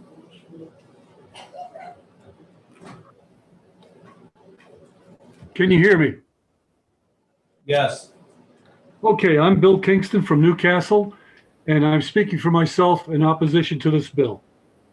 I'm a gun owner and a Marine Corps veteran with combat experience, and I've been in deadly situations. And you will also recall that I sent all of you the report from the American Bar Association on stand your ground laws. In the opening sentence of this proposal, the author wishes to insert the word duty into the right of self-defense.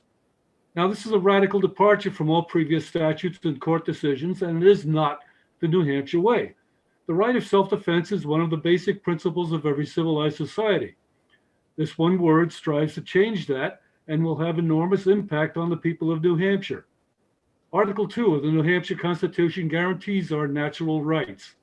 It specifically mentions the right to defend oneself and then immediately spells out the right to seeking and obtaining happiness. It further goes on to say equality of rights under the law shall not be denied or abridged by this state on account of race, creed, color, sex, or national origin. What I'm getting at here is we should not make the same mistake as Florida when they adopted stand your ground legislation. A person of color has the right to walk through my white neighborhood. His presence should not be a point of contention or fear. We do not need a Trayvon Martin case in New Hampshire. Please do not tell me it cannot happen. I hear it from a few of my own neighbors whenever a black person is in the neighborhood. What is that black kid doing in this neighborhood? Do we really want to invite this excuse? I'm sorry, officer. I thought he had a gun. I was only doing my duty. We should never insert duty into the definition of self-defense. This is only an invitation for the bad actors to use deadly force. This duty thing flies in the face of every legal precedent that requires us to act responsibly and use good judgment with proportionate restraint.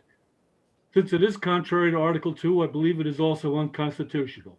Therefore, ladies and gentlemen, I urge you to reject this fundamental and radical change to our laws here in New Hampshire. That's my testimony.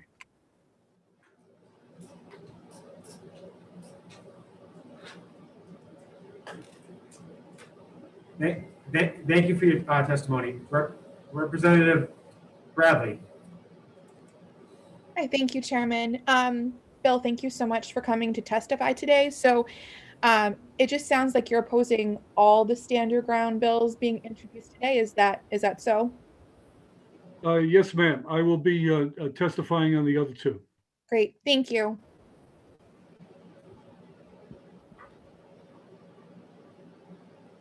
Representative Testerman. Thank you. Thank you for taking my question. You testified on all the verbiage that was in the bill, that much of it is there today in the statute. The only change that we're making is what you will see in italics down in line 10, section 2D, and we're adding the fact that the situation, let's say, could arise where you were defending yourself, but you couldn't defend somebody else that was there, like your wife. All this is 2 words, or another, because we forgot it when we did it last time. So this isn't, the whole bill isn't an issue. It's just 2 words down in 2D.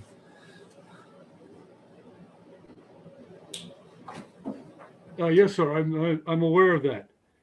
However, I'm objecting to the insertion of changing the tone of self-defense and making self-defense a duty rather than a necessity under very, very limited circumstances.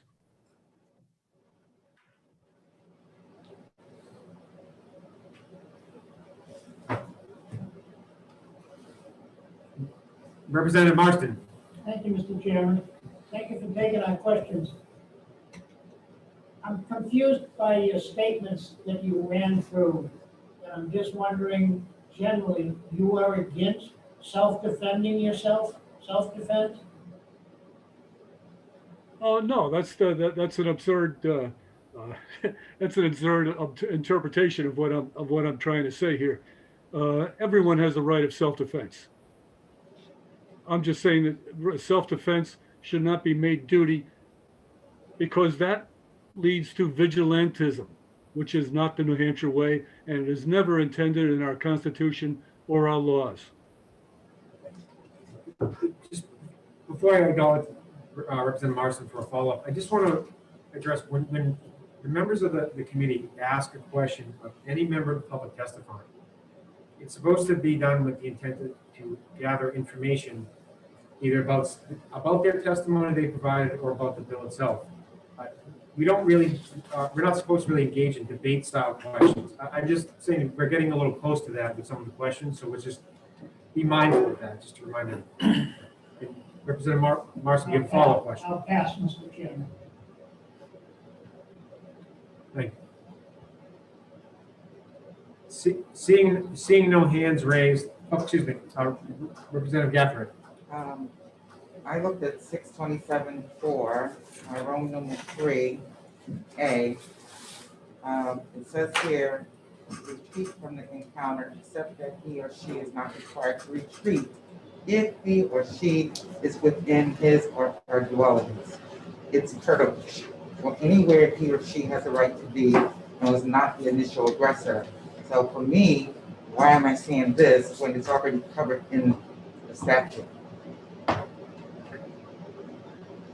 Yes, me? Well, no, comment. That was just my comment. Oh, I didn't have a question of him. I just wanted to share what I found. Sorry. I know. I'm sorry. I'll point out to the member, Representative Gafford, I didn't file this bill.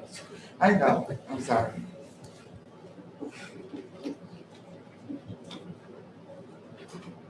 Seeing no hands raised, Mr. Kingston, thank you again for your testimony.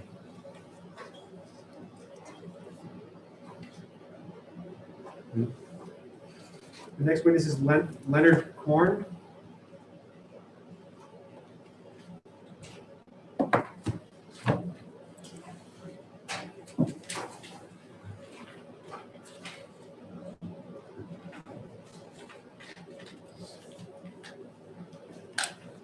I'm asking them to unmute.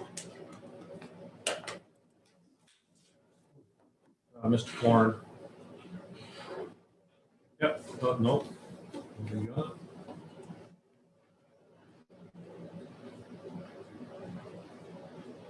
I've asked him twice to unmute, and he's not. So I don't know if he's there or if there's technical issues on his side.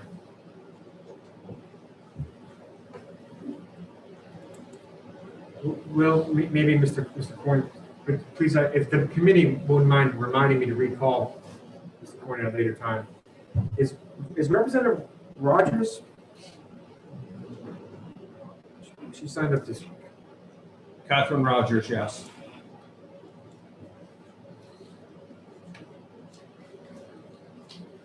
I've asked her to, yep, there she is. Thank you very much, Mr. Chairman and members of the committee. And Mr. Chairman, I'm so happy to see somebody from my favorite law school as chairman of the committee this year. Congratulations. I come before you today in opposition to House Bill 81, a bill that permits the use of deadly force in defense of another person. The bill is better known in popular nomenclature as a stand your ground law, otherwise known by some as kill at will, and it does nothing more than justify murder in the defense of another.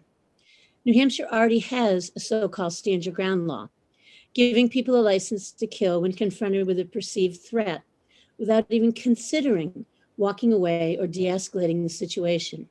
And today, the committee is faced with a series of proposed bills that attempt to make this dangerous law even more deadly. House Bill 81 would expand the use of deadly force in defense of another. It would embolden reckless gun owners to shoot first and ask questions later, and claim defense of another to avoid culpability for murder.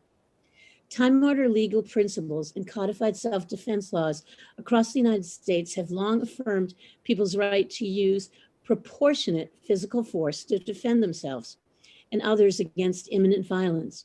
Self-defense laws in the United States also typically justify a person's use of lethal force in situations where it's reasonable for a person to believe that lethal force was necessary to prevent imminent death or serious bodily injury to themselves or another person.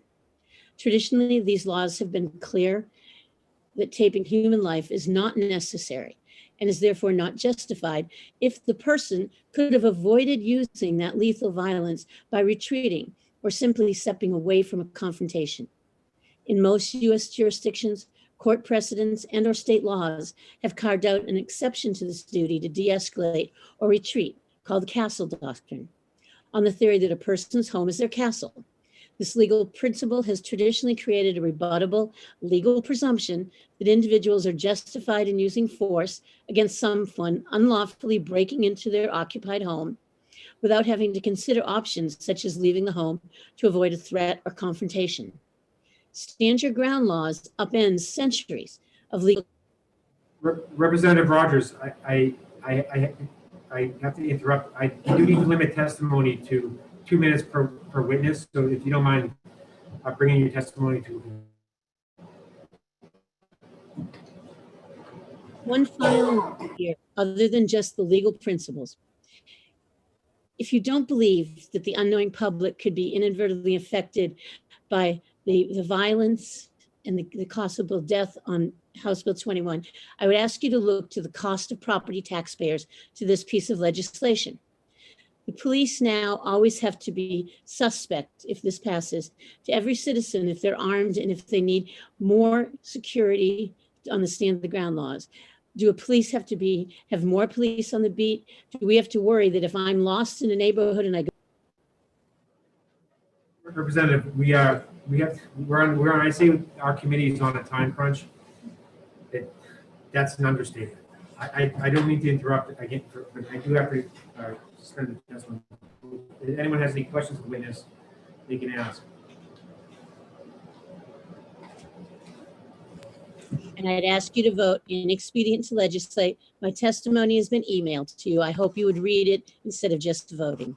Thank you. Thank you, Representative. Seeing no hands raised, the representative is excused.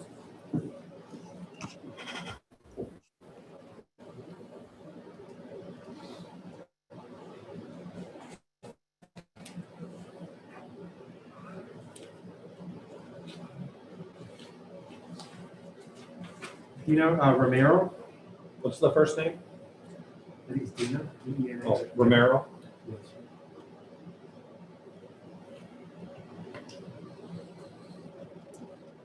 I'm not seeing that name, Romero.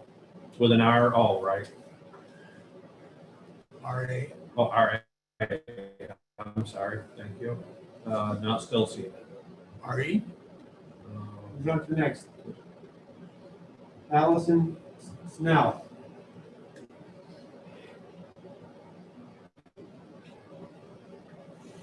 Is that with an S? S-N-E-L-L. No, don't see the name. Let me double check up top, make sure they're not up on top. Ramiro, oh, Ramiro is up on top. I apologize. Dina, I just see her. Can you hear me okay? Yes. Yes, we can. Yes, thank you. Who's gonna I'll 2 minutes. I'll be as brief as I can because I'm actually going to save my testimony for the other two bills that follow. What I do want to say, though, is that I oppose any wording that expands stand your ground in New Hampshire. I should start by saying I was born and raised in New Hampshire, and I don't remember New Hampshire when I grew up here about a lot of people owning guns. So I am definitely against this bill, HB 81. I want to add one more thing. The Unitarian minister expressed very beautifully what my sentiments are. And I wish we didn't have to have this kind of a adversarial process. I think what we're missing is an opportunity for people to sit down with each other and really try to listen. I would like to understand where Representative Al Baldessaro is coming from and why he has such strong feelings about his right to carry arms. And I would like to have an opportunity, not just to be speaking for a bill, but to promote and to try to get better understanding, as opposed to throwing out names like liberals and Antifa and things like that. So I will stop. I hope you will vote inexpedient to legislate, and I'll save my testimony for the other two bills. Thank you very much. Thank you for your testimony. Seeing no hands raised, the witness is excused.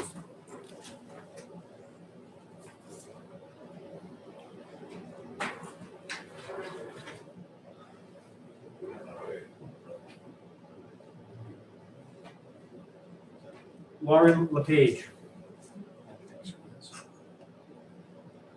Sir, Lauren. Lauren LePage, excuse me. Oh, she's from. Yeah, she's our I'm not seeing her. Let me scroll up.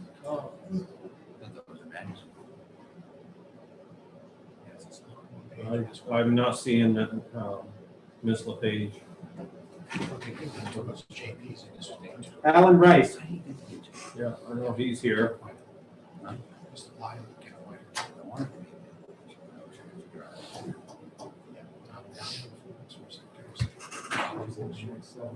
Mr. Chairman, members of the committee, can you hear me?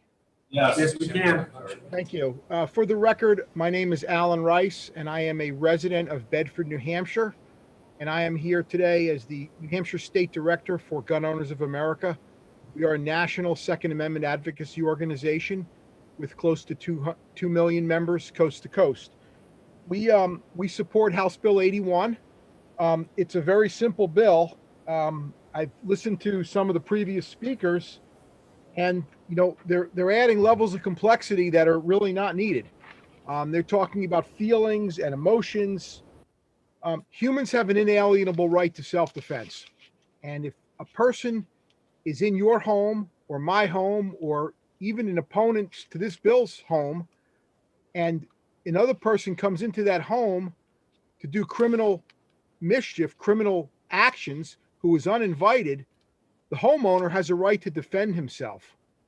All this bill does is say the homeowner can defend the other person who he invited into his home to be a guest. It's adding one other word. You can defend another as well as yourself in your home. It's not a shoot 'em up bill. It's not a stand your ground. It's in your home. You can defend somebody else who's lawfully there. One of the other speakers talked about value human life. Those who own and use firearms value human life, and that's why we have self-defense guns. We don't shoot to kill. We really don't want to shoot anybody, but we do want to retain the ability to stop a violent criminal assault. And a home invasion is about as violent as you're going to get. And therefore, we're asking the committee to vote House Bill 81 ought to pass without any amendments or changes. I think I'm well under 2 minutes, and I'm happy to take questions. Thank you for your testimony. Representative Bradley. Hi, thank you, Mr. Chairman. My question is, what types of felonies does this allow deadly force for that were not previously allowed? It doesn't. It allows the same level of force that's currently allowed in the statute, defending yourself in your home, but now you can defend another person who you have invited into your home who might be subject to criminal attack. It does not add any more felonies or defenses. It only says you can defend another person who's lawfully in your home. Thank you. Representative Burke. Thank you, Mr. Chairman, and thank you, Mr. Rice, for your testimony. Basically, what this bill is going to allow is if somebody breaks into my home and they're going to steal my TV and I'm upstairs with my wife, I'm not going to be happy, but they're going to walk out the door with my TV. But if they start up the stairs and say, we're here to kill your wife, would this bill allow me to defend my wife? Representative, thank you for the question. You could defend your wife today without this bill because she's a cohabitant of the house. But if your cousin or your brother who lives in Vermont is sleeping over, this bill would let you defend that person. Thank you. You're welcome.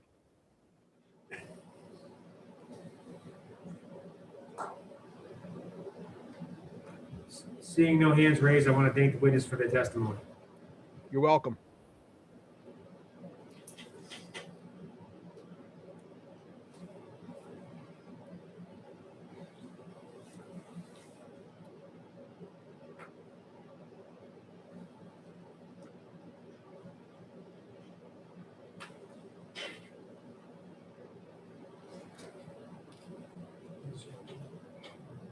Hello, am I allowed to speak?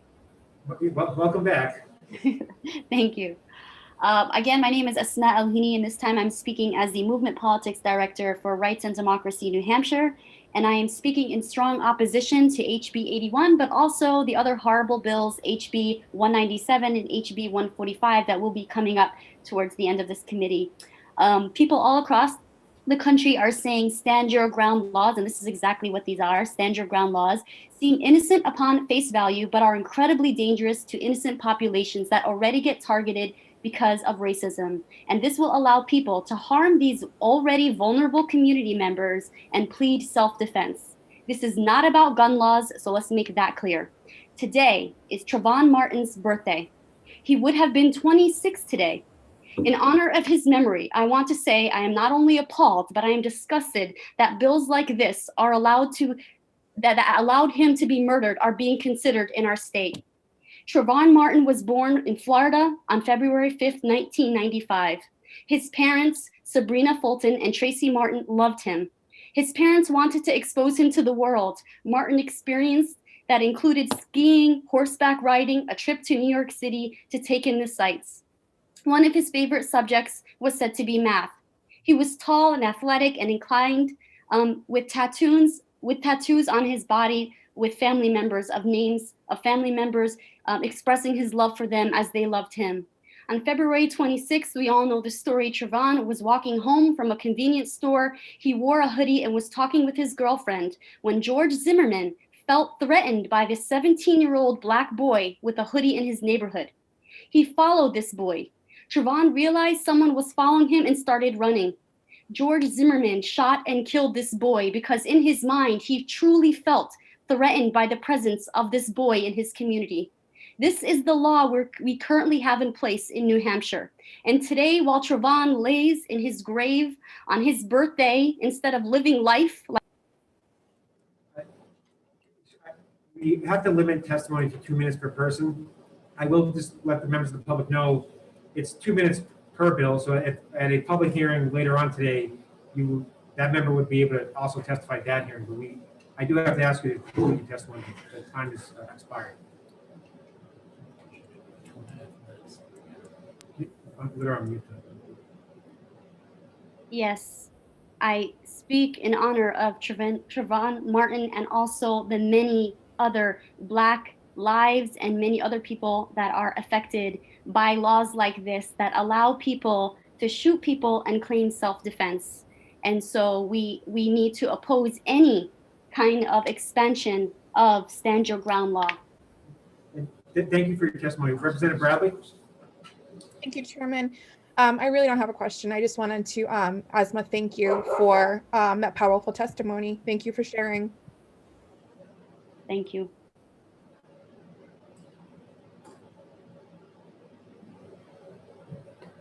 Seeing no hands raised, I want to thank the witness for their testimony.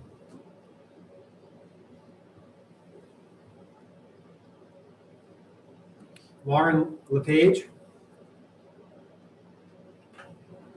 Can you all hear me? Yes. Okay, sorry about that earlier. It was a technical glitch on my end.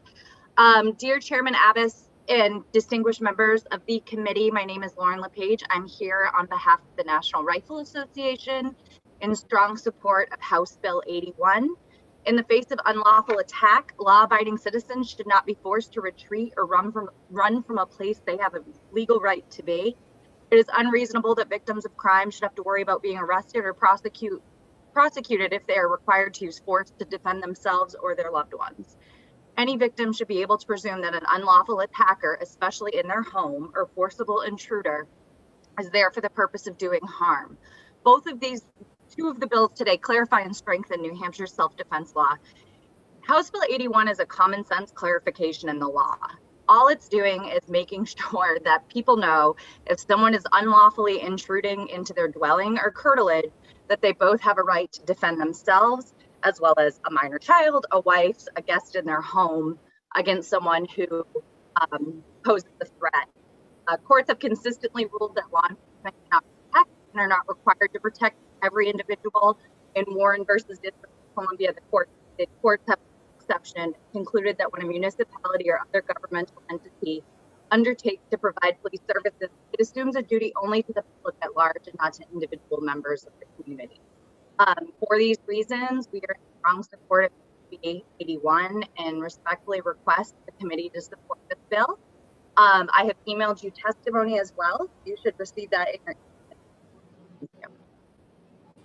Thank you.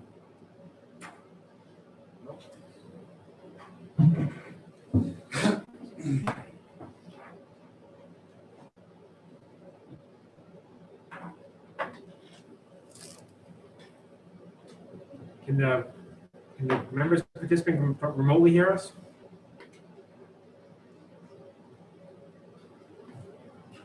Ms. LePage, you appear to be having some technical difficulties, but I don't believe that it is on our end. If, did no one hear me? We heard you. Well, we heard some of it. I'm sorry about that. I have emailed the testimony as well, so I'll spare the committee and try to figure it out on my end, but you do have a written copy of my testimony.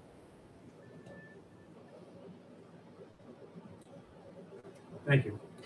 Seeing no hands raised, I want to thank the witness for their testimony.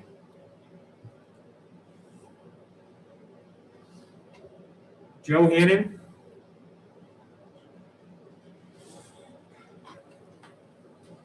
Hello, thank you, members of the committee. My name is Joe Hannon. I'm the Vice President for Gun Owners of New Hampshire. I'm testifying in support of HB 81. I wanted to kind of reiterate what the previous testifier said and to clear up some confusion about what this bill really does. This is mostly a clerical and bookkeeping bill. This does not expand stand your ground in any ways. It doesn't change the stand your ground statute, which is 627-4 Roman numeral 3, section A. This has to do with section Roman numeral 2, section D. And all it does is change, add the word another after the word actor. In section A, we have the actor or a third person. In section B, we have against a person present. In section C, it says about to commit kidnapping or forcible sex offense. And then finally, when it gets to D, it says the actor in their within such actors' dwelling or curtilage. This is not something that applies to someone who is outside in the general public. This is someone within their own home having the ability to protect not just themselves, but it's adding another person in that section. So it's a very clear, very narrow change to the law, and I think it was overlooked probably in the initial drafting of this legislation, and it just needs to be fixed. Thank you.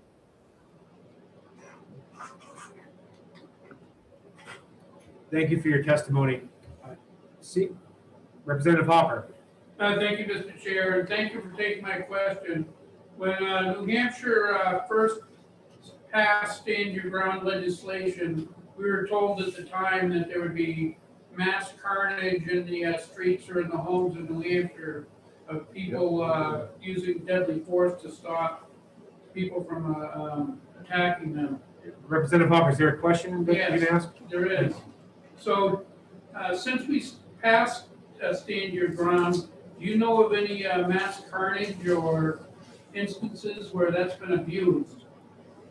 No, I do not.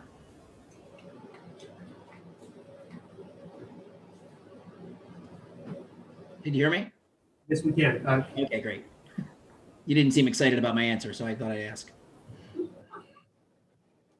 Seeing no hands raised, I want to thank the witness for their testimony.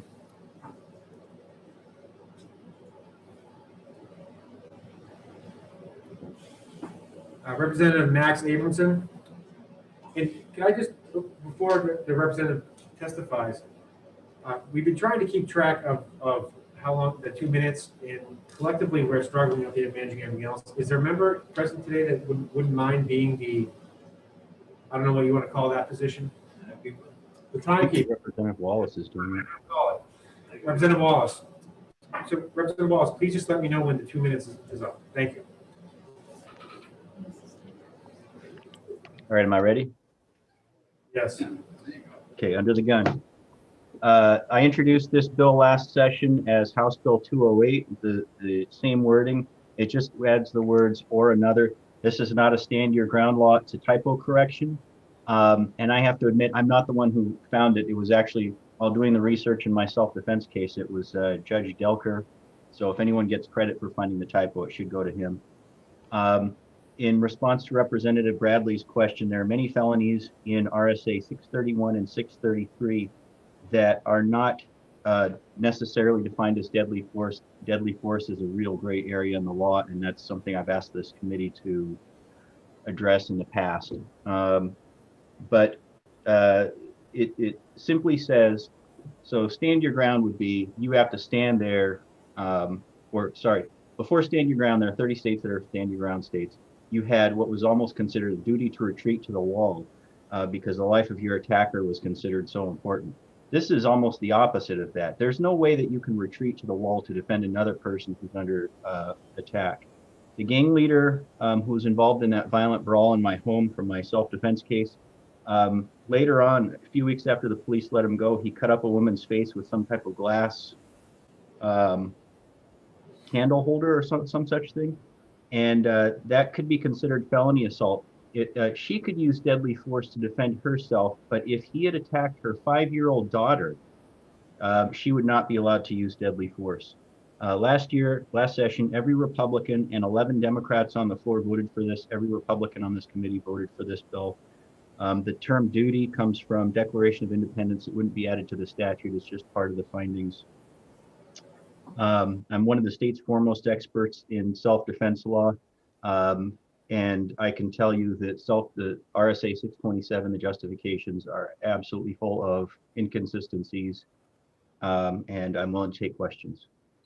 Well, that was perfect timing, Representative Abramson. I saw the fingers. 2 alarms just went off. I appreciate that. Representative Conley. Thank you, Mr. Chairman. Thank you for taking the question, Representative Abramson. I've been wondering who to ask this to, and I'll direct it to you, but is it your sincere belief that if somebody had broken into my home in a home invasion and attacked my child, a visitor in my home, whomever it would be, that I would be charged with a crime for using deadly force against that person? Is that what you're saying here? Yes, I was charged with 8 felonies with a maximum sentence at the time of 56 years in prison for acting in defense of the other people in my home. That's exactly what happened in my self-defense case. I admitted during closing, and I probably shouldn't, but in closing arguments during the trial, that this was a defense of others case, that I was obviously acting in defense of the other people in my home. And despite all of the witnesses saying that to the police, the prosecutor, Patricia Conway, went to a grand jury and got 8 felony indictments. And it was just by sheer luck that I didn't end up with life in prison for doing that.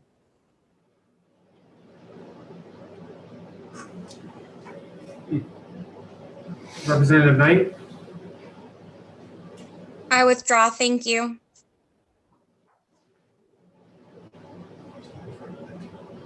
Seeing no hands raised, I want to thank the representative for his testimony. Thank you. Representative Perez?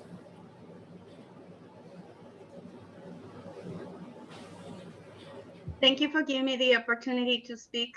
I will say I'm opposed to this bill. As a Latina woman, I don't feel comfortable because if I shoot someone in my property because of my skin color, the law will not protect me, and the law probably say that I killed someone and not because I was trying to protect myself. And then the other thing that I will say is, as a new state representative, I see all of you as an example of respect.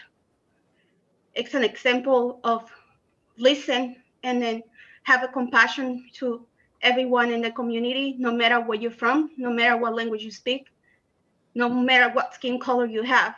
And what I see today is some of the state representatives, they're not part of the testimony, and they're not mute, and they're laughing, they're talking when someone is talking and giving the speak. And I would like to ask, with all the respect, if you're not giving your testimony, please mute yourself, because I see all of you as an example of respect, and I don't see that today. And I will not take any questions. Thank you. Do we know what way that person represents? What district they represent? Milford. I will. Hillsborough District 23. Thank you, Representative Perez, for your testimony. And we will honor the request of the witness to not take any questions. J.R. Wolf? Good afternoon, Chairman. Can you hear me? Yes, we can. Okay. For the record, J.R. Hull, former state rep, currently live in the town of Dunbarton, here speaking on behalf of myself as well as the New Hampshire Firearms Coalition. The bill before you, House Bill 81, is a simple clerical change to the law. We've heard from numerous people today who have expressed concerns about firearms and stand your ground laws and brought up all sorts of hyperbole. But the reality is, if someone is about to commit a felony against another person in your home, whether that's a resident of your home, a visitor to your home, or a family member who just happens to be there but lives somewhere else, the ability to protect that person is important. And this was clearly just a minor clerical correction. Anything above and beyond that is hyperbole from the other side. I would like to comment on the person who asked that we should have debates and discussions. I absolutely agree with their comment from earlier today. And the sooner that we can return to the State House to start having these discussions in person, the better off we will be. So with that, I'll close my testimony and ask that you pass this bill as filed. Thank you. Did I make my time limit, Representative Wallace? Seeing no hands raised, I want to thank the witness for the testimony.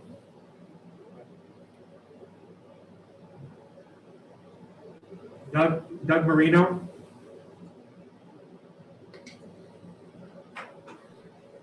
Hi, thank you, Mr. Chairman. Can you hear me? Yes. Terrific. Thank you so much, Mr. Chairman and honorable members of the committee. My name is Doug Marino, and I'm testifying in opposition to House Bill 81 as well as the other stand your ground bills coming up later in this hearing. I think it's really important for us to remember that any bill like this is going to disproportionately impact people of color in New Hampshire because of racism, implicit bias. And so I would urge committee members to consider that as you're considering this bill, especially on today, which is Trayvon Martin's 26th birthday. Trayvon Martin should be alive today, but he's not because of a vigilante who decided to take his life.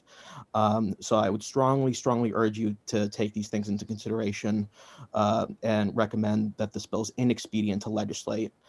Thank you so much for your time.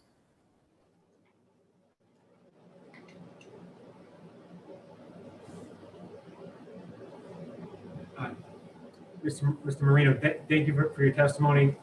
Seeing no hands raised, the witness is excused.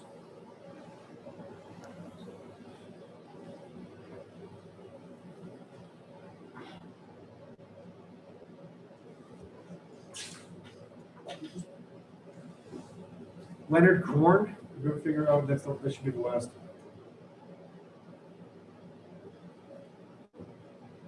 Yep.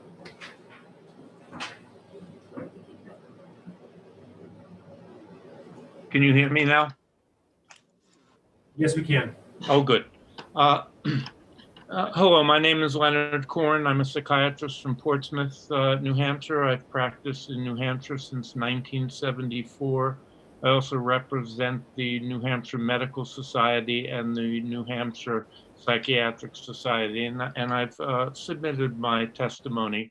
I'm speaking in opposition to HB 81, 197, and 145. Throughout my career, I've been involved in issues of violence, and since 2013, I have been chair of the New Hampshire Medical Society Subcommittee on Violence.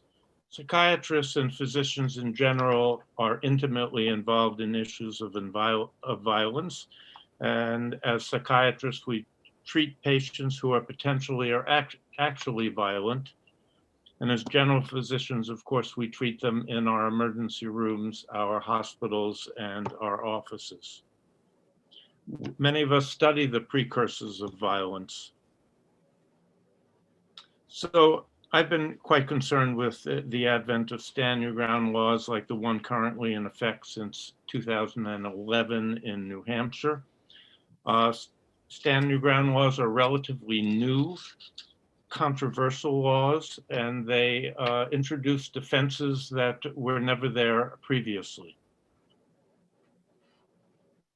Stand your ground laws change the dynamic fundamentally so that killing another person becomes justifiable or defensible in circumstances of a subjective nature, where being threatened or feeling threatened is enough reason to kill, where other nonviolent methods such as escape or retreat do not have to be considered.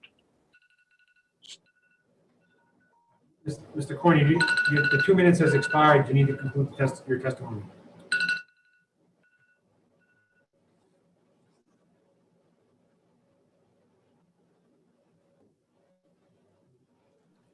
In my testimony that I've submitted, I've introduced a number of statistics that have shown that stand your ground laws increase homicide, and I'll be glad to take your questions.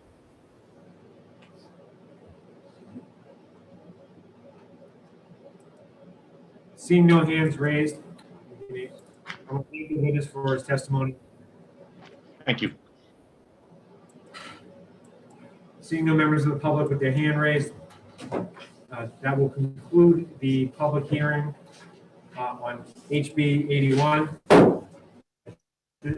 At this time, the chair is going to open the executive session on HB 81. Sorry, Representative Hughes, did I do it again? Yes, but it's okay.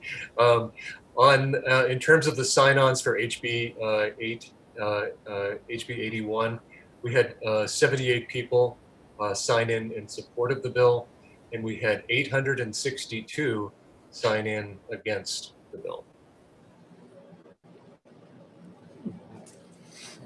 Thank you. And Representative Hughes, I do appreciate it. For someone who's helping remotely, you're doing an excellent job at assisting people here. So we appreciate it's much appreciated. We are.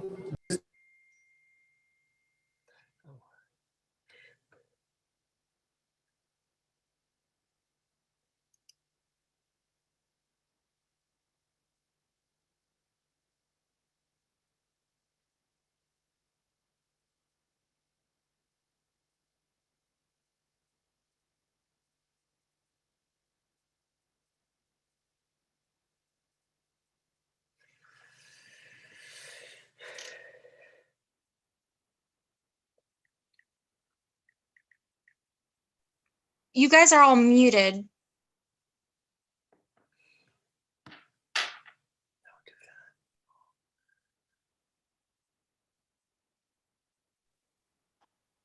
Have we lost the room?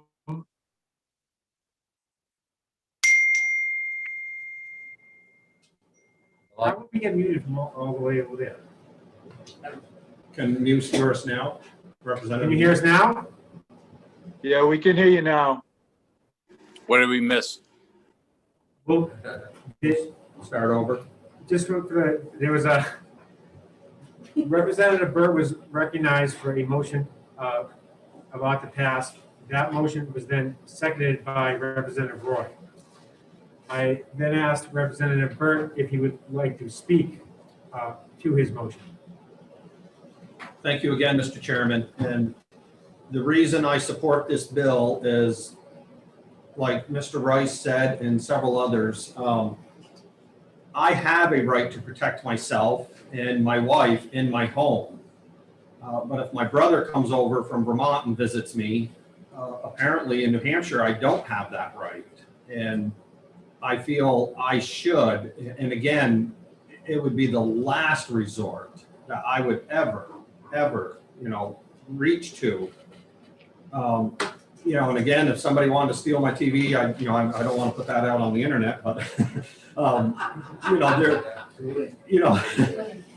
sadly, I'm going to go and buy a new TV. But if they come into the house and they want to hurt one of us, and I want that option not to be charged with defending their lives.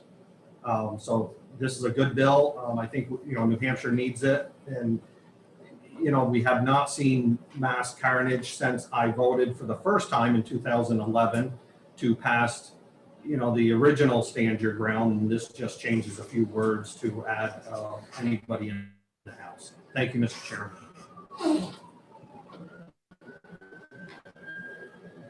Representative Bourdonnais. Thank you, Mr. Chairman.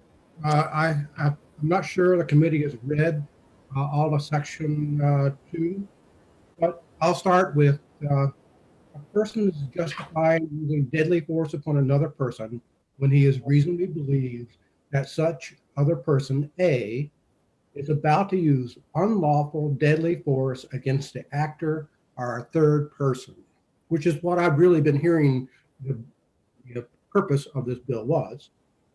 B, is likely to use any unlawful force against a person present while committing or attempting to commit a burglary. C, is committing or about to commit kidnapping or forcible sex offense. And D, is likely to use any unlawful force in the commission of a felony. Now, we know that unlawful force could be only shoving someone against the wall. Now, if I were someone, and if you're making a commit, you're doing a felony of selling an illegal drug to that person, then you would then have the right, based on this law, to use deadly force against So I would say that this bill is completely unnecessary based on the testimony we've heard, because third person is taken care of in paragraph A. So I'm going to oppose the motion to auto pass. Thank you.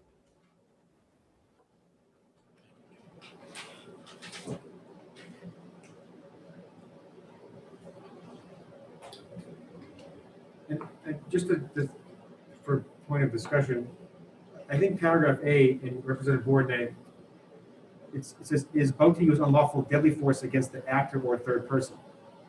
When my interpretation of paragraph D is likely to use unlawful force in the commission of a felony, which doesn't necessarily have to amount to the involving deadly force against the actor, and then but you could not use it. You could only against the actor, not against another, a third party. So I think that A and D, where they did separate, is that A is strictly involving unlawful deadly force, where I think D would not necessarily have to rise to that level.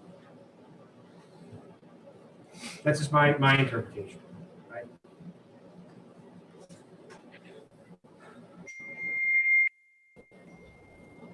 Uh-oh. Not that again. Representative Bourdon. Thank you, Mr. Chairman. The problem that I have with this bill is the same problem I had with it last year. And that is, it talks about any felony. And we know that felonies have a whole range of offenses, from selling drugs to murder and robbery. Now, even robbery is with a deadly weapon is a felony. But I'm not sure selling drugs is necessarily something that requires the use of deadly force on. Thank you. And just to clarify, so I read paragraph D that if the person was selling drugs, they would also have to, if that is the felony, they would also have to be using unlawful force against the actor at the same time. That's just the way I'm reading it, and I just want to clarify that. I mean, if I'm reading it differently, I mean, Representative Bourdon. Thank you. It doesn't say in D that it's they are using deadly force. They say unlawful force. And we know that unlawful force could be as simple as punching someone in the arm or shoving someone against the wall. Anytime that you are basically touching someone in a forceful way that you want them to do something for you. So it would allow you basically to use deadly force for small infractions of unlawful force.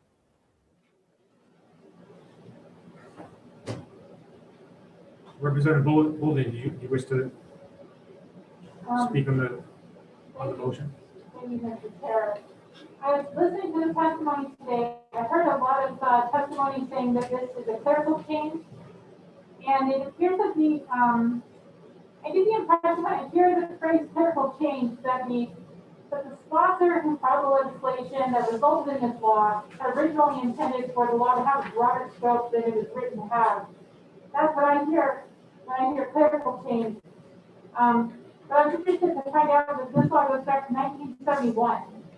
So I have some concerns about the level of understanding by many of the people giving testimony today and the impact of this bill would have. It appears to actually be a clerical change, and for that reason, I'm going to oppose off-pass motion. Thank you. Thank you. Representative Bradley. Thank you, Chairman. So HB 81 proposes an addition to allowing deadly force to be used when someone is using any unlawful force in the commission of a felony against another person within the actor's dwelling or curtilage. HB 81 Section D is likely to use any unlawful force in the commission of a felony against the actor or another within such actor's dwelling or its curtilage. And at first glance, this seems like a plausible addition. However, when you look closer, you'll realize that the current RSA is already authorizing deadly force in response to non-deadly force, and that this bill seeks to expand the use of deadly force even further. So I'll be opposing this bill.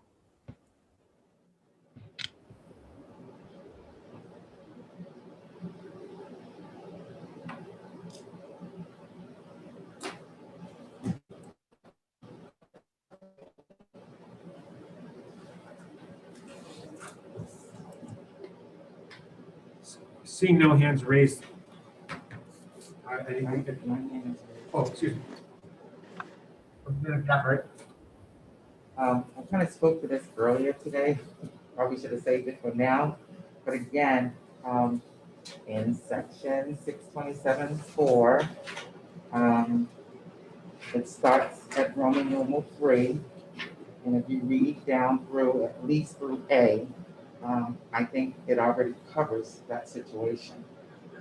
So again, I don't know why we have this bill when it does cover the third party or other person.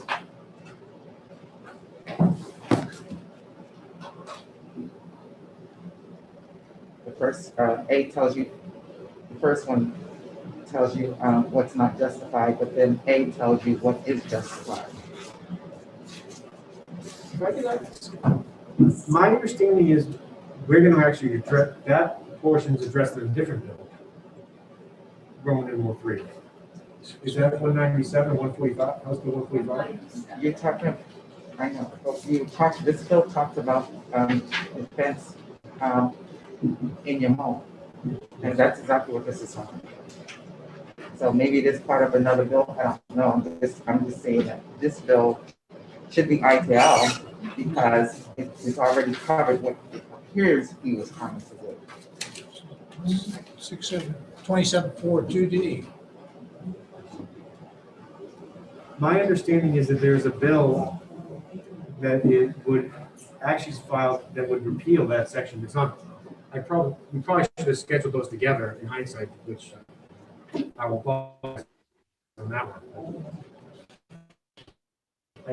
I understand the issue though.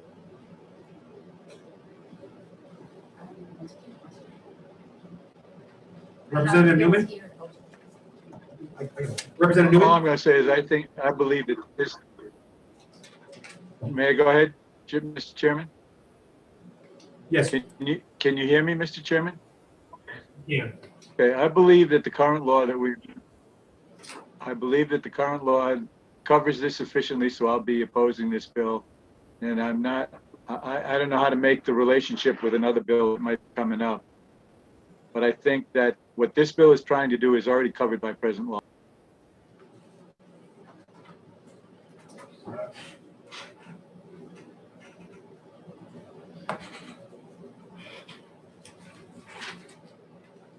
Seeing no hands raised at this point in time, the clerk will call the roll. If you are in support of the motion of ought to pass, please say yay.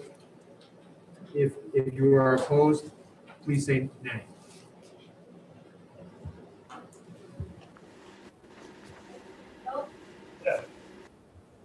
Representative Burke, Yes. Representative Hopper, Yes. Representative Green, Yes. Representative Wallace, Yes. Representative Testerman, Yes. Representative Roy, Yes. Representative Pratt, Yes. Representative Marston, Yes. clerk votes yes. Representative Carrie Gathright, No. Representative Pantelakis, No. Representative O'Hearn, No. Representative Bourdonnais, No. Representative Hughes, No. Representative Newman, No. Representative Bolden, No. Representative Conley, No. Representative Klein Knight, No. Representative Bradley, No. Chairman Abbas. The chair votes yes. Mr. Chairman, the vote is 11 yay, 10 nay. Put on consent.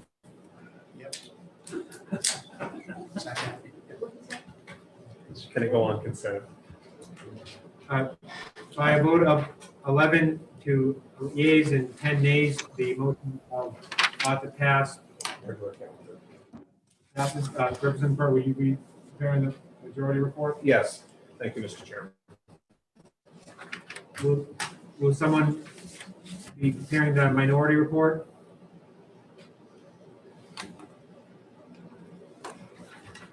Representative Conley? Thank you. At this time, we will close the executive session on HB 81. At this time, we will open the public hearing on House Bill 197.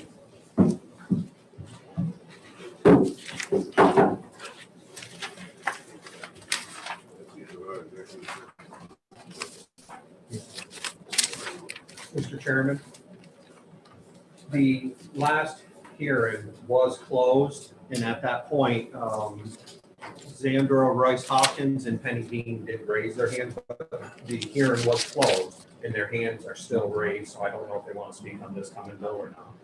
Probably. We'll address them once we open the testimony. The difficult problem is once we close a hearing, it's not as simple as reopening it. I'm not. That's a rule that's already in place that I can't change. Just to the members of the committee, before we start, I will say with confidence that the public hearing may go late. I will not be. I don't believe we're going to be doing any executive sessions on any other bills.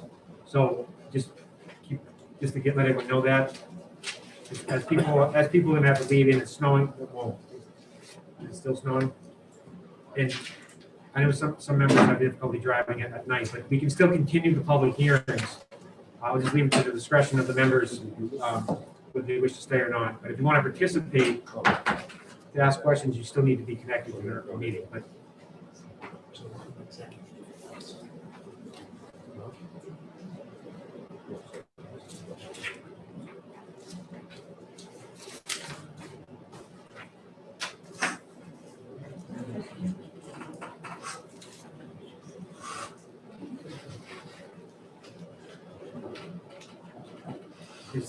is there someone signed up to introduce the bill?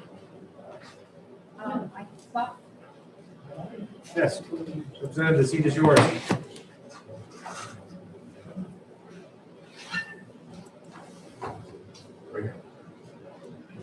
Yes.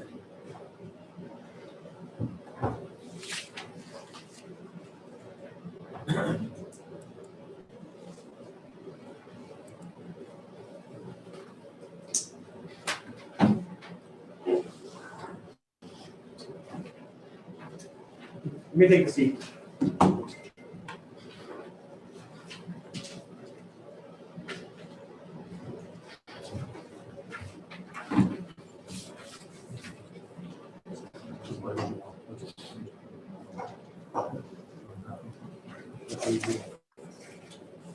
You may begin your testimony. Thank you, Mr. Chair. Thank you, members of the Committee for Criminal Justice and Public Safety. My name is Michael Lurich. May the representative just raise his voice, please? Where's the microphone? Rep. Oh, sorry. I'll get to that, but some of us still here in the room still can't hear you. Oh, okay. All right. That's why I asked to have you raise your voice. Yeah. All right. I'll try. Thank you again, Mr. Chair. My name is Michael Yakubovich from Pukset, representing NERMAC 24. I'm here to work with you on this bill, Bill 198, House Bill 198. I'm happy to work here to ensure that the citizens of New Hampshire are getting served and defended by our justice system. That's what the bill is doing. There was a need to clarify a few points in the RSAs. This is my bill. As we've heard today, self-preservation is one of the most fundamental rights of any human being. of any living creature, actually. So this is what I felt was needed in our law.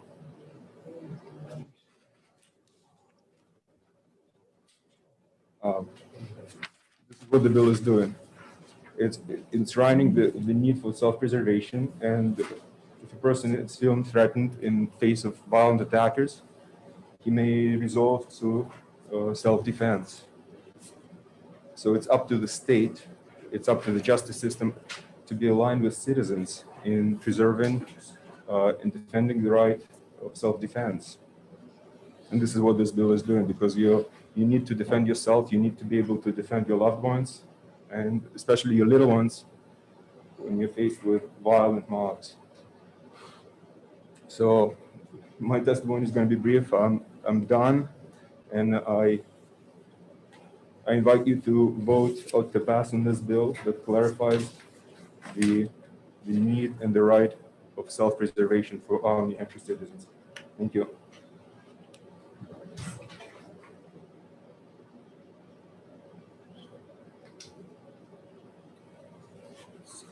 Seeing no hands raised, I want to thank the representative for his testimony, and thank you very much for your patience as well. Thank you. Oh, excuse me, Representative Meese has a question. Oh, yes.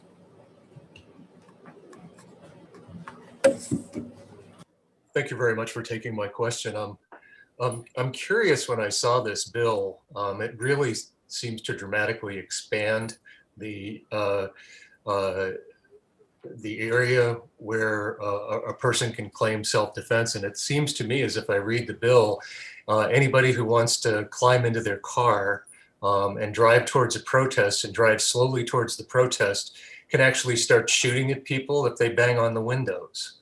So one of my concerns about the way that this bill is framed, and frankly that the way that the wording is extremely easy to take this wording and turn it around and to convey a right to people that they simply shouldn't have.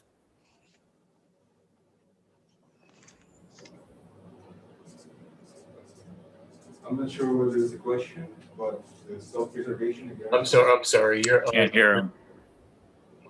I apologize. I should have asked you that in the form of a question. I guess, do you share any of those concerns? I mean, I think we all saw what took place in Charlotte. I think we've seen that there are people who can provoke these situations. Are you concerned about that at all as an unintended consequence of a bill like this?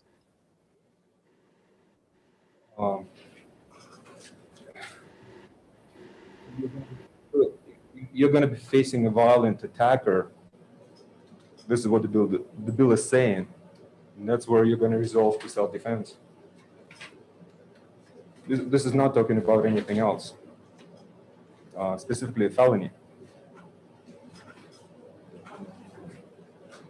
Thank you. Representative Bolden? Thank you, Mr. Chairman. I hope I can be heard online. I've heard that New Hampshire is one of the safest states in the country. Has there been a change, such as a rise in the number of violent carjackings, which would necessitate this change in law?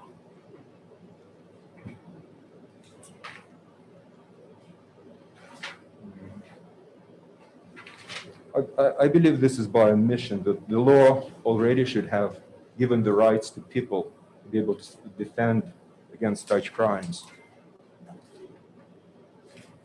That's what I'm trying to fix.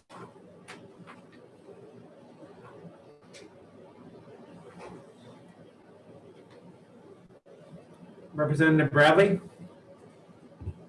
Thank you, Chairman. So under section 1D, it states is likely to use any unlawful force.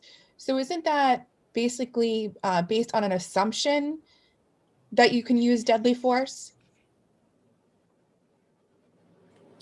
Thank you. Again, we're looking at violent attacks, commission of a felony. This is no assumption.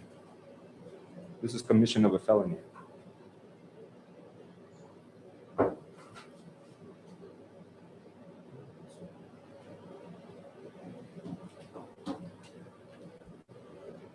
Representative Welch? Yes, my reading of this seems as though if you were a victim of a carjacking, you'd be justified in using deadly force. Is that correct? Yes, Representative, yes, I agree with you. Thank you.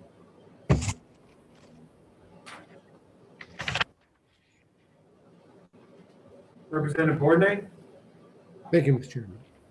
Thank you for allowing me to ask the question. I really don't understand this paragraph E in your bill, lines 6 and 7. Can you explain to me what it means?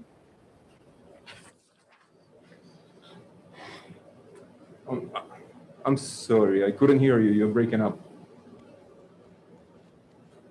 I don't understand your paragraph E. Can you explain what it means?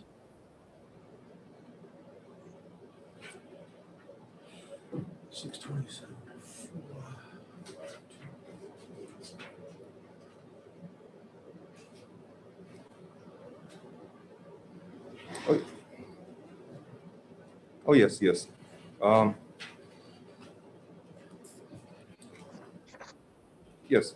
if attackers in a group, which is definition of a riot elsewhere in the RSAs, are trying to attack you, you're justified, just like in any other paragraph.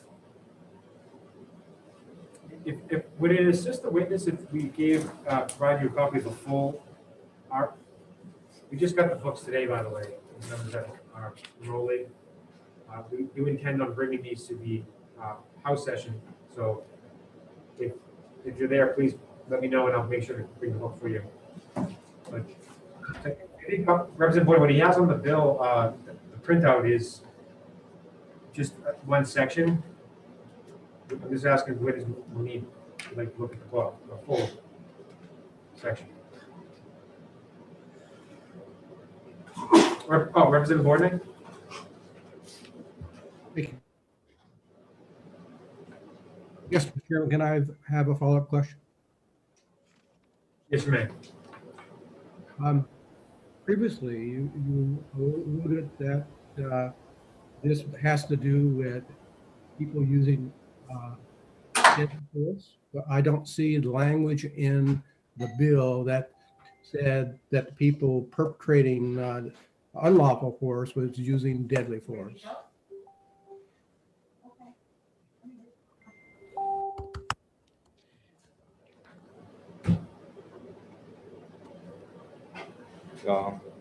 I'm not sorry if there was a question, but an unlawful, yeah, deadly force is unlawful, of course. Mr. Chairman. Follow-up, Representative Bourdon? Yes, Mr. Chairman, thank you. The bill says unlawful force. That is not deadly force. Is that true? Do you understand that? I'm gonna have to, yeah, I don't have the book with me. So I'm gonna have to, if you're able to look it up, please do so. Otherwise, I'll have to get back to you on that. Thank you. Thank you.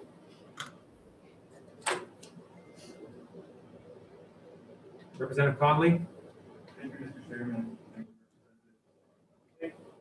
Representative Bourdon's line of questioning, and it's one that I share, is this would allow, I understand it, deadly force in response to force that, or a crime that would not threaten you in the same way.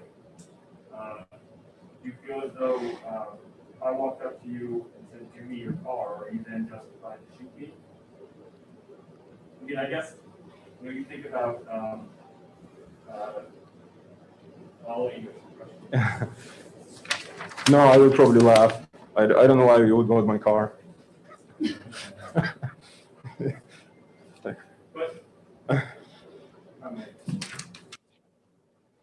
Representative Conley?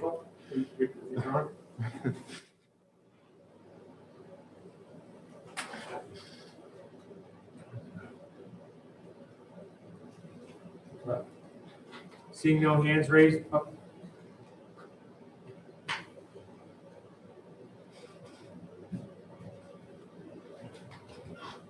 Representative Bolden? Thank you, Mr. Chairman.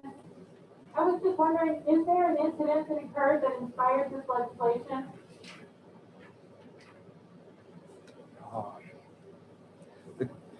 Thank you for the question. It's not one incident. This whole year, I'm sorry, 2020 has been crazy with everything that's going on everywhere. So I feel that the citizens need to feel safer rather than less safe because, yeah, the whole year has been quite upsetting for many people. Thank you.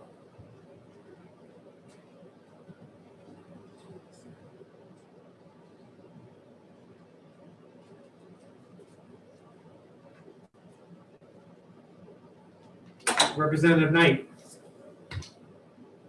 Thank you, Chair, for taking my question. Thank you, Representative, for taking my question.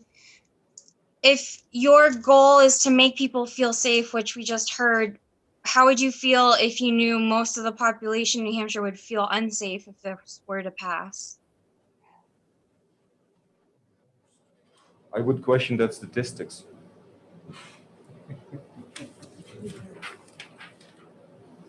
Would the witness mind repeating his answer? Not everyone. I would question the statistics brought forward that most of the population will feel unsafe.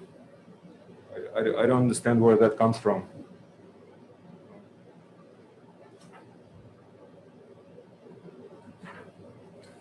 Representative Knight, you have a follow-up question? Yes, Chair, thank you for recognizing me. Follow-up is what statistics are you talking about? You said most of the population would feel unsafe. So that's question. Well, I'm sorry, can I clarify, Chair? Representative Knight, just let the witness finish answering the question. If you have a further follow-up question, I will most certainly recognize you to ask a follow-up question. As you've seen, I've been recognizing virtually every question. Apologies.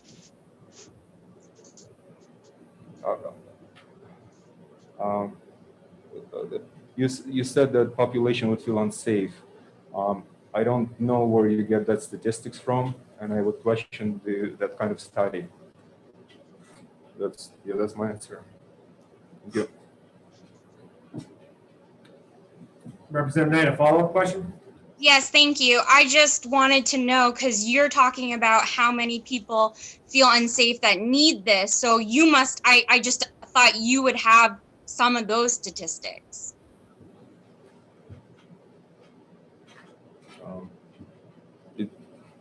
I'm sorry, I don't see a question in that.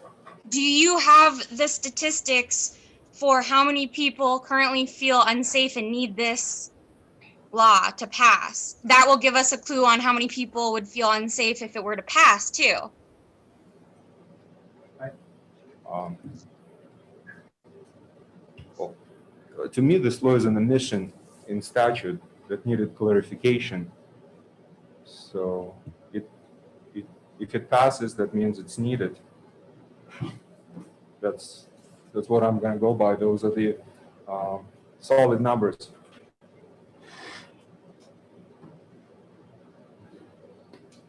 Representative Gaffright? Thank you, Chair. It says here, commission a riot. Can you tell me or describe to me what you're considering a riot to be? And one question at a time, right? The definition is in the RSA in the book that the chairman has. I'm sorry, I don't have it with me, but to me, any violent attacker I'm sorry. falls in that. Yeah. Say it one more time. I'm saying the definition is in the RSA. We're going to go by the definition. When the law was drafted, that's what I was looking at. So if you have access to it, you can take a look at it. Okay. I don't have it. There is a legal definition on the books, which we can look that up while.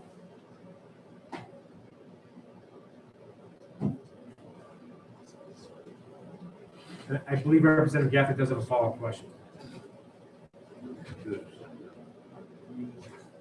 But That's the Black's Law Dictionary. I think there might be an RSA to define it. And hopefully they're similar, but they might. My follow-up is, okay, have you been a part of or seen a riot here that kind of fits the description of your bill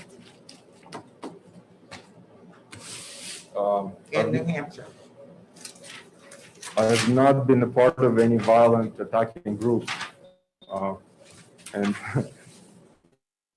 so, yeah, and the definition of riot is in the RSA. It's not my definition. I want to follow up. Representative Gaffney, follow-up question? Okay, my question is, have you been a part or seen a riot here? I just read the definition. Oh. And particularly in terms of a car. Since you're, that's the question. Right. I got you. Yeah. No, I have not participated in anything like that, and I haven't seen it up close. No. Thank you. All right. Follow up one more time. Yes, Representative Gaffney, it's a very long RSA, but I'll just, chapter 644, 1 is the definition of sobriety. For the members of the committee, if they wish to look it up.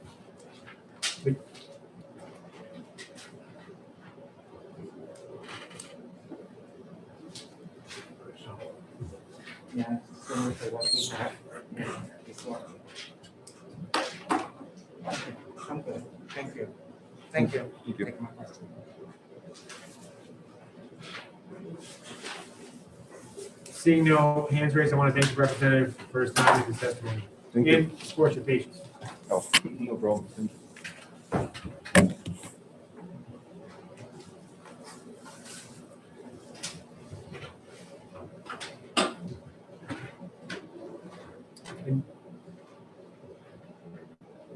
Is Representative Wallace was the timekeeper, so. All right, I got you this time. I'm not gonna miss it. I'm not sure I believe that. You would have reason to be concerned.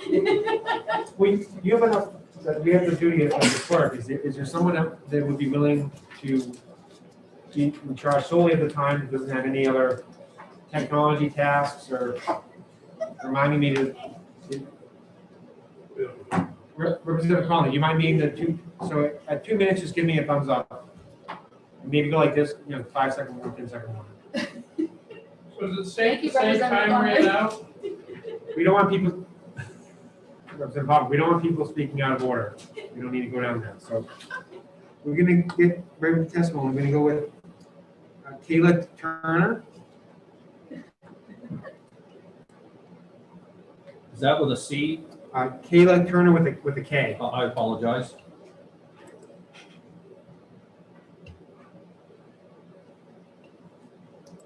I am not seeing Kayla Turner. Oh, there's a Leonard Korn. He was with us before. Leonard.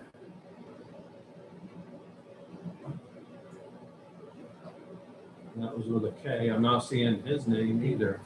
He did testify during the last hearing. If he does return, just please bring it to my attention. Louis Cody. There you go.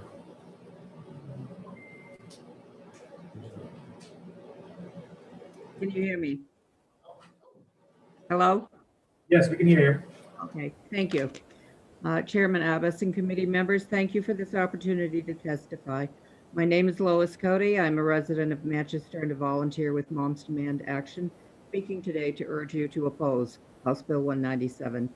In changing New Hampshire RSA 627:4, Section C and D, and adding Section E, House Bill 197 extends the potential area where a person can shoot to kill in public to the entire community.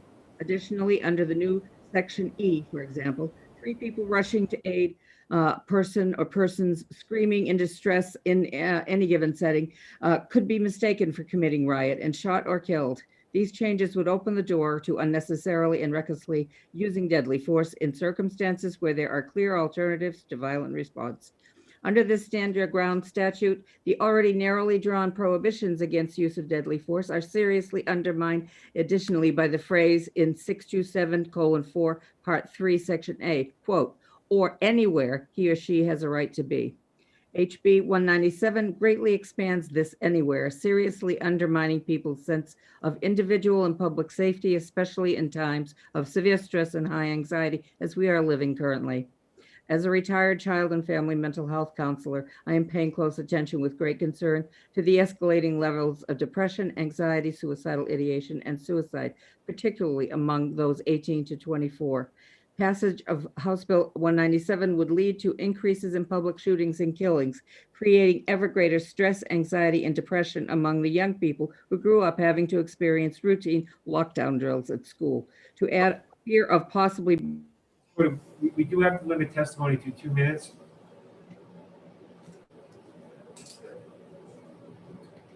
So I just ask that you conclude the representation.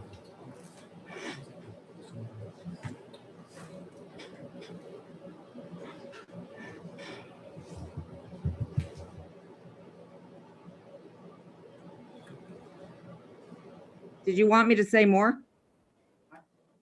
You've exceeded the time limit, but I do offer the members of the public the courtesy just in one sentence to conclude the testimony. Well, okay, I ask you to please vote no on House Bill 197. Thank you for your testimony. Representative Knight, you're recognized for a question.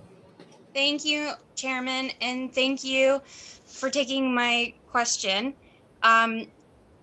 My question is in terms of data that the representative mentioned, since we don't have a lot to go off of people who feel safe or unsafe if this were to pass, do you believe that the sign-in sheet after this bill would be a good reflection of the community feeling safe or unsafe? I can't judge that, and I don't have a way to collect data, but I would say that those numbers do mean that people are very concerned that this bill will lead to people feeling very much less safe and being very much less safe. Thank you. You're welcome.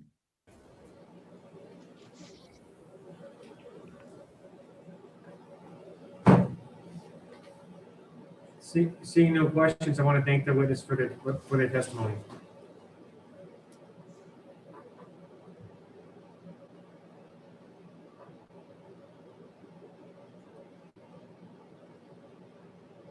Representative Kaplan?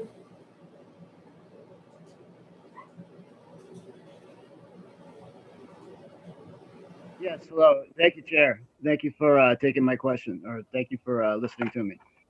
For the record, my name is Representative Tony Kaplan from Merrimack 6, which is the towns of Henniker and Bradford.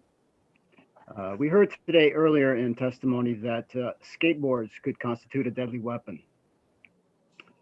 So my fear is that the legal definition of a riot is so subjective a notion that it will inevitably lead to attacks on our rights of assembly and free speech, the rights of community groups and citizen groups to lawfully protest and assemble without fear.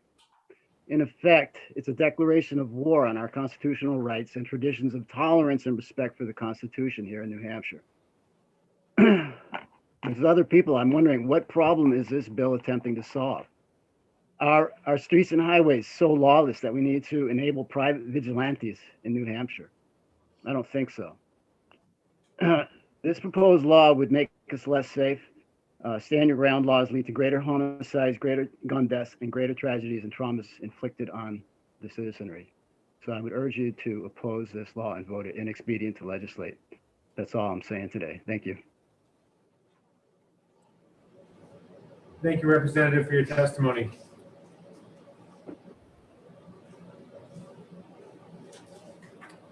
Erica Perez.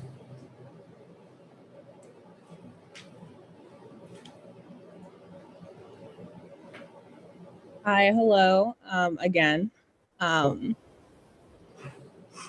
my name is Eric Perez. I'm with New Hampshire Youth Movement, and I'm here to oppose HB 197 and HB 145. Respectfully, we have spent all day talking about how things don't happen in New Hampshire like they do in other cities. And now that we're talking about gun rights, here come all the fantastical stories of home invasions and danger when we are the third lowest state in violent crime in the country. These bills are less often used as a defense of self-defense on someone's property and more often used as a protection to people who murder people in a way that they find justified, like George Zimmerman. And I think we can all agree that you should be able to defend yourself on your property. And I believe in self-defense and gun rights because I believe that's something that people of color should have, the right to defend themselves. But sadly, these laws tend to not protect us from incarceration, like Centoya Brown, who served 15 years after killing a man who human trafficked her when she was 16.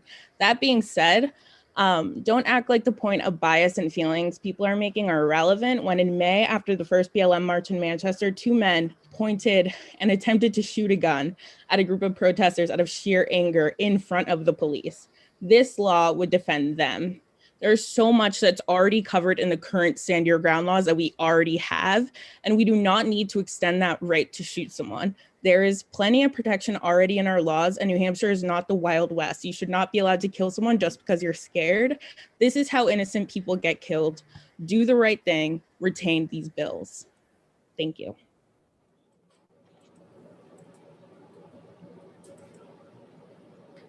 Thank you for your testimony and your patience.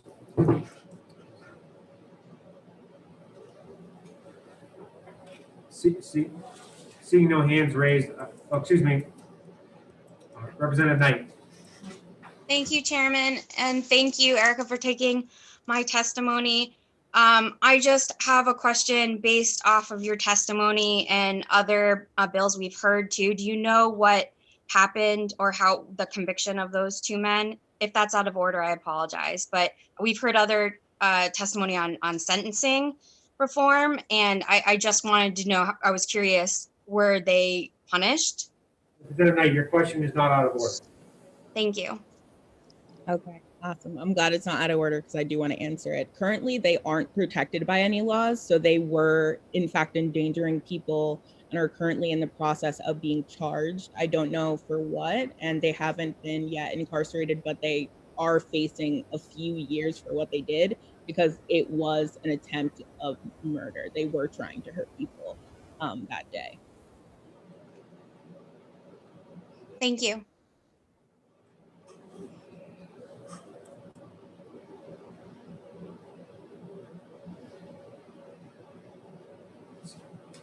Seeing no further questions, I want to thank the witness again for their testimony and their patience. They've been with us all day as well. Thank you.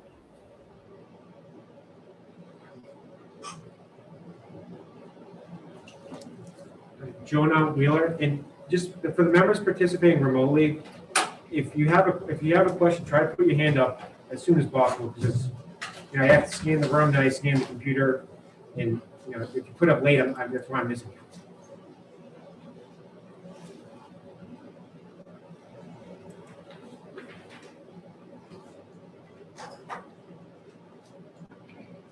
You said Jonah Wheeler?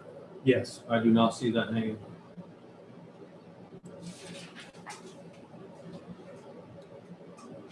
No. Penny Dean? Yep.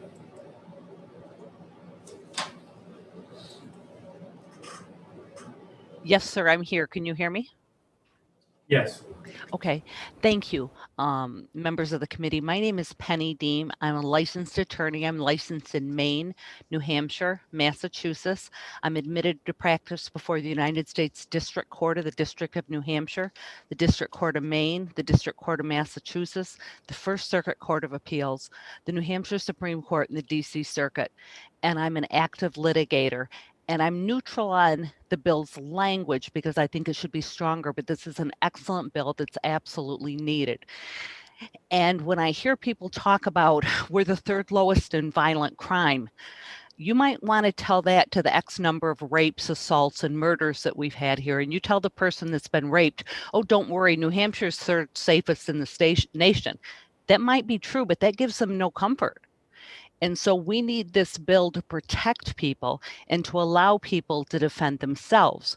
My only concern is I don't think the language goes far enough, because the statutory language of riot, which is 644:1, Roman 1C, sub C, says he assembles with two or more persons with the purpose of committing offense against the person or property of another whom he supposes to be guilty, and it goes on and on. So I think that a lawyer, I hate to say it, is going to find a lot of wiggle room to defend defendants in cases like this. So in the sense of supporting the concept of the bill, absolutely. And I think D rather, of the proposed bill is good because it allows a person to defend others. Because right now, the way it is worded, it arguably only allows you to defend yourself. It doesn't allow you to defend your children, your wife, your cousin, anybody else that's with you. But Ms. Dean, we are on a time crunch here, so we're going to have to ask you to conclude your testimony with one more sentence. Yes, sir. I apologize. Lawyer and a woman is double talking long. So the gist of it is, if you are ever in the defendant's seat having to defend your life, you would like this bill or a version stronger. Trust me. Thank you, sir. Thank you. And I'm happy to answer any questions. Thank you very much for your testimony. Representative Bradley. Thank you, Chairman. Thank you, Penny, for coming to testify. You mentioned Section D. Does it concern you that it states is likely to use an unlawful force? So instead of being able to confirm unlawful force, you're using an assumption, and that assumption can be based on anything? Well, no, it doesn't concern me at all, because let me tell you another thing that a lot of people do not understand. New Hampshire does not have a stand your ground law. I wish it did. It does not. We have what's called an affirmative defense. And here's what it means. If you are charged with a crime and you raise enough facts before a judge, because a judge makes this determination, a judge will allow you to raise what's called an affirmative defense, which is what's found in this bill. And so you're going to have to give the judge facts that the person what likely meant. In other words, if someone's walking peacefully by you and whistling, you're not going to convince any judge that I know that the person was going to commit an unlawful act against you. You're going to have to put forth facts that say the man had a bat over his head and was calling me bad names and said, I'm going to punch you in the head with my bat. So likely is actually a word that I wish was even weaker, because you have to be able to articulate in the spur of the moment bad facts. And we have a saying for the Supreme Court that says detached reflection is not required, in the face of an upraised knife. And I'm paraphrasing the phrase from a Supreme Court justice. And what he's basically saying was, when someone attacks you, or is going to attack you eminently, you don't have time to debate, oh, is he strong enough to hurt me? Oh, this or that. You're afraid for your life and you have to defend yourself. So with all due respect, Representative, I think that we're going to go back to the reasonable person standard, and we're going to look at, is that person reasonable? In other words, if you have a 2-year-old saying, I'm going to hit you with my balloon, no judge on planet Earth is going to allow you to raise an affirmative defense here. You're going to be charged under the criminal code. Unfortunately, this defense, which is not a stand your ground, it's an affirmative defense after you've been charged. It doesn't prevent you from being charged, which is what true stand your ground law does. This still is up to the given judge. And remember, we do not elect judges in this state, we appoint them. And so therefore, a given judge says you can't raise this, the only thing you can do is appeal it, but it makes a huge difference in your trial. And I hope I've answered your question. And Yes, thank you. Representative Bradley, do you have a follow-up question? I do, thank you. So based on any assumption, if I'm walking down the street and I'm assuming, right, I believe they're likely to commit an act of violence. And I do something and I kill them and I shoot them. There's nobody else but me, right, to state what happened because the other person's dead. So based on that assumption, I have now killed somebody and there's nobody else to prove what happened except for me. Is there something, do you feel that's off? Is there something? Ma'am, that's no different, or representative, that's no different than any other thing. If a person's driving their car down the street and they run a person over, and they say that you walked out in the road in front of them, or that all sorts of things. There's only one person telling the story. There's a guy in the car. So there's a million other ways that there's only going to be one voice being heard. And so I don't think it's off, with all due respect, because I have to tell you, the majority of gun owners do not want to be forced to have to defend themselves. That's the most horrible, horrible thing. Afterwards, you have what's called the mark of Cain. People look at you like, oh, you've killed someone. It's a horrible, horrible thing. It's a horrible burden to have to defend yourself like that. People that have to defend themselves a lot of times have nightmares. They have sleep disturbance. There are all sorts of physiological and psychological things that go along with having to defend yourself. But you have to ask yourself, it's no different than if someone pushes someone off a cliff, or there's just a million ways if a person is inclined to kill people that they can do it. So to say that they're going to use this, I respectfully would say they don't. And I just don't think that's a fear. Can I say that no one's ever going to do this? I can't say that, ma'am. You know what I mean? A representative, I can't make that statement. I don't think anybody can. If I take medication, could I give too much to someone I wanted to get rid of if I didn't think it'd show up in their system? Yeah, there's a million things, but I don't think that you're going to have that happening here. And especially in New Hampshire, we have people who defend themselves get charged all the time, sadly, people that should not be charged. Because again, the county attorney has, or in the case of a homicide, the attorney general has exclusive and discretionary lawmaking authority as to whether or not to charge someone. So they can still charge you. Because again, remember, this is an affirmative defense that a judge has to let you raise. And so I hope that answers your question. I don't think with any of this that I can make any promises or assurances. No one can. But I can tell you that usually law enforcement does pretty darn thorough research and investigation in cases like this, or one would hope. And if there's any evidence, they tend to err on charging people, unfortunately. Representative Bradley, did you have a follow-up? I'm not sure if I might have put your hand down.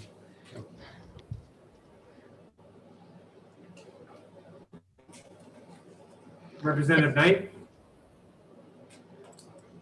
Withdrawn. And if anybody, oh, sorry.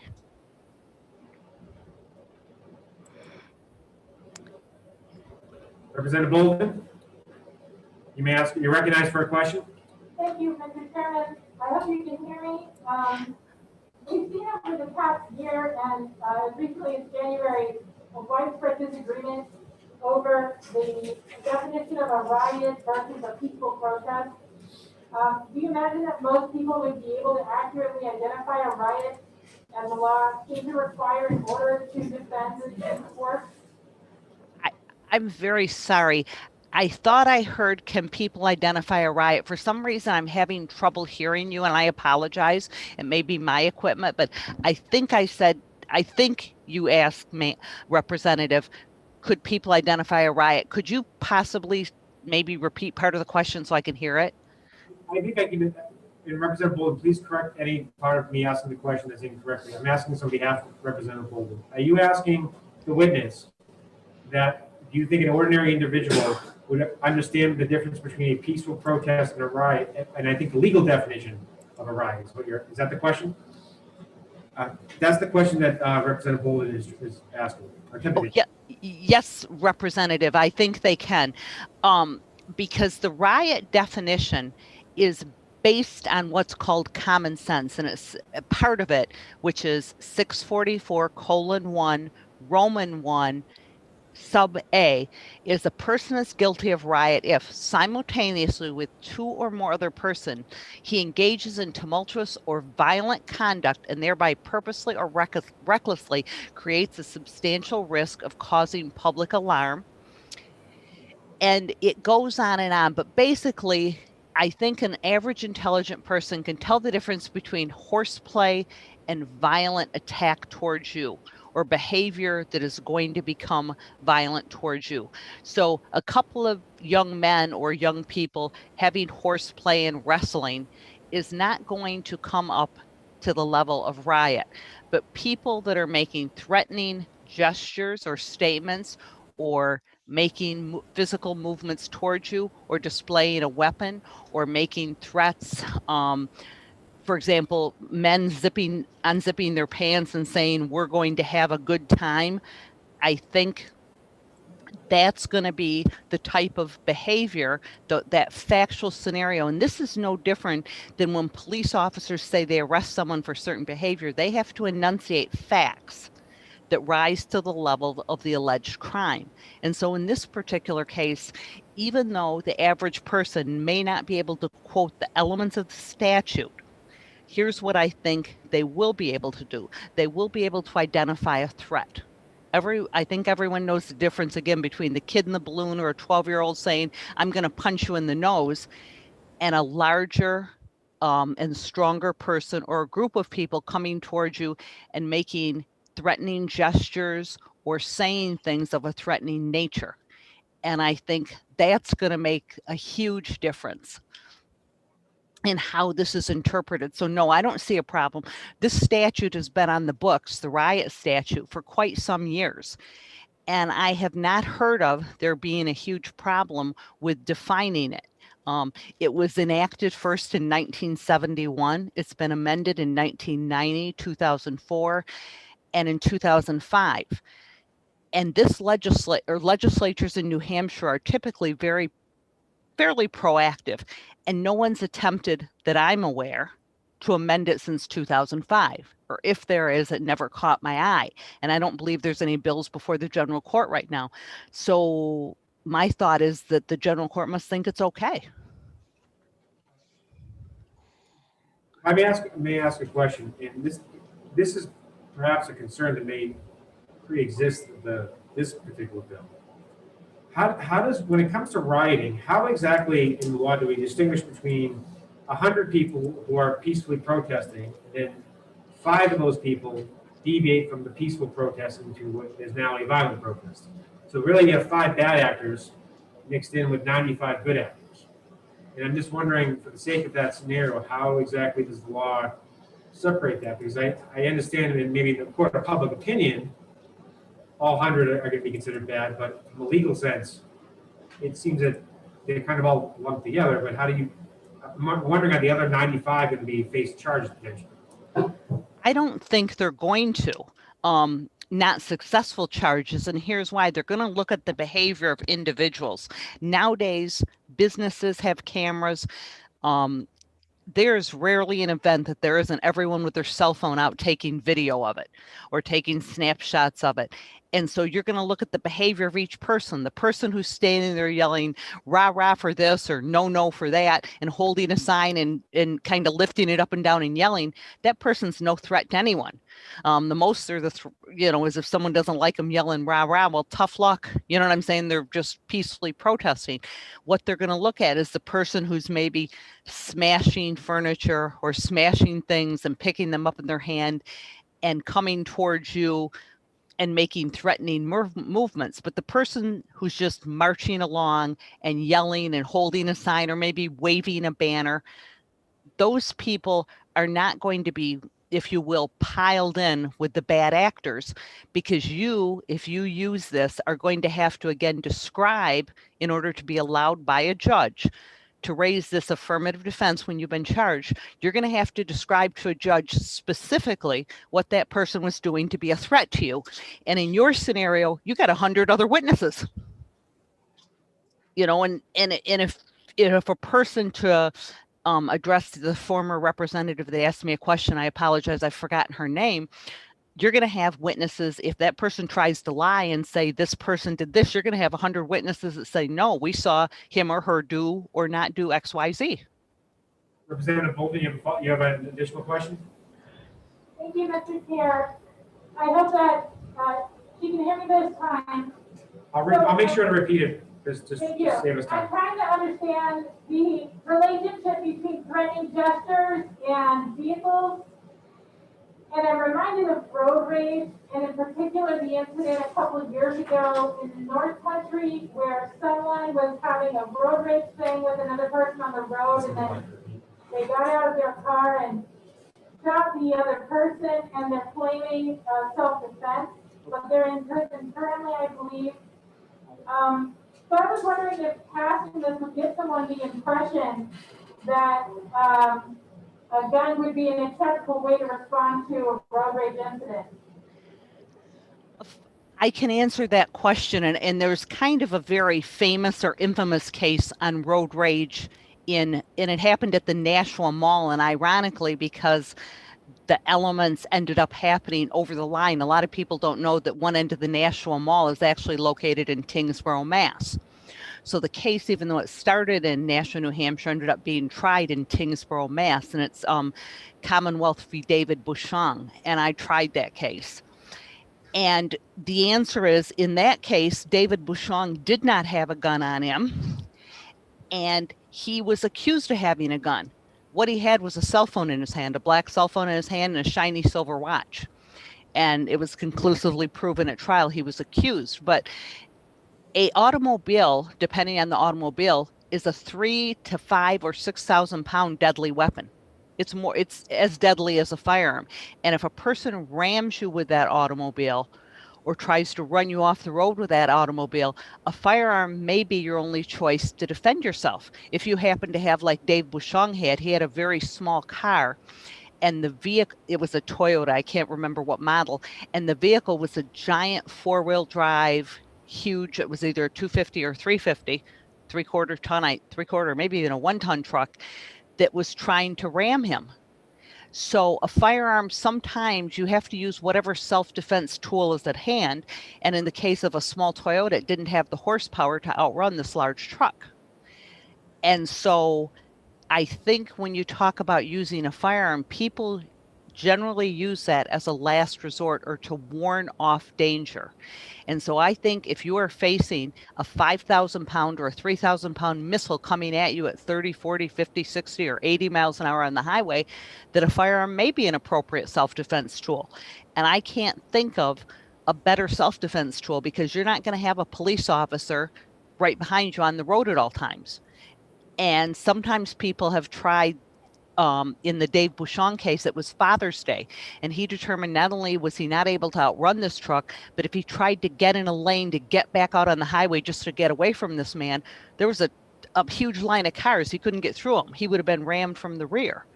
So, you know, I respectfully invite people to look at that case. And if anyone wants to email me, I'll email you some articles I've written on the case. But the answer is, more and more people, for whatever reason, are engaging in road rage. And it's unfortunate, but it's a fact. And they've determined that these vehicles are, again, missiles that you can ram people off the road, run into people.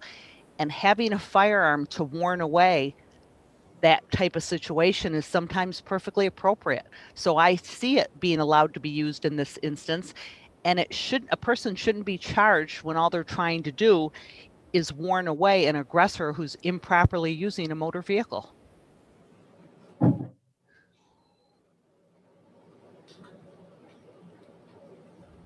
Or in the case of a motorcycle, I should add that I rode a motorcycle most of my life, and I've had vehicles try and run me off the road on my motorcycle. I see no additional hands raised. I want to thank the witness for testifying and taking a lot of very difficult questions. Thank you for hearing me.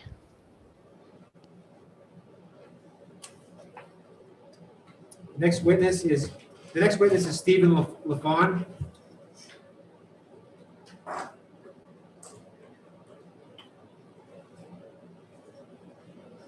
do not see him. Let me look at LaFawn.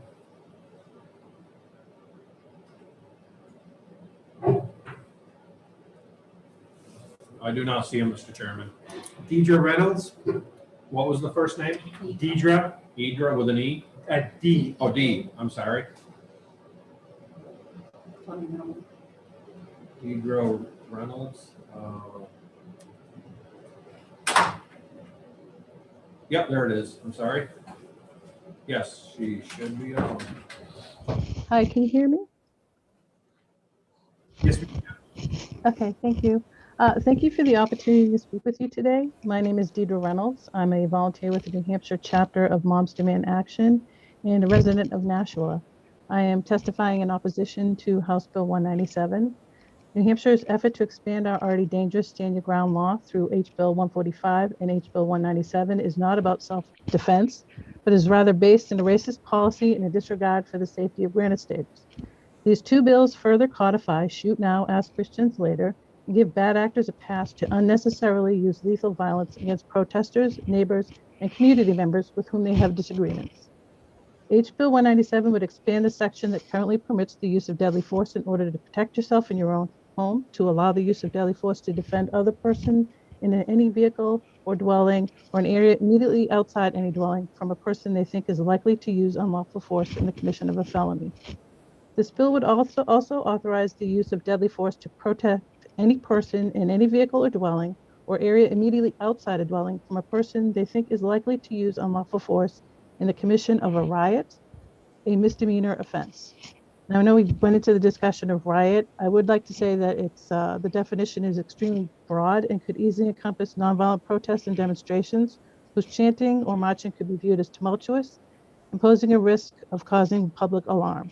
This dangerous bill will give people who witness such nonviolent protests a license to kill, as they could use deadly force, shooting first, even at unarmed nonviolent demonstrators, based merely on their claim they fear the protesters were likely to use force at some point in the future.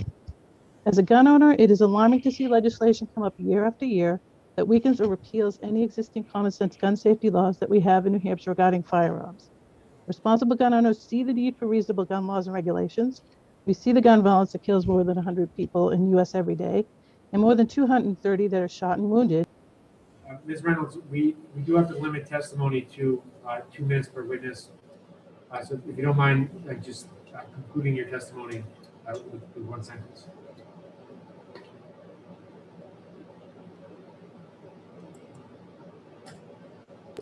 Sorry, I'm back. I urge you to vote no on House Bill 197. I've also submitted to the committee a petition signed by 540 New Hampshire residents who join me in opposition of this bill. In his veto message for background checks, waiting periods, and gun-free school zones, Governor Sununu said existing gun laws fit New Hampshire's culture of responsible gun ownership and individual freedom. I'm holding the governor at his word and expect that he will veto HB 197, HB 145, and any other gun bill should they reach his desk this year. Thank you for your time, and I apologize I can't take questions because I actually have to be at Revere College in 15 minutes. We will respect the wishes of the witness and excuse her from any questions. Thank you for your testimony.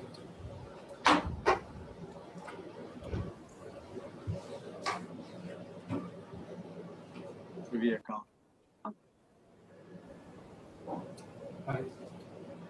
Dana Romero. That's a, yep, that's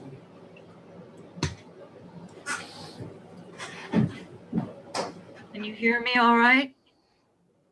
Yes, we can. Great, thank you. Thank you again for the opportunity to testify. My name is Dina Romero. I live in Hanover, New Hampshire, and I was born here and have lived most of my 70 years in New Hampshire. I am opposed to House Bill 197.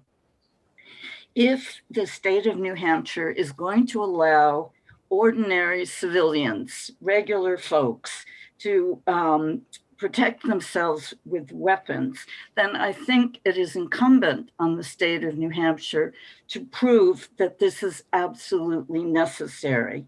So far, I haven't found that. In my research on crime in New Hampshire, I also found that New Hampshire is one of the safest states in this country and has the third lowest violent crime rate and the lowest property crime rate in the nation. So my question is, why would we need this bill?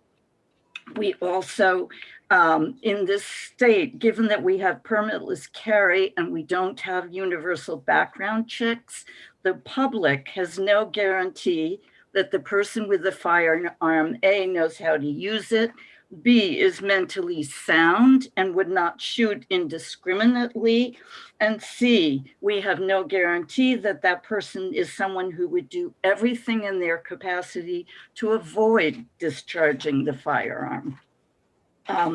Commission of a riot against a person in a vehicle. I found that very difficult to understand. Could one person's version of a riot actually be another person's peaceful protest? I think we have seen in recent events that this has actually happened. And that would be a violation of the constitutional rights to assemble in an orderly and peaceful manner. I believe. Ms. Romero, we do have to limit testimony to 2 minutes per witness, so if you don't mind concluding your testimony with one additional sentence. Thank you. I was trying to make the 2 minute, the 2 minute rule.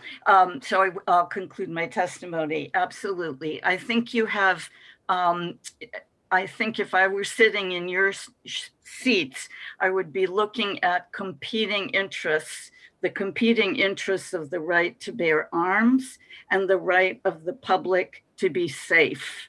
I would come down on the side of the public. Just because somebody has the right to bear arms doesn't mean that we should be passing 197. Thank you very much for your time and for your work.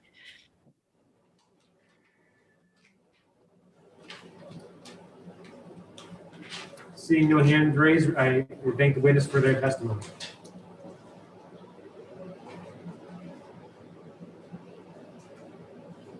Bill Kingston? What? Did you have anything else on it? No, I don't think so. Why? This is Bill Kingston. Can you hear me now? Yes, we can.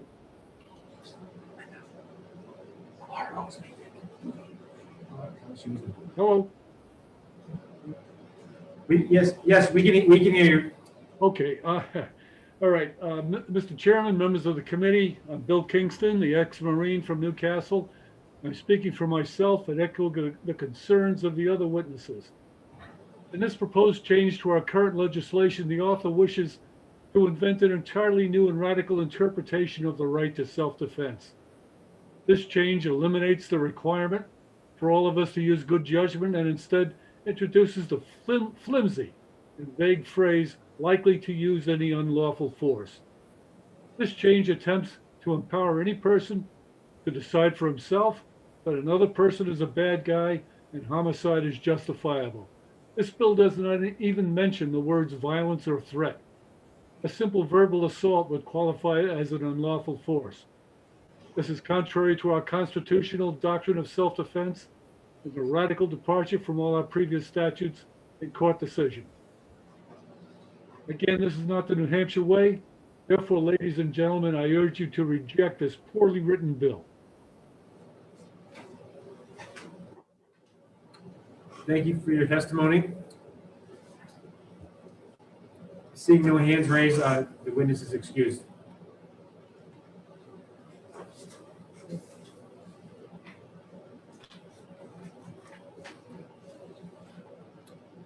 Joe Hannon,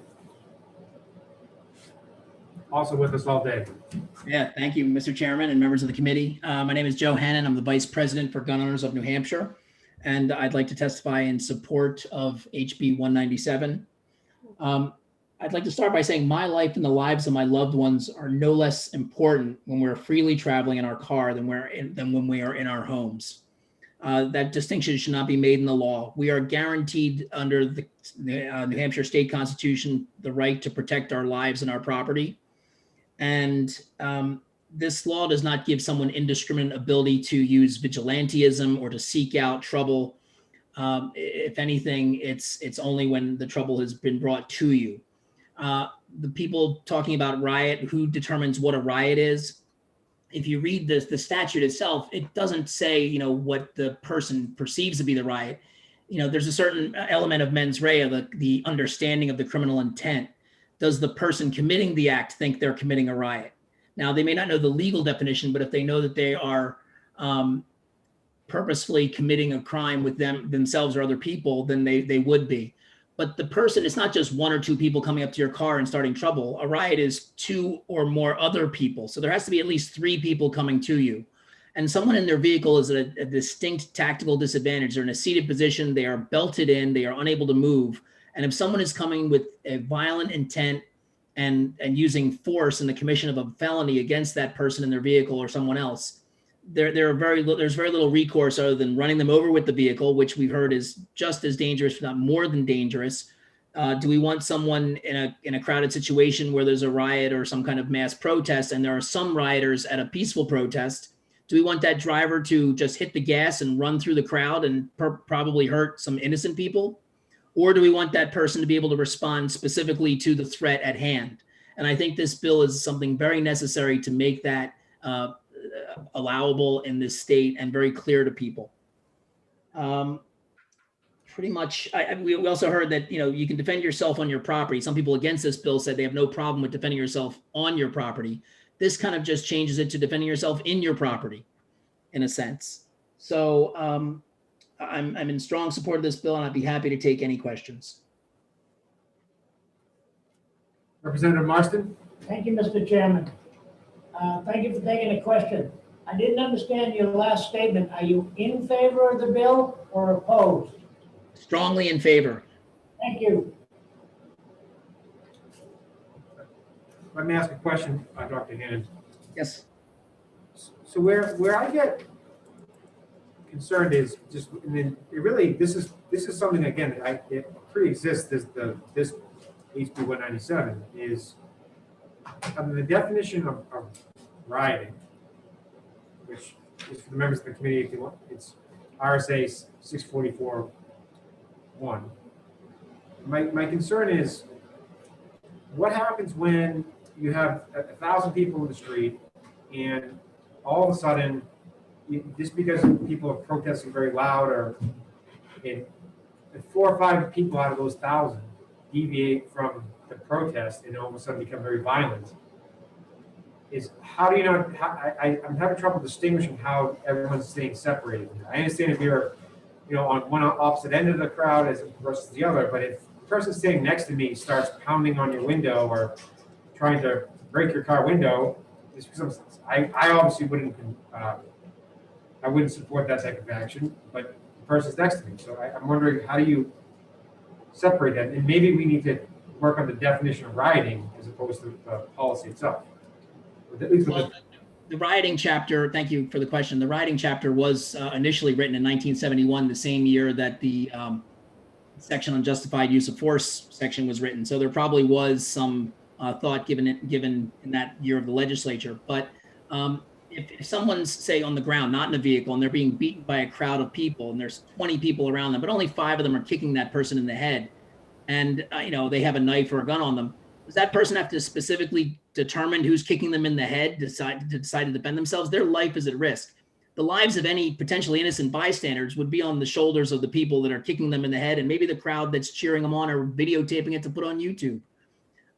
You know, I don't have the answers for all of those scenarios, but I do think that when someone's life is in grave danger, or they have been in a situation where they're in a substantial, they've been put in a position where there's a substantial risk of public alarm, I don't think that needs to be worked out in this law any further. If I just may ask you a follow-up. Please. Do you think, I gotta make sure I word this correctly so I'm not out of order. So if there was an amendment to maybe narrow the definition of rioting to clarify the concern that I have. Would that, I withdraw the question. Thank Okay, you. I withdraw my answer.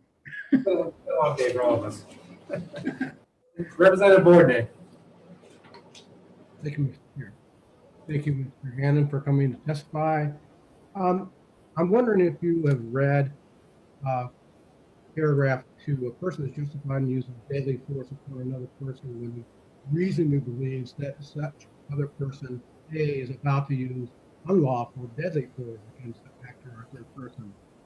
Now, that seems to me to cover what is being proposed, except that in the proposal, we're talking about unlawful force rather than deadly force. And while you're there, can you maybe give me a definition of unlawful force?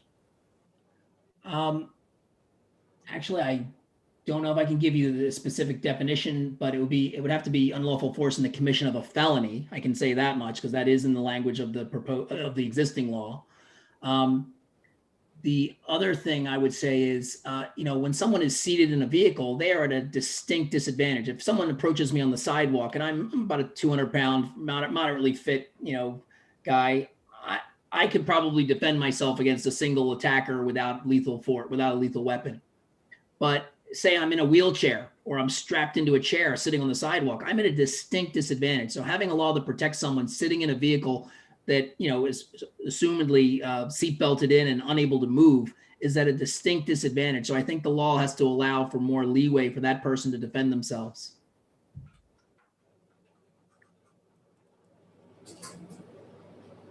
Thank you for the question. Thank you. Seeing no additional questions, I want to thank the doctor for his testimony and appreciate your patience and spending the whole day with us. Thank you very much.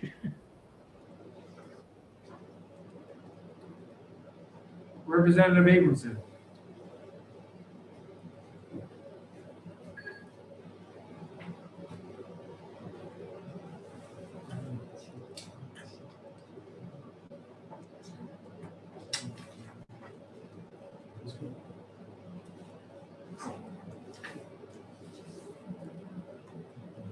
Oh, there we go. Thank you, Mr. Chair. I'm not going to cover anything that was that's already been mentioned. I am a co-sponsor on this bill. I understand that members have an issue with proposed Part E, and I think that the deletion of that line wouldn't adversely affect it. Just leaving inclusion of in a person's vehicle should be fine to accomplish what we're trying to accomplish. I will give members an example of a case from June 2nd, 2020. The news coverage has kind of changed around a bit, but this was one of the famous cases where a group of Black Lives Matter protesters in Tulsa occupied the freeway, but they occupied not just the side, they came in and blocked part of traffic, part of the lanes. According to the story, the driver was accompanied by his wife and 2 daughters in the truck. According to Tulsa World photographer Mike Simmons, who was on the scene, protesters first blocked the path of the truck and driver, which forced him to come to a sudden stop. The driver then put a handgun on his dashboard, which angered the protesters, who began throwing water bottles at the rig. The driver then accelerated through the crowd, and that sent 2 people to the hospital with minor injuries. Some of those facts are disputed, and who started first is disputed, but they attacked the driver, they broke his rear window, and it was later determined that there wasn't a horse in the horse trailer at the time. But the concern is here's someone who's under attack and he has his wife and kids in the vehicle at the time. Are we telling private citizens who are simply trying to escape a violent attack that they have that criminals or violent people or rioters can attack, injure, commit felony level crime against a driver or their family? And the reason that we have self-defense laws in case is that we don't allow criminals to use the state as a weapon to victimize other people. We don't allow criminals to attack people. I'm going to object to all the comments made earlier about self-defense laws being racist. I've introduced self-defense laws specifically to help people of color, poor people, and people who have a very difficult time defending themselves in court. People of color have had a very difficult time raising a self-defense claim in court. They're less likely to be believed. They're more likely to be charged. They get charged more severely. And I think that part of the intent of improving our self-defense laws is so that people of color are not being overcharged, oversentenced, and losing their right to defend themselves. I think that a lot of the crime that occurs in some poor and predominantly minority communities is happening because the right to self-defense is being effectively taken away.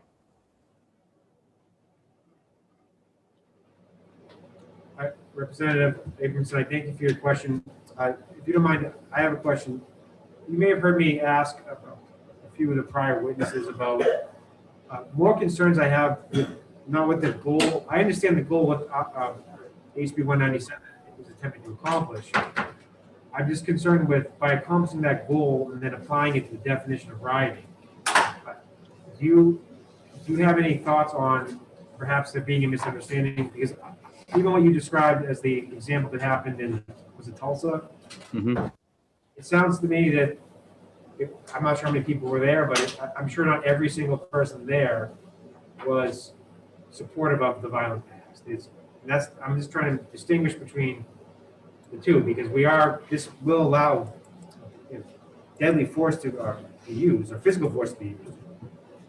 And we just want to make sure that it's clear that a person who is not intending to be involved in this, at least the violence part of this, is not going to be retaliated against. Right, and the law already pretty well covers that. It's not self-defense, and it's never been self-defense if you go out and attack. Like if somebody swerved in their car and attacked a bystander, while you may be acquitted or maybe not even charged for hitting the people attacking your vehicle. The problem in the Tulsa case, and NPR had another story I didn't mention, been a big spike in rioters attacking vehicles. In that case, the two attackers who were hit and sent to the hospital with minor injuries were in front of the vehicle. They ran in front of the vehicle, and in the video, they're both attacking the vehicle. The attackers who were behind, who smashed the rear window and were throwing bottles, and who knows what other things were in the chemicals, were in the Molotov cocktails or what have you in some of these attacks, keying up cars, attacking vehicles, ripping the rear view mirror off, things like that.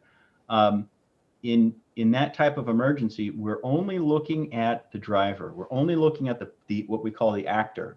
This is the person who is not attempting to harm others, but they are simply trying to survive and protect their own family. An actor or a reactor is someone who is reacting to an attack that happens that they didn't cause. They didn't bring about the attack. They're reacting to an attack on their person or on their family. So there's another defense, 627 section 3, which is competing harms, which says if you have, say, 3 or 4 people in the vehicle, that's a different defense that you can raise. If there are more people in the car and you have to drive away, or if you had to drive drunk to escape a violent crowd or some such thing, you're allowed to do that under competing harms. But I don't, I think the understanding of the law, self-defense law, has been for, and I don't just mean for American history, but for thousands of years, if you're under attack, the law steps back and allows you to survive. It also allows you to protect others, Moses killing the Egyptian soldier in the Old Testament, and so on, that you've always had the right to defend yourself or others if you're under immediate attack.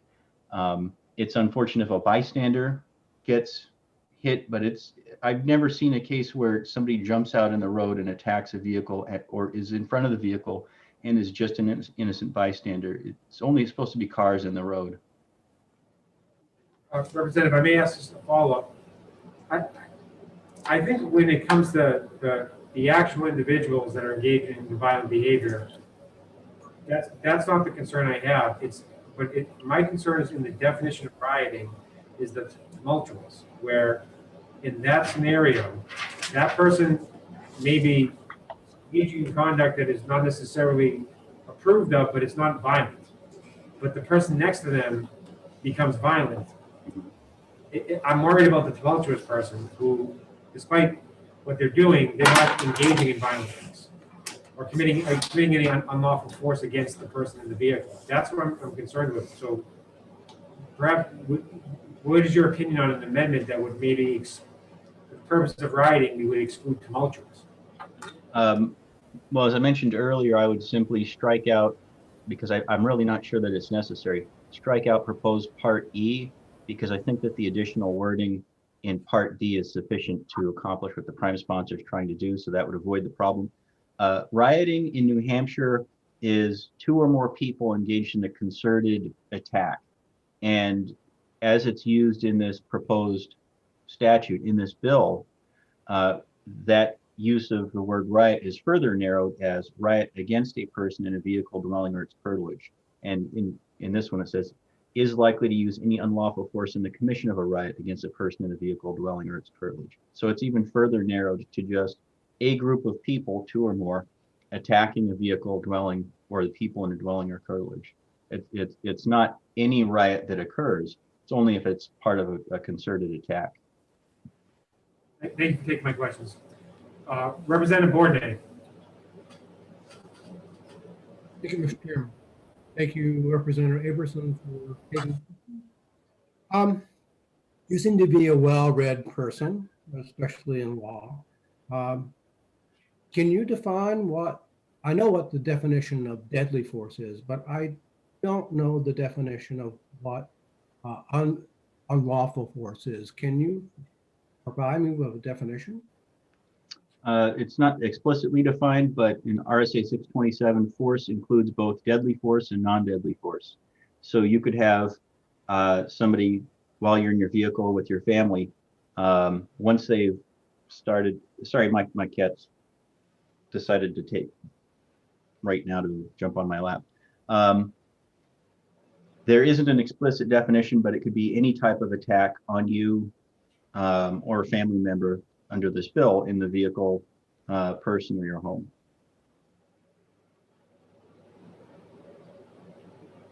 Are you asking for a follow-up? I am.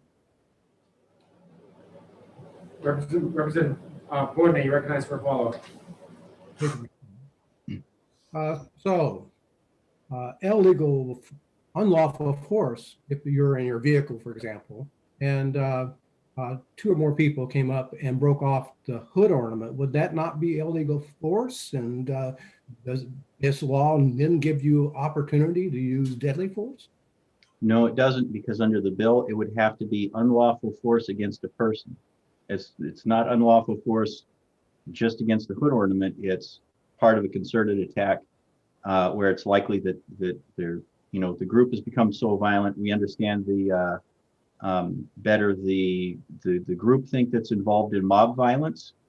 And so I think what the sponsor is going after is, once you have an angry mob or a violent mob, that once the violence starts, when they're part of a mob, when they're part of a group of people, if they feel like other people are escalating the violence, that there's a kind of competition to escalate that very, very quickly. And if you don't drive off at that time, you're in much, much greater danger of being attacked or possibly dragged out of the vehicle, as in the Reginald Denny beating, where he was beaten nearly to death.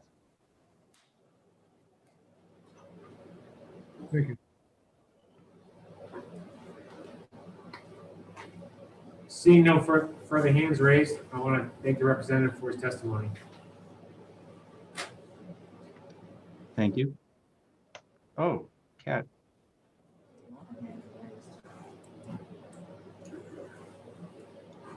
Oh, I'm sorry, hit the mute button.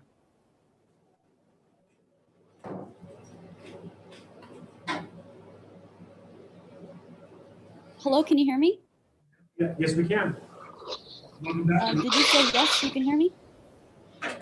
Yes, we can hear you. Okay, cool. So my name is Asma Huni. I'm speaking strongly against this bill. First, I want to say that this is not about gun rights. So I wish we'd stop focusing on that. I heard many people, including lawyers, who know how to use legalese to try to convince us that, you know, it's okay to kill people and get away with it. Several things. John Roman, a senior fellow at the Urban Institute Justice Policy Center, recently conducted a study examining racial disparity using FBI data. And Roman found that the killings of Black people by whites are more likely to be considered justified than the killings of white people by Blacks. Second, I am a sexual and domestic violence advocate, and I am appalled that the lawyer uses women's rights to promote violence when we're fighting violence in all its forms. So hearing Miss Lawyer use her skills of language was quite disheartening. Also, I've been in many protests, and I thought, if I knew that people are able to use this law to harm me because they can get away with it, that's terrifying, right? So I hope you understand you have a duty to protect my constitutional right to safety and to protest. Again, I'm aware that there's already stand your ground laws in place, but we must defeat this bill that further extends the stand your ground, and we must, as a state, return back to the castle doctrine eventually. That would make it impossible for people to shoot now and think later, and also wouldn't allow people based on racism to harm people and get away with it. So please vote against this bill that will harm our community. Thank you very much for your testimony. Thank you. Seeing no hands raised, you can excuse the witness.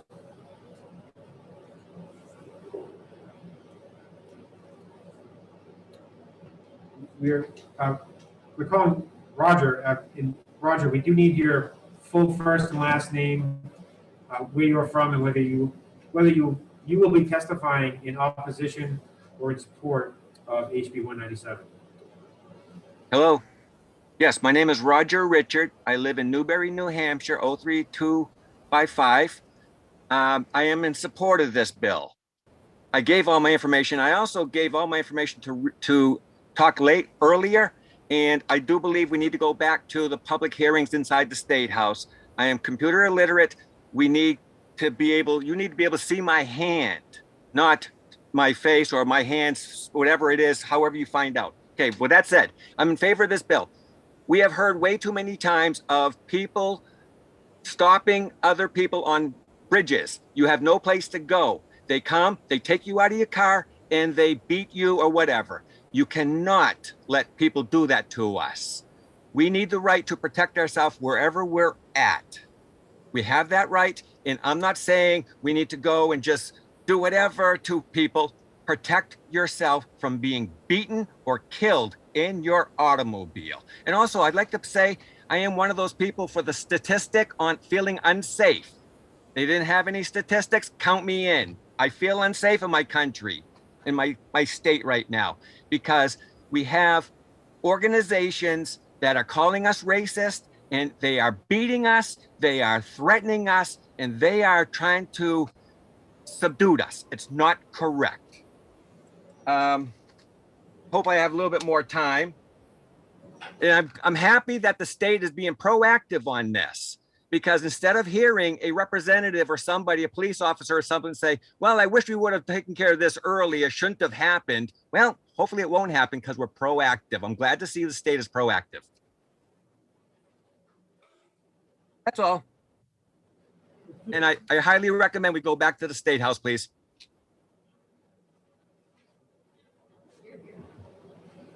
I will deliver the message. I will follow up on it too. Thank you very much. Seeing no hands raised, the witness is excused. I want to thank you for your testimony. Thank you.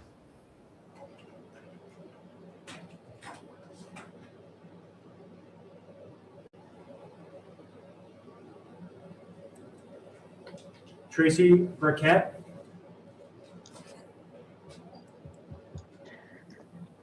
Hi, my name's Tracy Hahn Burkett. Can you hear me? We can hear you. Okay, thank you. I'm Tracy Hahn Burkett, speaking for myself and as the leader of the Gun Violence Prevention Working Group of the Kent Street Coalition. Thank you for allowing me to speak with you today. I'll try and make this as quick as I can. The entire group of bills that are under consideration today to expand the stand your ground law, the whole group gives me concern. The bills and the law justifies vigilantism, and laws like these bills have been used again and again throughout the country to justify murder with particularly egregious racial impact.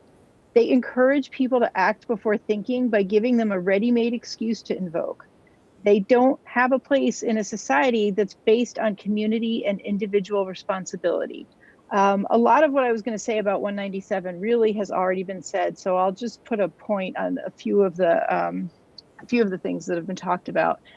197 is frankly terrifying, especially from the point of view of an organization, a group that does what we do.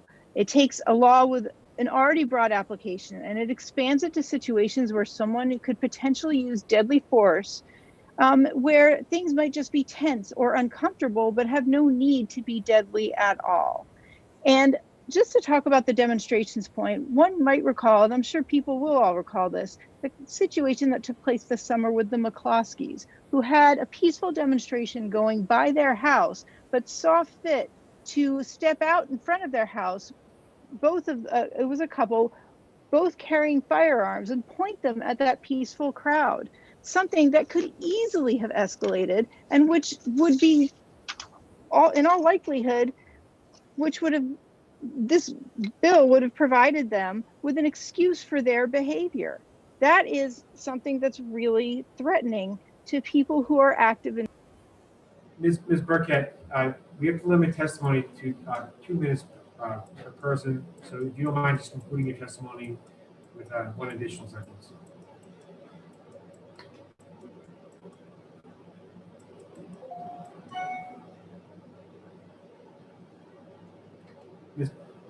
Ms. Burkett, you have to unmute yourself.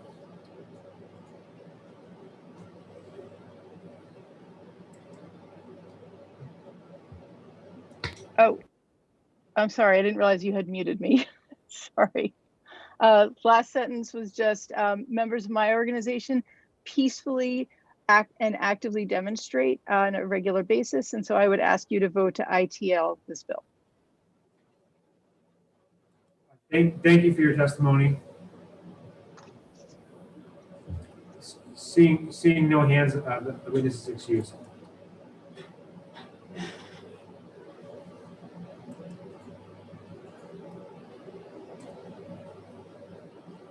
J.R. Ward.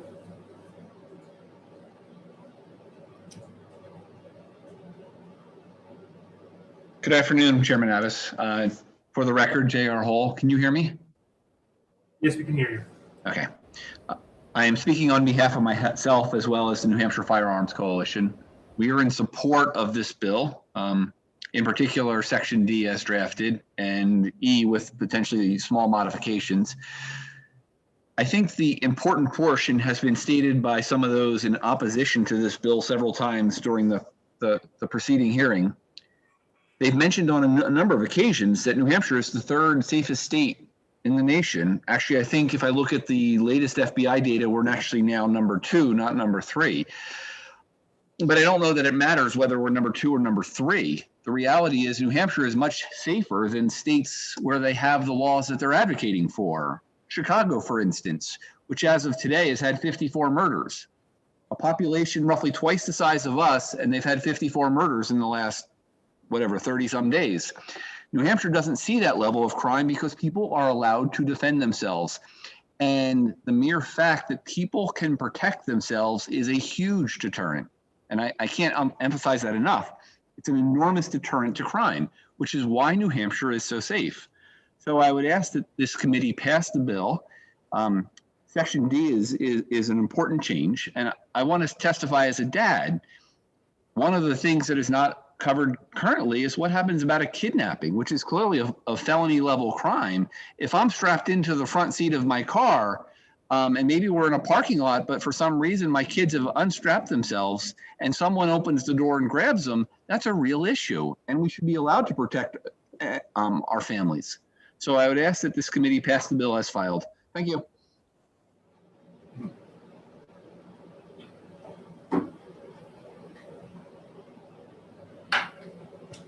Seeing no hands raised, the witness is excused. I want to thank, oh, excuse me. Representative Burt. Thank you, Mr. Chairman, and thank you, former representative, for speaking today. I've heard testimony from other people. Well, one person that's talked about those people, the husband and wife that stood in front of their house with the guns, and that they were going to be charged with a crime until the state attorney general stepped in and said, no, no, no. Could you elaborate on that? Because I believe the peaceful protesters were on their property ripping stuff down like gates and threatening and et cetera. So I was just wondering if you could elaborate on that.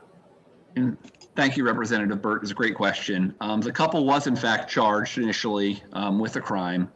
Ironically, of all of this, the handgun that the lady had was a disabled replica or model that was used in a prior court case, as I understood it.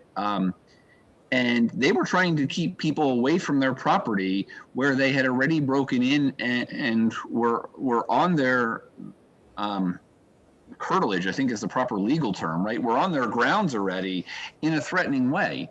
Now, we take away from this that was probably not the best thing in terms of trying to deter them, but what we do know is no one got hurt. And the hyperbole from those in opposition to this bill is the moment someone uses a firearm or brings one out, that someone's going to end up in the hospital or dead. Here's a good example where a couple, right, with firearms was able to prevent further escalation.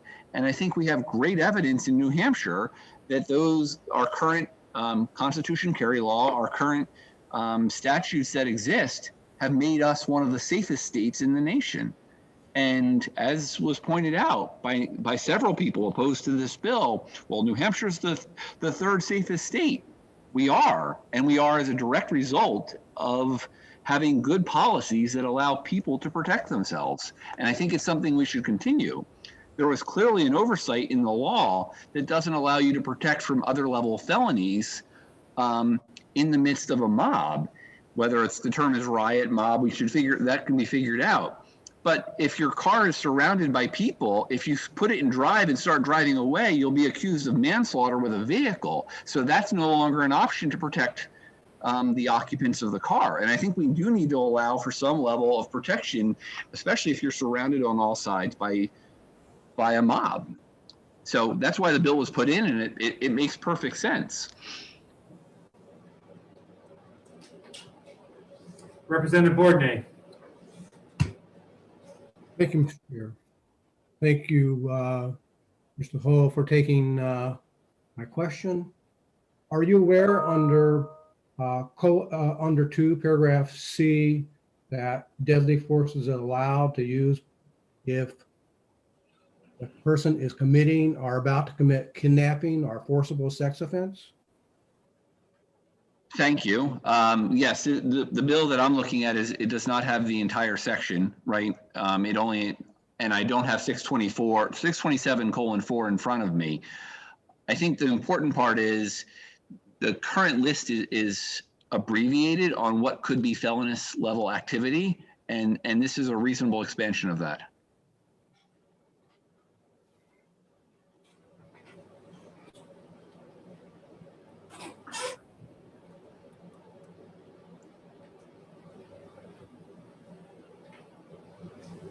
Representative Bourdonnais.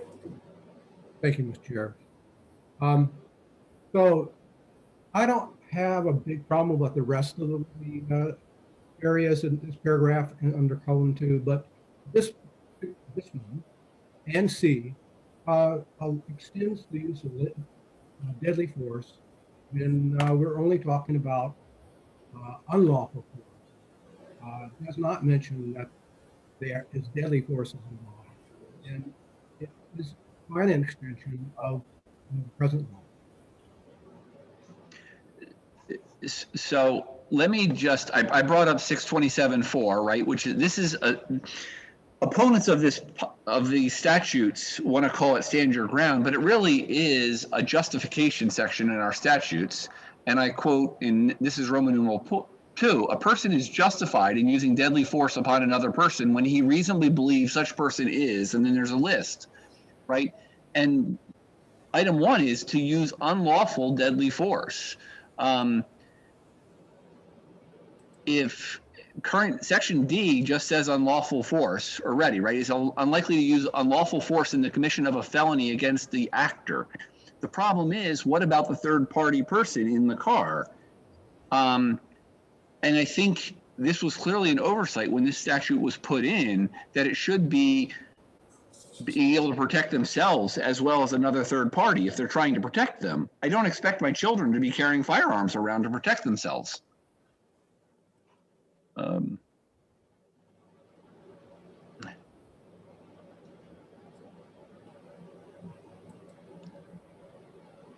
Chairman Abbas, I think Representative Bernay wants to ask another question. Representative Bournet, you recognize for follow-up? Yes. But if you look in paragraph A under the same section, is about to use unlawful deadly force against an actor or a third person, so that your child would be covered under that third person, would they not be? Correct. I guess the question is, right, where in the line D, unlawful force, and I could think of potential felony level crimes that are not necessarily kidnapping, or the threat is with a firearm that make me. You've got to look at this through the eyes of a prosecutor. The broken bottle, well, that just happened to be a broken bottle, is very different. A broken bottle can be a very dangerous weapon if it's being used that way. Representative Bournet. Thank you, Mr. Chair. So I would like to give you to give me, well, actually, thank you. I want to actually ask you the same question I've asked two other people testifying, and that is, can you define unlawful force? I'm not sure that I can necessarily define unlawful force. I believe, and I would leave this up to the committee to take a look, I believe there is some level of discussion in the statutes regarding use of force, use of lethal force, but I leave this up to the committee to make sure that that word is well defined.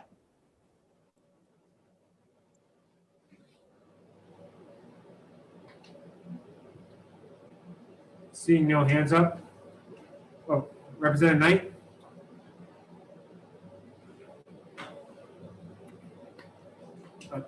Seeing no hands up, I want to thank the witness for their testimony.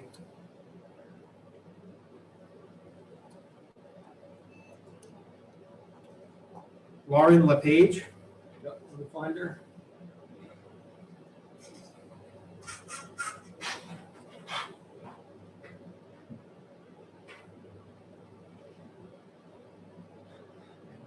Mr. Chairman, I'm not seeing her again. She was here too. She must be having difficulties.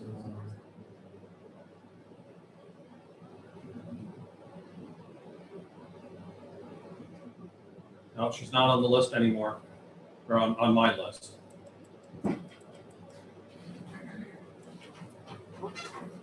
We'll make sure we get this right. Is there any members of the public that are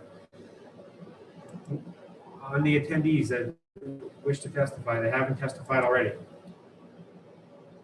Oh, I saw one hand go up. Hold on. Alan Rice. You want me to allow him? Yes. Thank you. Good afternoon, Mr. Chairman, members of the committee. I'll state for the record, my name is Alan Rice, and I am a resident of Bedford, New Hampshire, and I'm here as the State Director for Gun Owners of America, and we are in support of House Bill 197, which is a relatively simple bill. I really am going to avoid repeating what others have said. I just want to draw the committee's attention to the fact that riot is a specific crime. It's defined by statute, and in certain cases, it is a violent felony. a violent felony. In New Hampshire, people have always had the right to use force against violent physical assault. This just clarifies that if the physical assault takes place in a statutorily defined riot, a person can also use force. The first part of it in the vehicle, as others have said, if you're in your vehicle, you're seated, you're vulnerable. We saw a lot of bad things all over the country last year. New Hampshire was lucky that we didn't have those type of events, and I think this is a proactive and preemptive bill to prevent New Hampshire citizens or visitors from being victimized. I'm happy to hear that the people on the other side who disagree with this bill acknowledge that New Hampshire is a very safe state, and it's a safe state because we let people carry firearms for legitimate self-defense. And that is a powerful deterrent, and that's why we're a safe state. With respect to the McCloskeys, those people weren't just protesting. It was a violent mob that knocked down a fence and was trespassing. The beauty of it is they defensively displayed some firearms and warded off physical harm. And I think that's a good thing. I would ask the committee to vote House Bill 197 ought to pass without any amendments. And I thank you for your time. Representative Conley? Sir, that was a time notice. How that question to the witness. Thank you. Seeing no hands raised, the witness is excused. I want to thank you for your testimony. You're welcome.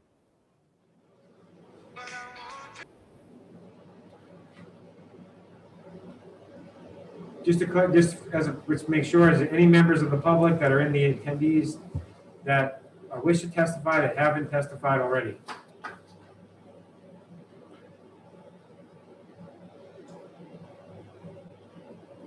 Yeah, that's one. Zandra Hawkins?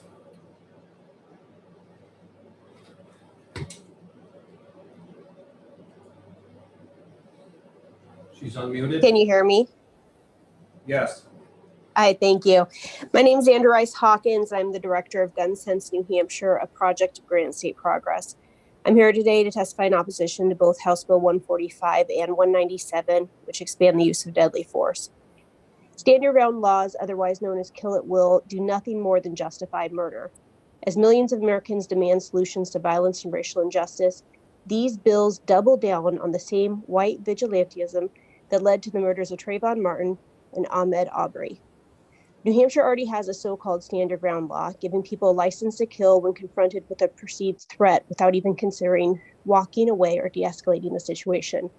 House Bill 145 completely removes the already narrow exceptions. This would legally justify the use of deadly force in circumstances in which there's an opportunity to safely retreat, where one can surrender property to a person claiming it's theirs, or when a person is the initial aggressor in a confrontation. House Bill 197 broadly expands where and when deadly force is permitted and could be used to justify shooting at protesters.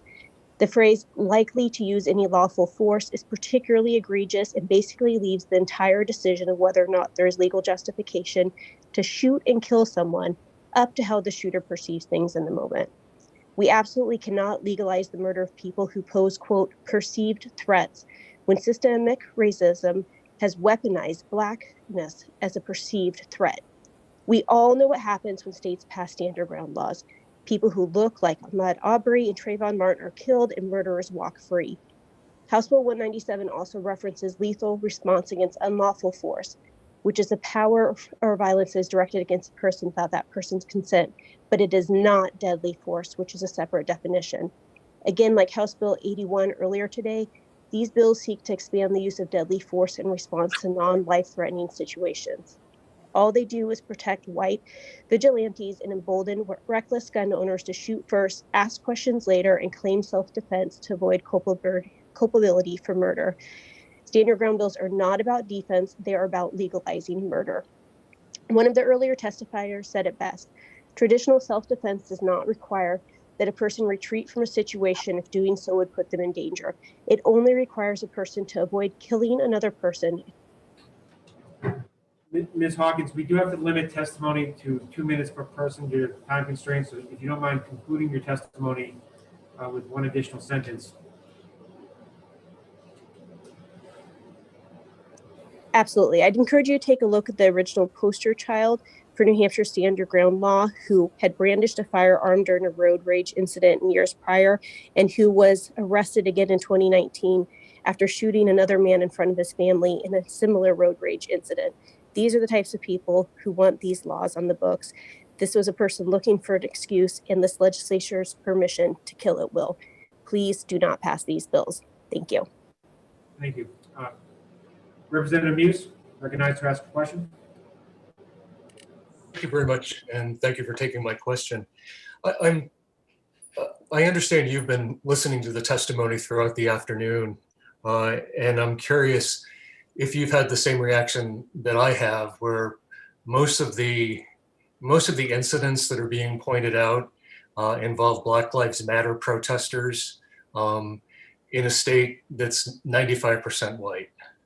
I'm just curious if you think that there is a racial component to bills like this that we should be paying more attention to. Absolutely, and thank you for the question. There is so much evidence about how stand your ground laws are disproportionately impacting and murdering Black and brown people in our community, and how white perpetrators are getting away with those murders. Now, even in similar situations when the roles are reversed, that is not the same outcome in other cases. We also know that these laws really allow folks who already have a disposition to be prejudiced, to be racist in their orientation, to use laws like this for what they would perceive as threats to murder other people. And I would direct folks to look at Southern Poverty Law Center, which has a great video that they did with the Giffords Coalition that really talks about the application of these laws across other states and what the experience has been.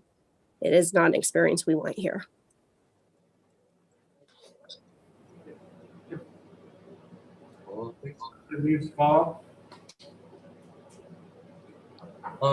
Something else that I'm interested in too, and one of the possibilities that bothers me too, is I have heard of incidents where, in cases where laws like this have been passed, where people might actually put themselves into a situation where they could confront people during protests, during peaceful protests, and actually incite those people into a situation where they could basically go hunting. Is that something that you think this bill would open the door to? I do, and I think that the situations we had in New Hampshire last summer show that that is a very real possibility. When you had, particularly when we had Black Lives Matter rallies and people calling out racial injustice, and you had individuals lined across the street, heavily armed, and trying to generate conflict. Or when Black Lives Matter Manchester stopped and were talking to police officers during one of the first rallies they had in Manchester, and you had two individuals driving back and forth in their truck, taunting, yelling, racial slurs, and basically trying to provoke those in the crowd to engage with them. At which point they stopped their car and jumped out and pulled out weapons. These are the types of situations that we do not want to give legal justification for there to be deadly force use in those. Thank you.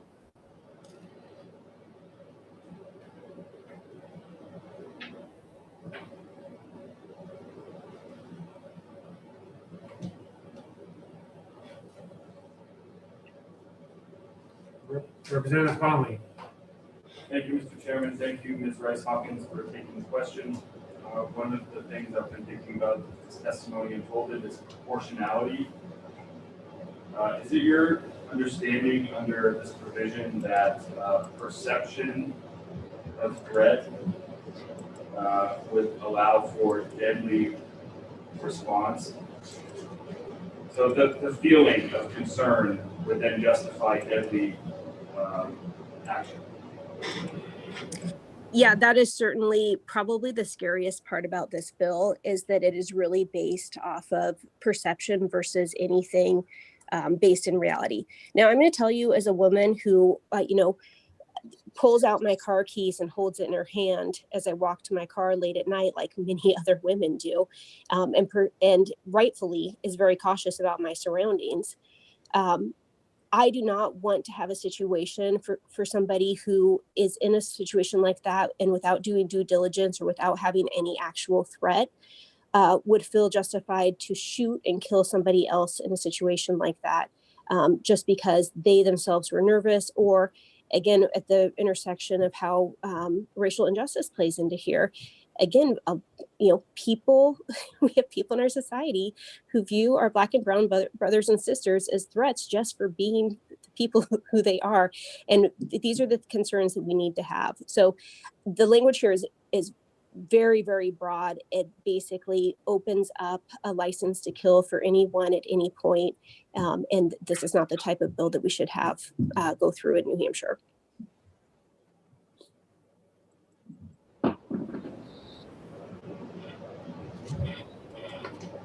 I just want to remind the members that the difference when a member of the public is testifying, they're free to state their opinions, but the members are not supposed to speak or comment or imply what the motives of other members of the body are. So for the members of the committee to imply the motives of the other members who sponsored this bill, that would not be appropriate.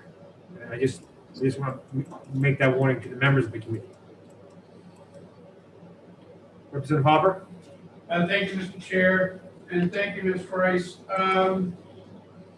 All day long, I've been getting a little bit agitated because all day long, you included, have implied that there's massive racism all throughout New Hampshire, and that the people of New Hampshire can't be trusted with the right to defend themselves because they're going to use it against people of color.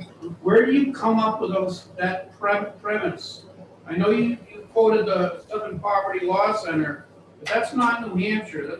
So where do you come up with this idea that the people in New Hampshire are so racist they can't defend themselves? Representative Hopper, I would love to answer your question, but I think that you and I have a fundamental disagreement about whether or not systemic racism exists.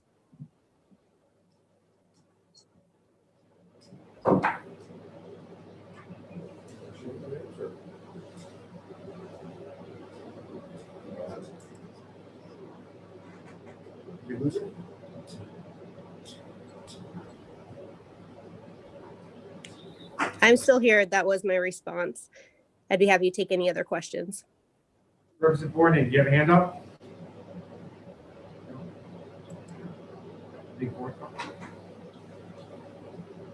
Seeing no further hands up, I want to thank the witnesses for their testimony. Thank you very much.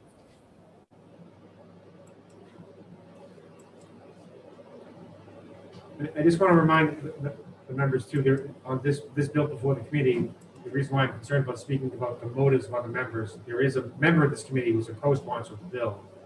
And I don't think we should imply anything about that particular member's intentions by co-sponsoring this bill.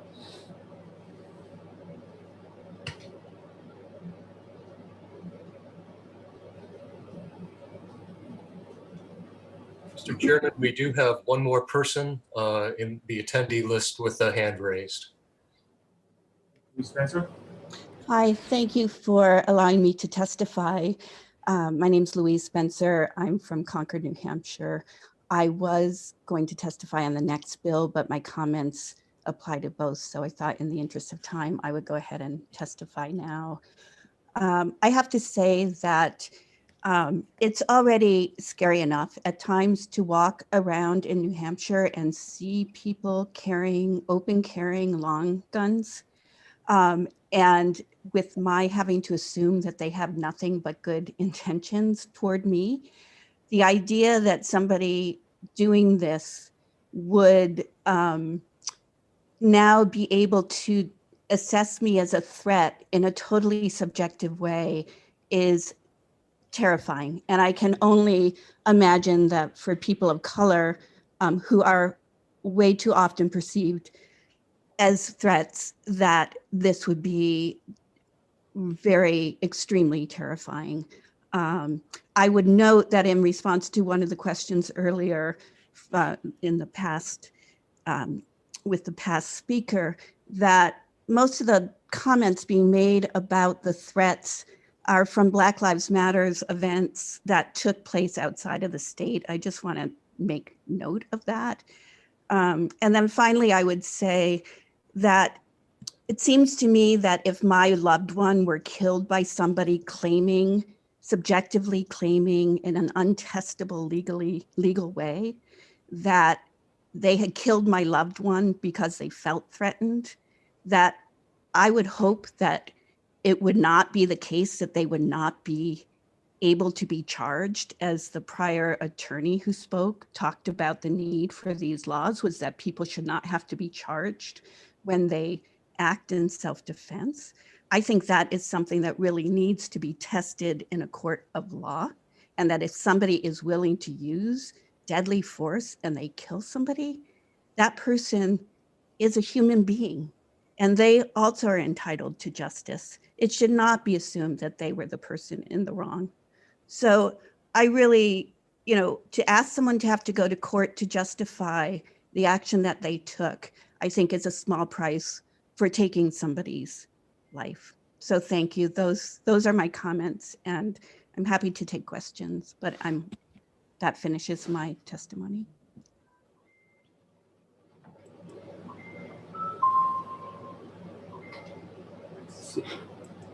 Seeing no hands raised, the witness is excused. Thank you.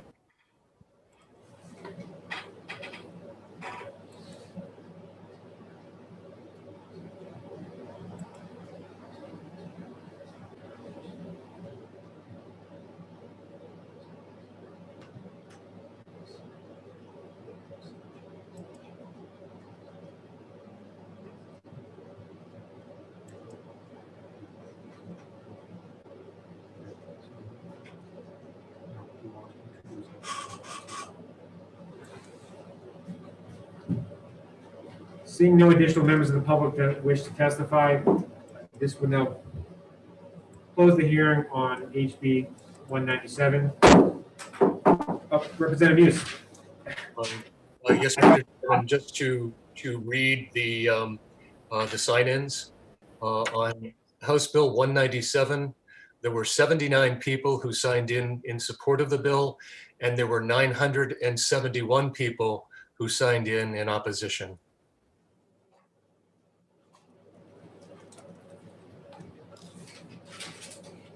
Thank you, Representative Muse.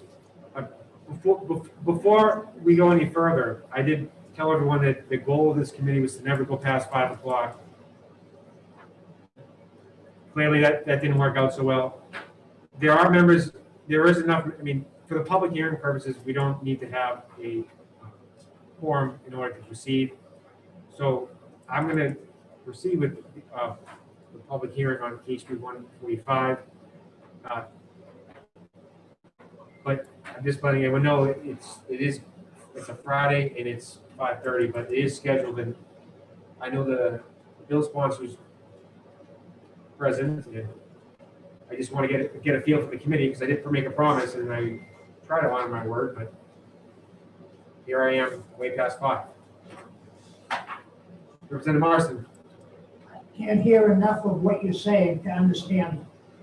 So I told the committee that we would not have any hearings past 5 o'clock. And here we are, it's almost 5:25 on a Friday.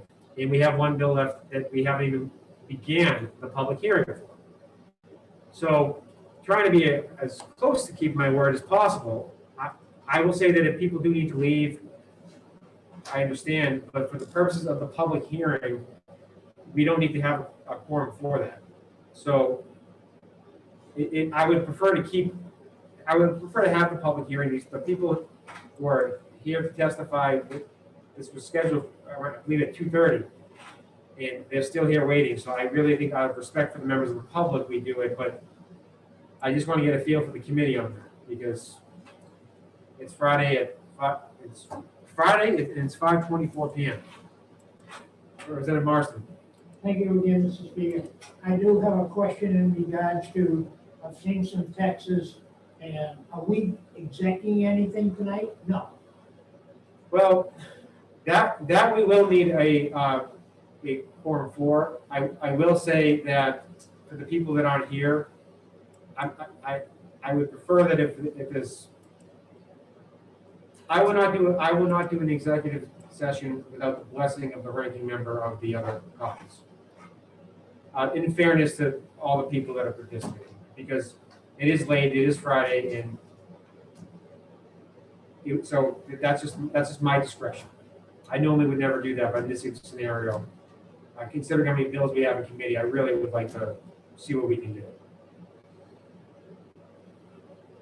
Representative Rose? Thank you, Mr. Chairman.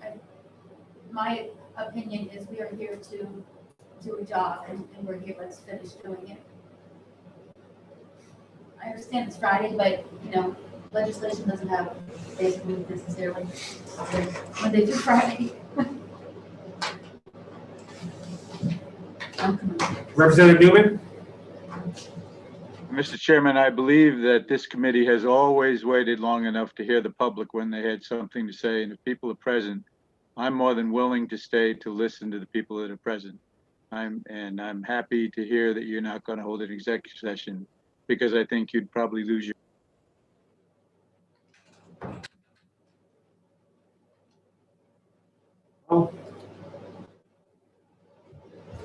I would tell you that it would not be done without the, I would give you my word on, it would not be done without the blessing of the ranking member. Yes, I'm fine. I will be here for this as well. And I do think we need to finish the work of the day, because people took the time to be here, and some of the people have probably been here for a very long time. I agree 100% with staying. I just wanted to get a feel for the committee out of respect for the members who've been all sitting here patiently. Representative Knight, I think we can start with opening the hearing for HB 145.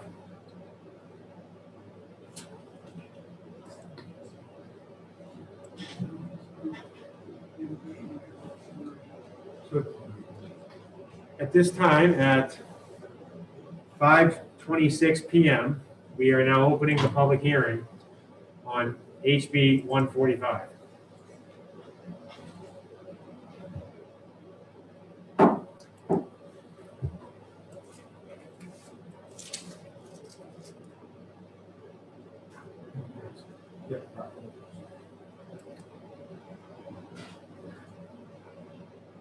Should be up on top, Mr.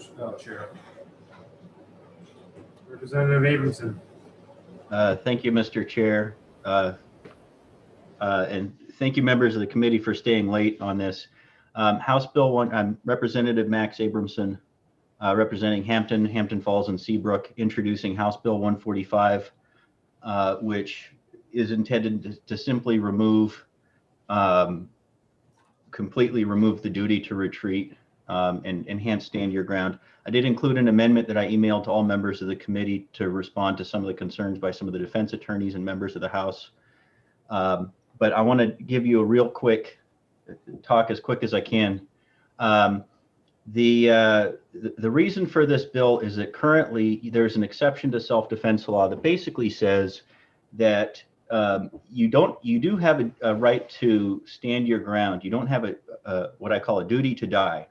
There's no duty to die. There's no requirement that you get attacked or killed if you're in your home or any place you have a legal right to be under RSA 627, Section 4, Part 3. But that Part 3 has a lot of exceptions to it. And people have a tendency to believe that it's based on what actually did happen. But the law, self-defense law, is not based on what did happen. It's what your attacker claimed and what the prosecutor is able to argue and get away with. So in the violent brawl that I've brought up a number of times before, when the fight broke out in my home, people were trespassing by their own admission. They took the stand and admitted, contrary to their own interest, that they were told to leave. A couple of people said that they were told to leave a couple of times when the fight broke out. So that opens up a legal question. Now that they're trespassing, in the middle of this brawl, a woman came down with an upturned knife and beer bottle threatening to kill people. She had an outstanding arrest warrant and numerous priors. The woman she was trying to stab, the large woman she was trying to stab in the throat, she also had an outstanding arrest warrant and numerous priors. And some of the other people had outstanding arrest warrants and numerous prior convictions and criminal charges. So the question is, so those people are now trespassing on the property. Excuse me. Do they now lose the right to use either non-deadly force or deadly force to defend themselves when a fight breaks out? And this could be anywhere. This could be at a sports game or a bar or anywhere else, a bar after a last call or a sports arena when people have been told to leave, or any other, public park or public place where they had a legal right to be, but then they've lost the legal right to remain. Maybe they've been asked to leave and now they're legally trespassing. Do they lose the right to self-defense? Unfortunately, under the current law, you do lose the right to self-defense as soon as you're told to leave. So you could be attacked and you wouldn't be able to do anything. This might seem like a small or a very rare case, but it really isn't. So in the amendment, oh my gosh, my head's getting tired. It's so late. I proposed in the amendment simply clarifying the law to simply say what they say in Arizona and Florida, Utah, and other states. Quote, there is no duty to retreat from threatening or using physical force or deadly physical force justified by this chapter. So this would extend, this is a stand your ground law. The other bills were not stand your ground issues. This is part 3. So it simply says that no matter what the circumstances are, under either non-deadly force or deadly force, there would never be an situation where you lose the right to self-defense simply because you don't have the right to be there. A typical case in point would be in the middle of the road. If somebody's driving at you, for example, to use some of the other cases, you don't have a legal right to be in the middle of the road. So does that mean that you lose the right to self-defense if you're jaywalking or some other situation? Prosecutor could argue anything, and I'll tell you, in any self-defense case, your attackers are always going to say, they're going to trivialize whatever it has been shown that they did: trespassing, attacking, fighting, what have you, even with blood on the ground and other witnesses saying that there's blood on people's face and arm and so forth. Whatever evidence that they bring up, they're going to trivialize their own attack, and then they're always going to say, well, I wasn't going to do anything worse than what had already done. Almost all murders, kidnappings, rapes, deadly force level crimes are preceded by non-deadly force, intrusion, trespassing, smashing a window, something else. So force tends to escalate very quickly, and sometimes in less than a second, you can go from non-deadly force danger to a deadly force danger. I did add in part 2 of the amendment, allowing the defense, or more accurately, allowing the jury to consider, as they do in Utah, the nature of the danger, the immediacy of the danger, the probability that the unlawful force would result in death or serious bodily injury, the other person's prior violent acts or violent propensities, whether known to the actor or not, any pattern of abuse or violence in the parties' relationship, any crime committed at the location before the police arrive or would have arrived if notified. In my self-defense case, the prosecutor finally turned over, after the trial had started, over 200 pages of criminal records on these gang members. And the reason that many states allow you to put that in front of the jury is so that the jurors have a better idea of how much danger you may have perceived. Typical case would be you have a rookie police officer with his partner. The partner might know about the violent criminal history of the criminal suspect that they're dealing with, but the partner might might not know about that individual. So if the officer kind of shooting or shooting back doesn't have the criminal records, it's very, very difficult to explain in court how much danger there was. I asked the witnesses at trial, you know, how much danger was there? And obviously none of the witnesses were able to articulate using words how much danger there was. So I have a really difficult time trying to say it's already escalated to this level, and then it's escalated, it's exponentially worse, and now it's going to escalate to the point where people could get killed or seriously injured. And it's hard, especially when some of the witnesses are criminals or gang members. They don't necessarily have the legal vocabulary to articulate that. And so a lot of other states allow you to put in all of that evidence. Obviously there's a rumor that this bill is either going to be retained or ITL to be reintroduced next year. I would definitely suggest in this case retaining the bill in order to allow members of the committee to sit on a subcommittee to discuss the details of this. As we've seen all day, RSA 627, Section 4, Part 1, non-deadly force, Part 2, deadly force, and Part 3, the exceptions, have they open up a whole can of worms, and that needs to be discussed and gone over. And some of the new case law and self-defense that's come out of the New Hampshire Supreme Court needs to be looked at. So I'll abbreviate it right there, but I will take I'll take questions.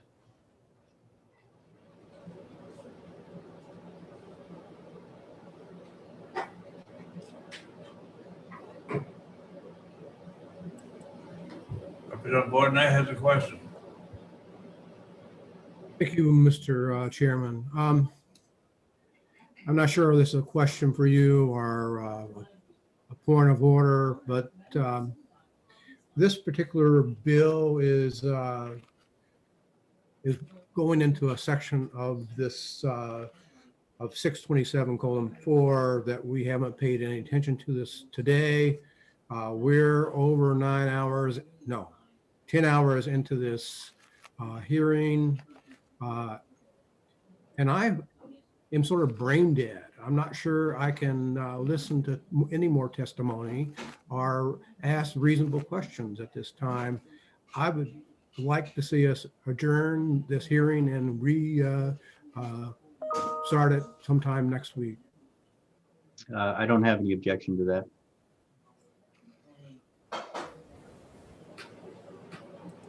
Point of order, Mr. Chairman. Yes, point of order. Thank you, Mr. Chairman. Mr. Chairman, I mean, we're all here. People are testifying, and I think there are other people willing to testify that have waited hours to speak on this bill.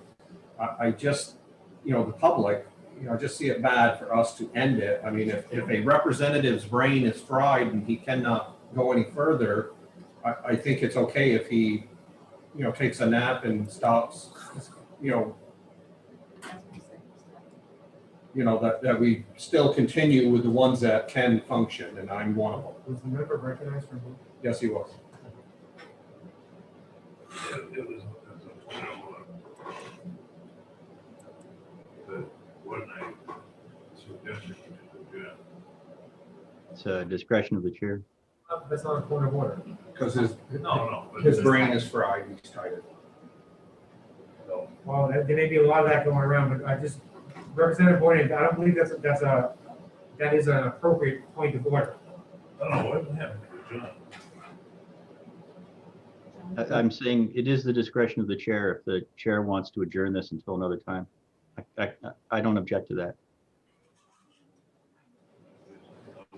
Is there a second to the motion? No, there's no motion. There's no motion. No motion. He may just ask a question. It was just a suggestion. Well, we kind of discussed that right before we began the hearing.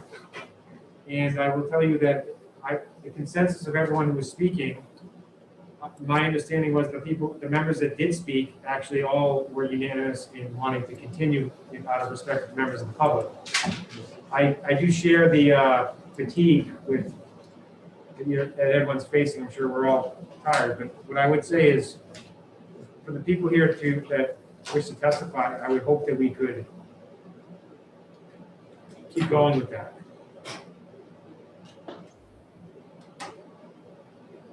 I will say if we do, with all due respect to the members, if we do spend an hour on questions, this is like deja vu from the last time we stayed after 5. So that is, so let's just understand that if we're gonna have 7 to 10 to 20 follow-up questions, that's not gonna be very productive. So what I'm gonna do is there any representative, do you have a question for the witness? I'll answer quick.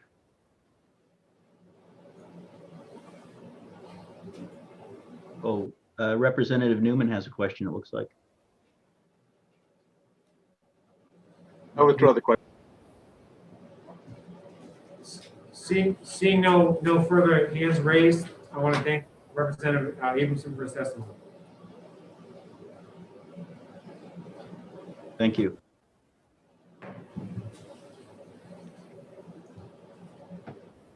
Louis Cody.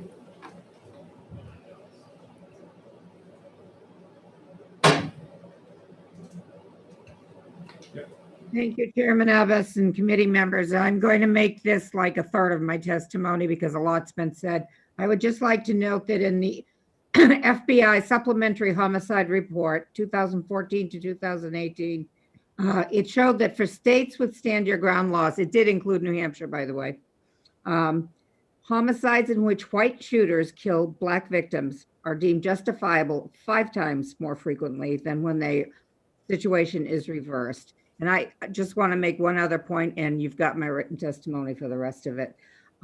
Last year, when the Governor's Commission on Accountability, Community and Transparency finished its list of recommendations in the report, many are already being implemented. There were 3 training issues recommended: training in implicit bias, ethics, implicit bias and cultural awareness, ethics, and de-escalation training. Manchester Police, that's where I'm from. They're great. I've already read an article about what an excellent program they're implementing. That's wonderful. The public doesn't get anything like that. Doesn't get anything in de-escalation training. Doesn't know the law. Can't figure out what's justifiable, not justifiable. Felony, misdemeanor. Safe, not safe. I'm just saying, taking all guardrails away is like giving a license to kill. And I oppose House Bill 145, especially in combination with House Bill 197. Thank you for your time. Thank you for your testimony. Seeing no hands raised, the witness is excused.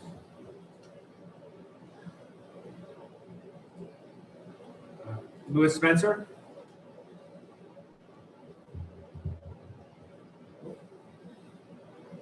Oh, here it is.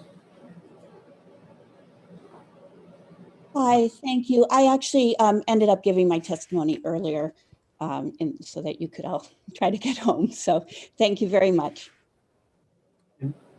Thank you. Thank you, Ms. Spencer, for your testimony. It'll be noted that you are in opposition to HB 145.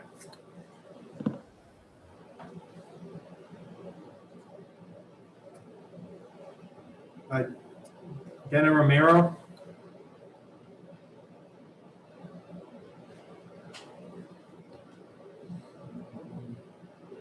What's the first name, Mr. Chairman? It's Dena, like D-E-N-A. Yeah. Dina, excuse me. I am not seeing her.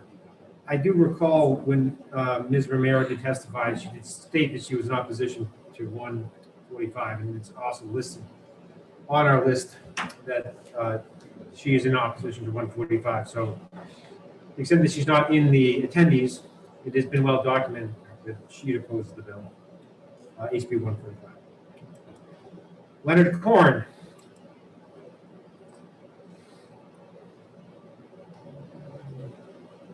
And I will say, looking, what I just said about Ms. Ramiro, you can make a similar, if not identical, statement to Korn. I do not see him either. And the record reflected he was also in opposition to this bill, HB 145. He did say that during his testimony on prior bills. Bill Kingston. Yep. That's a new one. We got one. Yeah, Bill Kingston here. Can you hear me? Yes, we can. Okay. Mr. Chairman, members of the committee, I'm Bill Kingston from Newcastle. I'm speaking for myself and in opposition. I'm a gun owner and a Marine Corps veteran with combat experience, and I know what it is like to be in a deadly situation. Ladies and gentlemen, whatever happened to thou shalt not kill? This bill aims to repeal the long-standing legal principle that use of deadly force has to be justifiable. This is way over the top, even for the gun lobby. I thought this committee's purpose was public safety. It is public knowledge that in every state that enacted stand your ground legislation, crime did not decrease. The opposite happened. These laws encouraged the escalation of violence in everyday conflicts, resulting in more shootings. Prior to the enactment of this legislation, a person who shot another person because of a perceived threat would be considered to be paranoid and get treated for a dangerous mental illness. Now that kind of conduct is permitted and people are dying. In conclusion, as a Marine Corps combat veteran, I can assure you that even in combat, it makes sense sometimes to simply retreat. I respectfully submit that this committee should bear that in mind when considering whether it makes sense to stand your ground.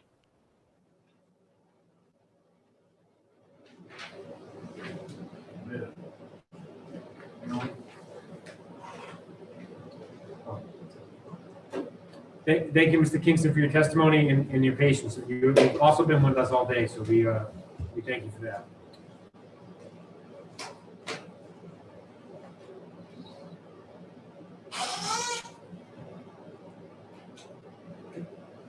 Penny Dean.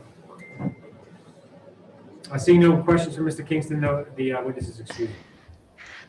Thank you. I won't repeat my credentials, even though it's been a long day. I'm sure enough people remember I'm a practicing attorney, and in case I didn't say so, I'm speaking for myself, and I'm out of Concord, New Hampshire. And I would ask that you ITL this bill. I am in support of the concept of this bill. The concept is great. Here's the problem. This bill has been copied verbatim from a Utah code section, which is 762402. And here's the problem. I just saw this bill yesterday, and what we have is not perfect, and it certainly needs to be fixed at some time. But this, I do not believe, is a solution for several reasons. Number one, the Utah bill was most recently tweaked in 2019. Giving my general experience from date of charge till trial is 1 to 2 years. There hasn't been enough experience with the tweaks of this bill to look at it. But if you look at what's called the Shepard's report, and for those of you who don't know what it is, cases that are reported through the courts, meaning if someone's convicted and they appeal, or the government appeals the conviction or the acquittal, those cases are categorized by a service called Shepard's. And so they take all the cases in the country and they list them if they pertain to a particular phrase or a particular law. There have been 95 reported cases with the Utah code. That means 95 people have been convicted. And when you use the word self-defense in there, you get 90 of them. And so the question is this law working in Utah? And quite frankly, I don't know, because reading 90 cases when I was given this bill late yesterday afternoon is just not possible. To go into this and put something forth like this that truly hasn't been vetted and looked at and see if it's for good or evil is quite frankly reckless. I would respectfully say it should be ITL'd. And again, I'm not saying. Ms. Dean, we appreciate your testimony. You have exceeded the 2 minutes, and it's almost 6 o'clock, so we're going to just ask you to conclude with one sentence.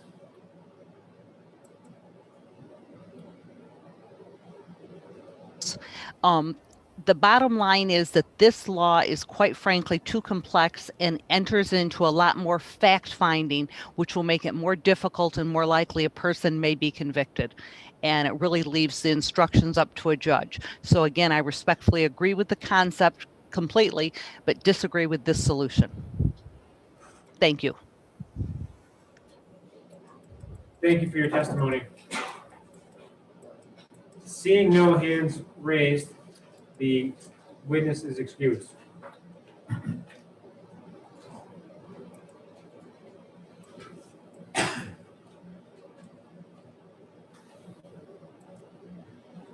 JR. Well, I would ask that members of the public who do wish to testify, if they do raise their hand electronically, it would be very helpful to the committee members balance the schedule if they raise their hand at the beginning of the hearing. So it just would be very helpful to all of us. Thank you. Chairman Addis, can you hear me? Yes, I can. Okay. Thank you. I'll make my testimony short. We've had a number of bills today regarding the same material. For the record, J.R. Hull, former state rep from the town of Dunbarton, secretary for the New Hampshire Firearms Coalition. I like this bill in concept. I think the language probably needs tweak given some of the other bills this year. I would advocate that we pass the other ones and retain this one so we can work on the language. It's a good idea, but still needs some tweaking. But I'll send this to the committee. I've pulled the FBI violent crime data for New Hampshire versus the country. And I want everybody on the phone to realize the peak of the violent crime in New Hampshire was the 2011 time period. And after passing this law, we have seen a gradual decrease in violent crime, meaning New Hampshire has gotten safer over the last 10 years. This is not me biasing data. This is the FBI Uniform Crime Data Report. So I think it's important that we realize that the laws that we passed in 2011 have made New Hampshire a safer state and that we need to do more.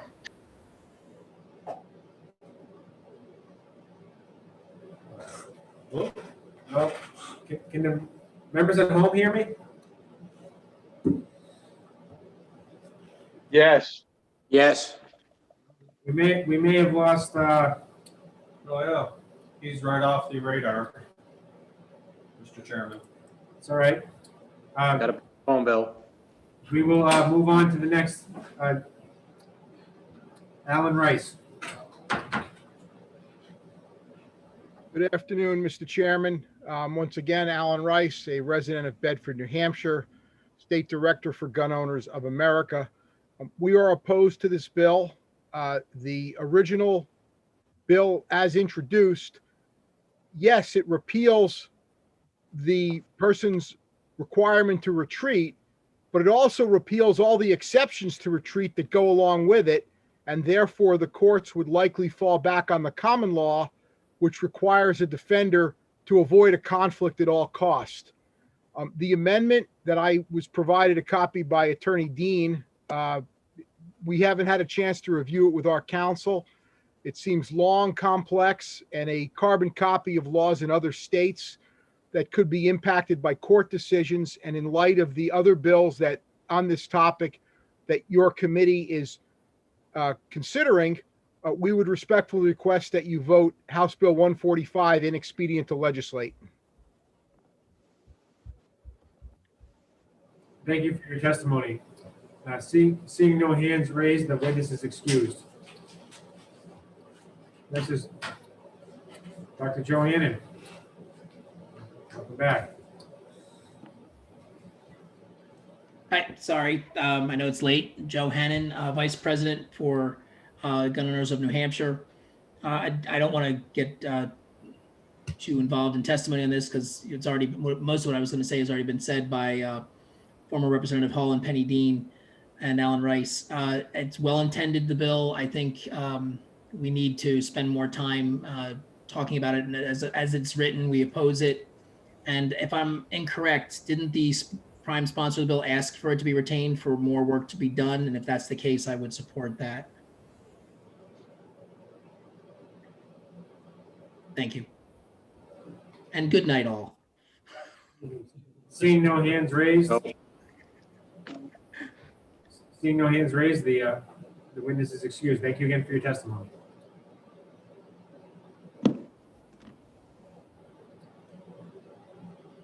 Tracy Burkett. Hi, thank you. Can you hear me? Yes, we can. Okay, thank you. Speaking for myself and the Gun Violence Prevention Working Group of the Kent Street Coalition, I'm speaking against HB 145 for the other side of the arguments. It simply puts guns and other deadly weapons in people's hands and gives them permission to shoot people without imposing any obligation or responsibility to respect the lives of their fellow human beings at all.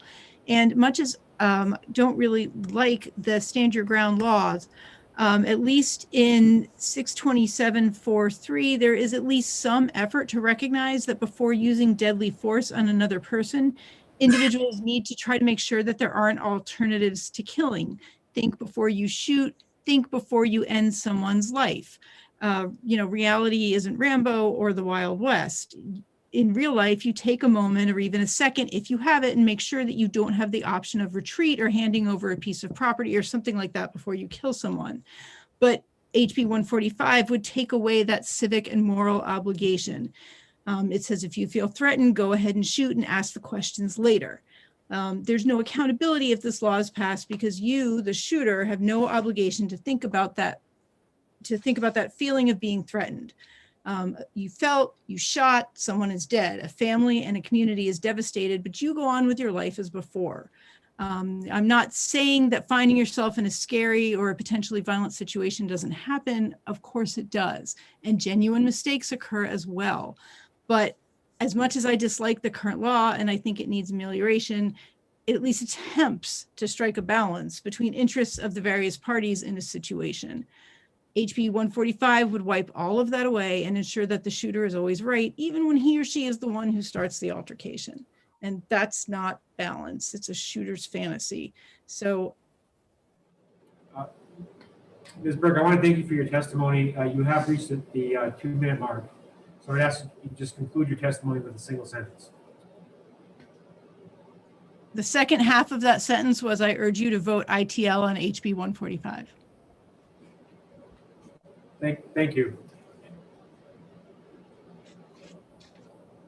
Seeing no hands raised, the witness is excused. And, I want to thank you again for your testimony and your patience. I know you've been with us most of the day.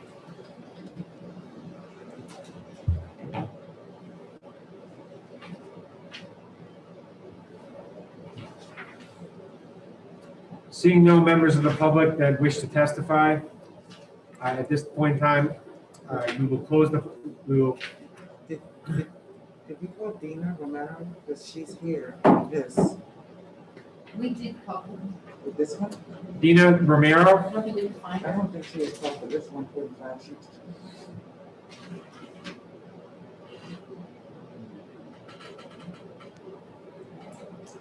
She might be gone. I'm just saying she was on the list for 145 too. Again, Mr. Chair, I do not see Dina. If she's on, if she could raise her hand. No. Representative Muse has his hand raised, and I finally know why. You guessed right. For House Bill 145, there were 6 individuals who signed in support of it, and 888 who signed in opposition.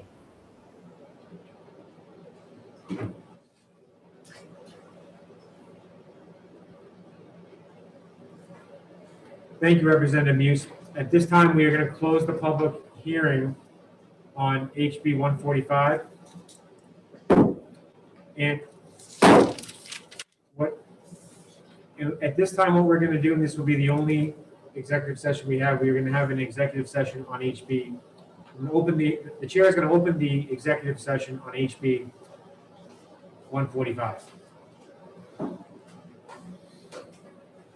And just to clarify, as I did say this I'm doing this also with the blessing of the ranking member of the opposite caucus. The chair is recognizing Representative Welch to make a motion. Move Article 145 be found ITL and expedient.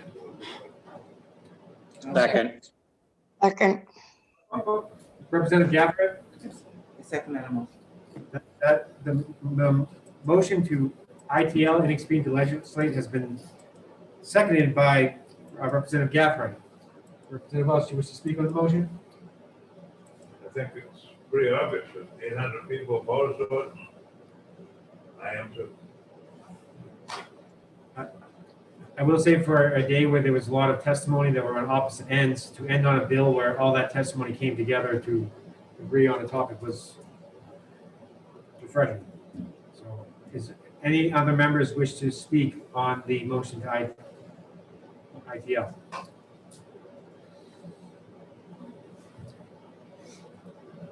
Seeing no further discussion, the clerk will call the roll. If you are in support of the motion, inexpedient to legislate, please say yay. If you are opposed, please say nay.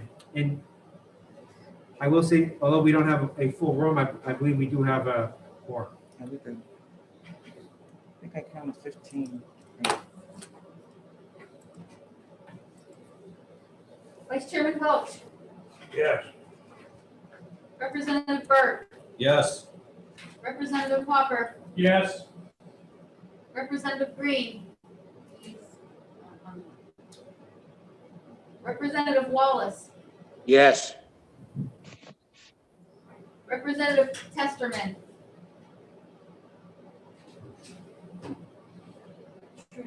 Representative Pratt, Yes. Representative Marston, Yes. the clerk votes yes. Representative Harriet Gathright, Yes. Representative Pantelakis, Yes. Representative O'Hearn, Wait, one moment. He is present. Yeah, he's there. Is he frozen? Is he frozen? No, his head's. So Andrew,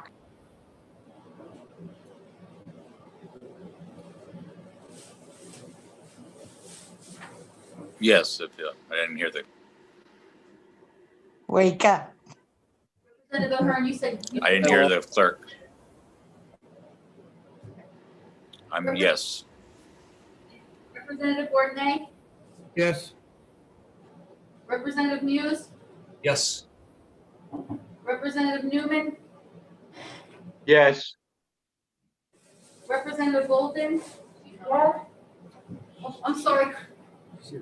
Representative Conley, Yes. Representative Klein Knight, Yes. Representative Bradley, Yes. Chairman Addis.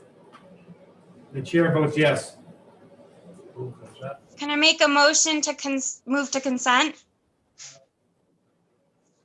Yes, you may. Representative Knight, you are recognized for motion to consent, but I don't believe a motion is required for that. It's not. A motion is not required for that, so Representative Knight, your motion's not in order. What was the final vote? 18. The 18 support of the motion of ITL, 0 nays. The motion to ITL passes. That was on consent calendar. Would someone like to? Mr. Chairman? Would someone be doing a minority? The majority report. I will. Thank you. Representative Byrne has volunteered his services to do the report.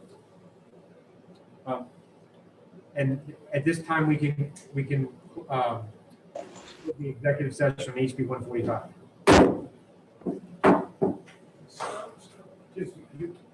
Representative Wallace, you left your. We'll make sure you left your book on your desk. Yes, by design. I didn't think there'd be any more committee hearings between now and Monday morning. I hope not. If there is, they're welcome to use it. They won't clean it, place though. Put it in the house. Oh, okay. Yeah. We'll hold on to it for you. Just for the members that are going to be present at the House session later in February, just please communicate, because I'm going to carry as many books as I can, but if you're there, I'll make sure I have those and we can arrange to distribute them. If you're not going to be there and we need to have them mailed or whatever, we'll just figure that out as we go. Great. All right. Everyone, please enjoy the weekend and see everyone here first thing Monday morning. Is that a motion to adjourn?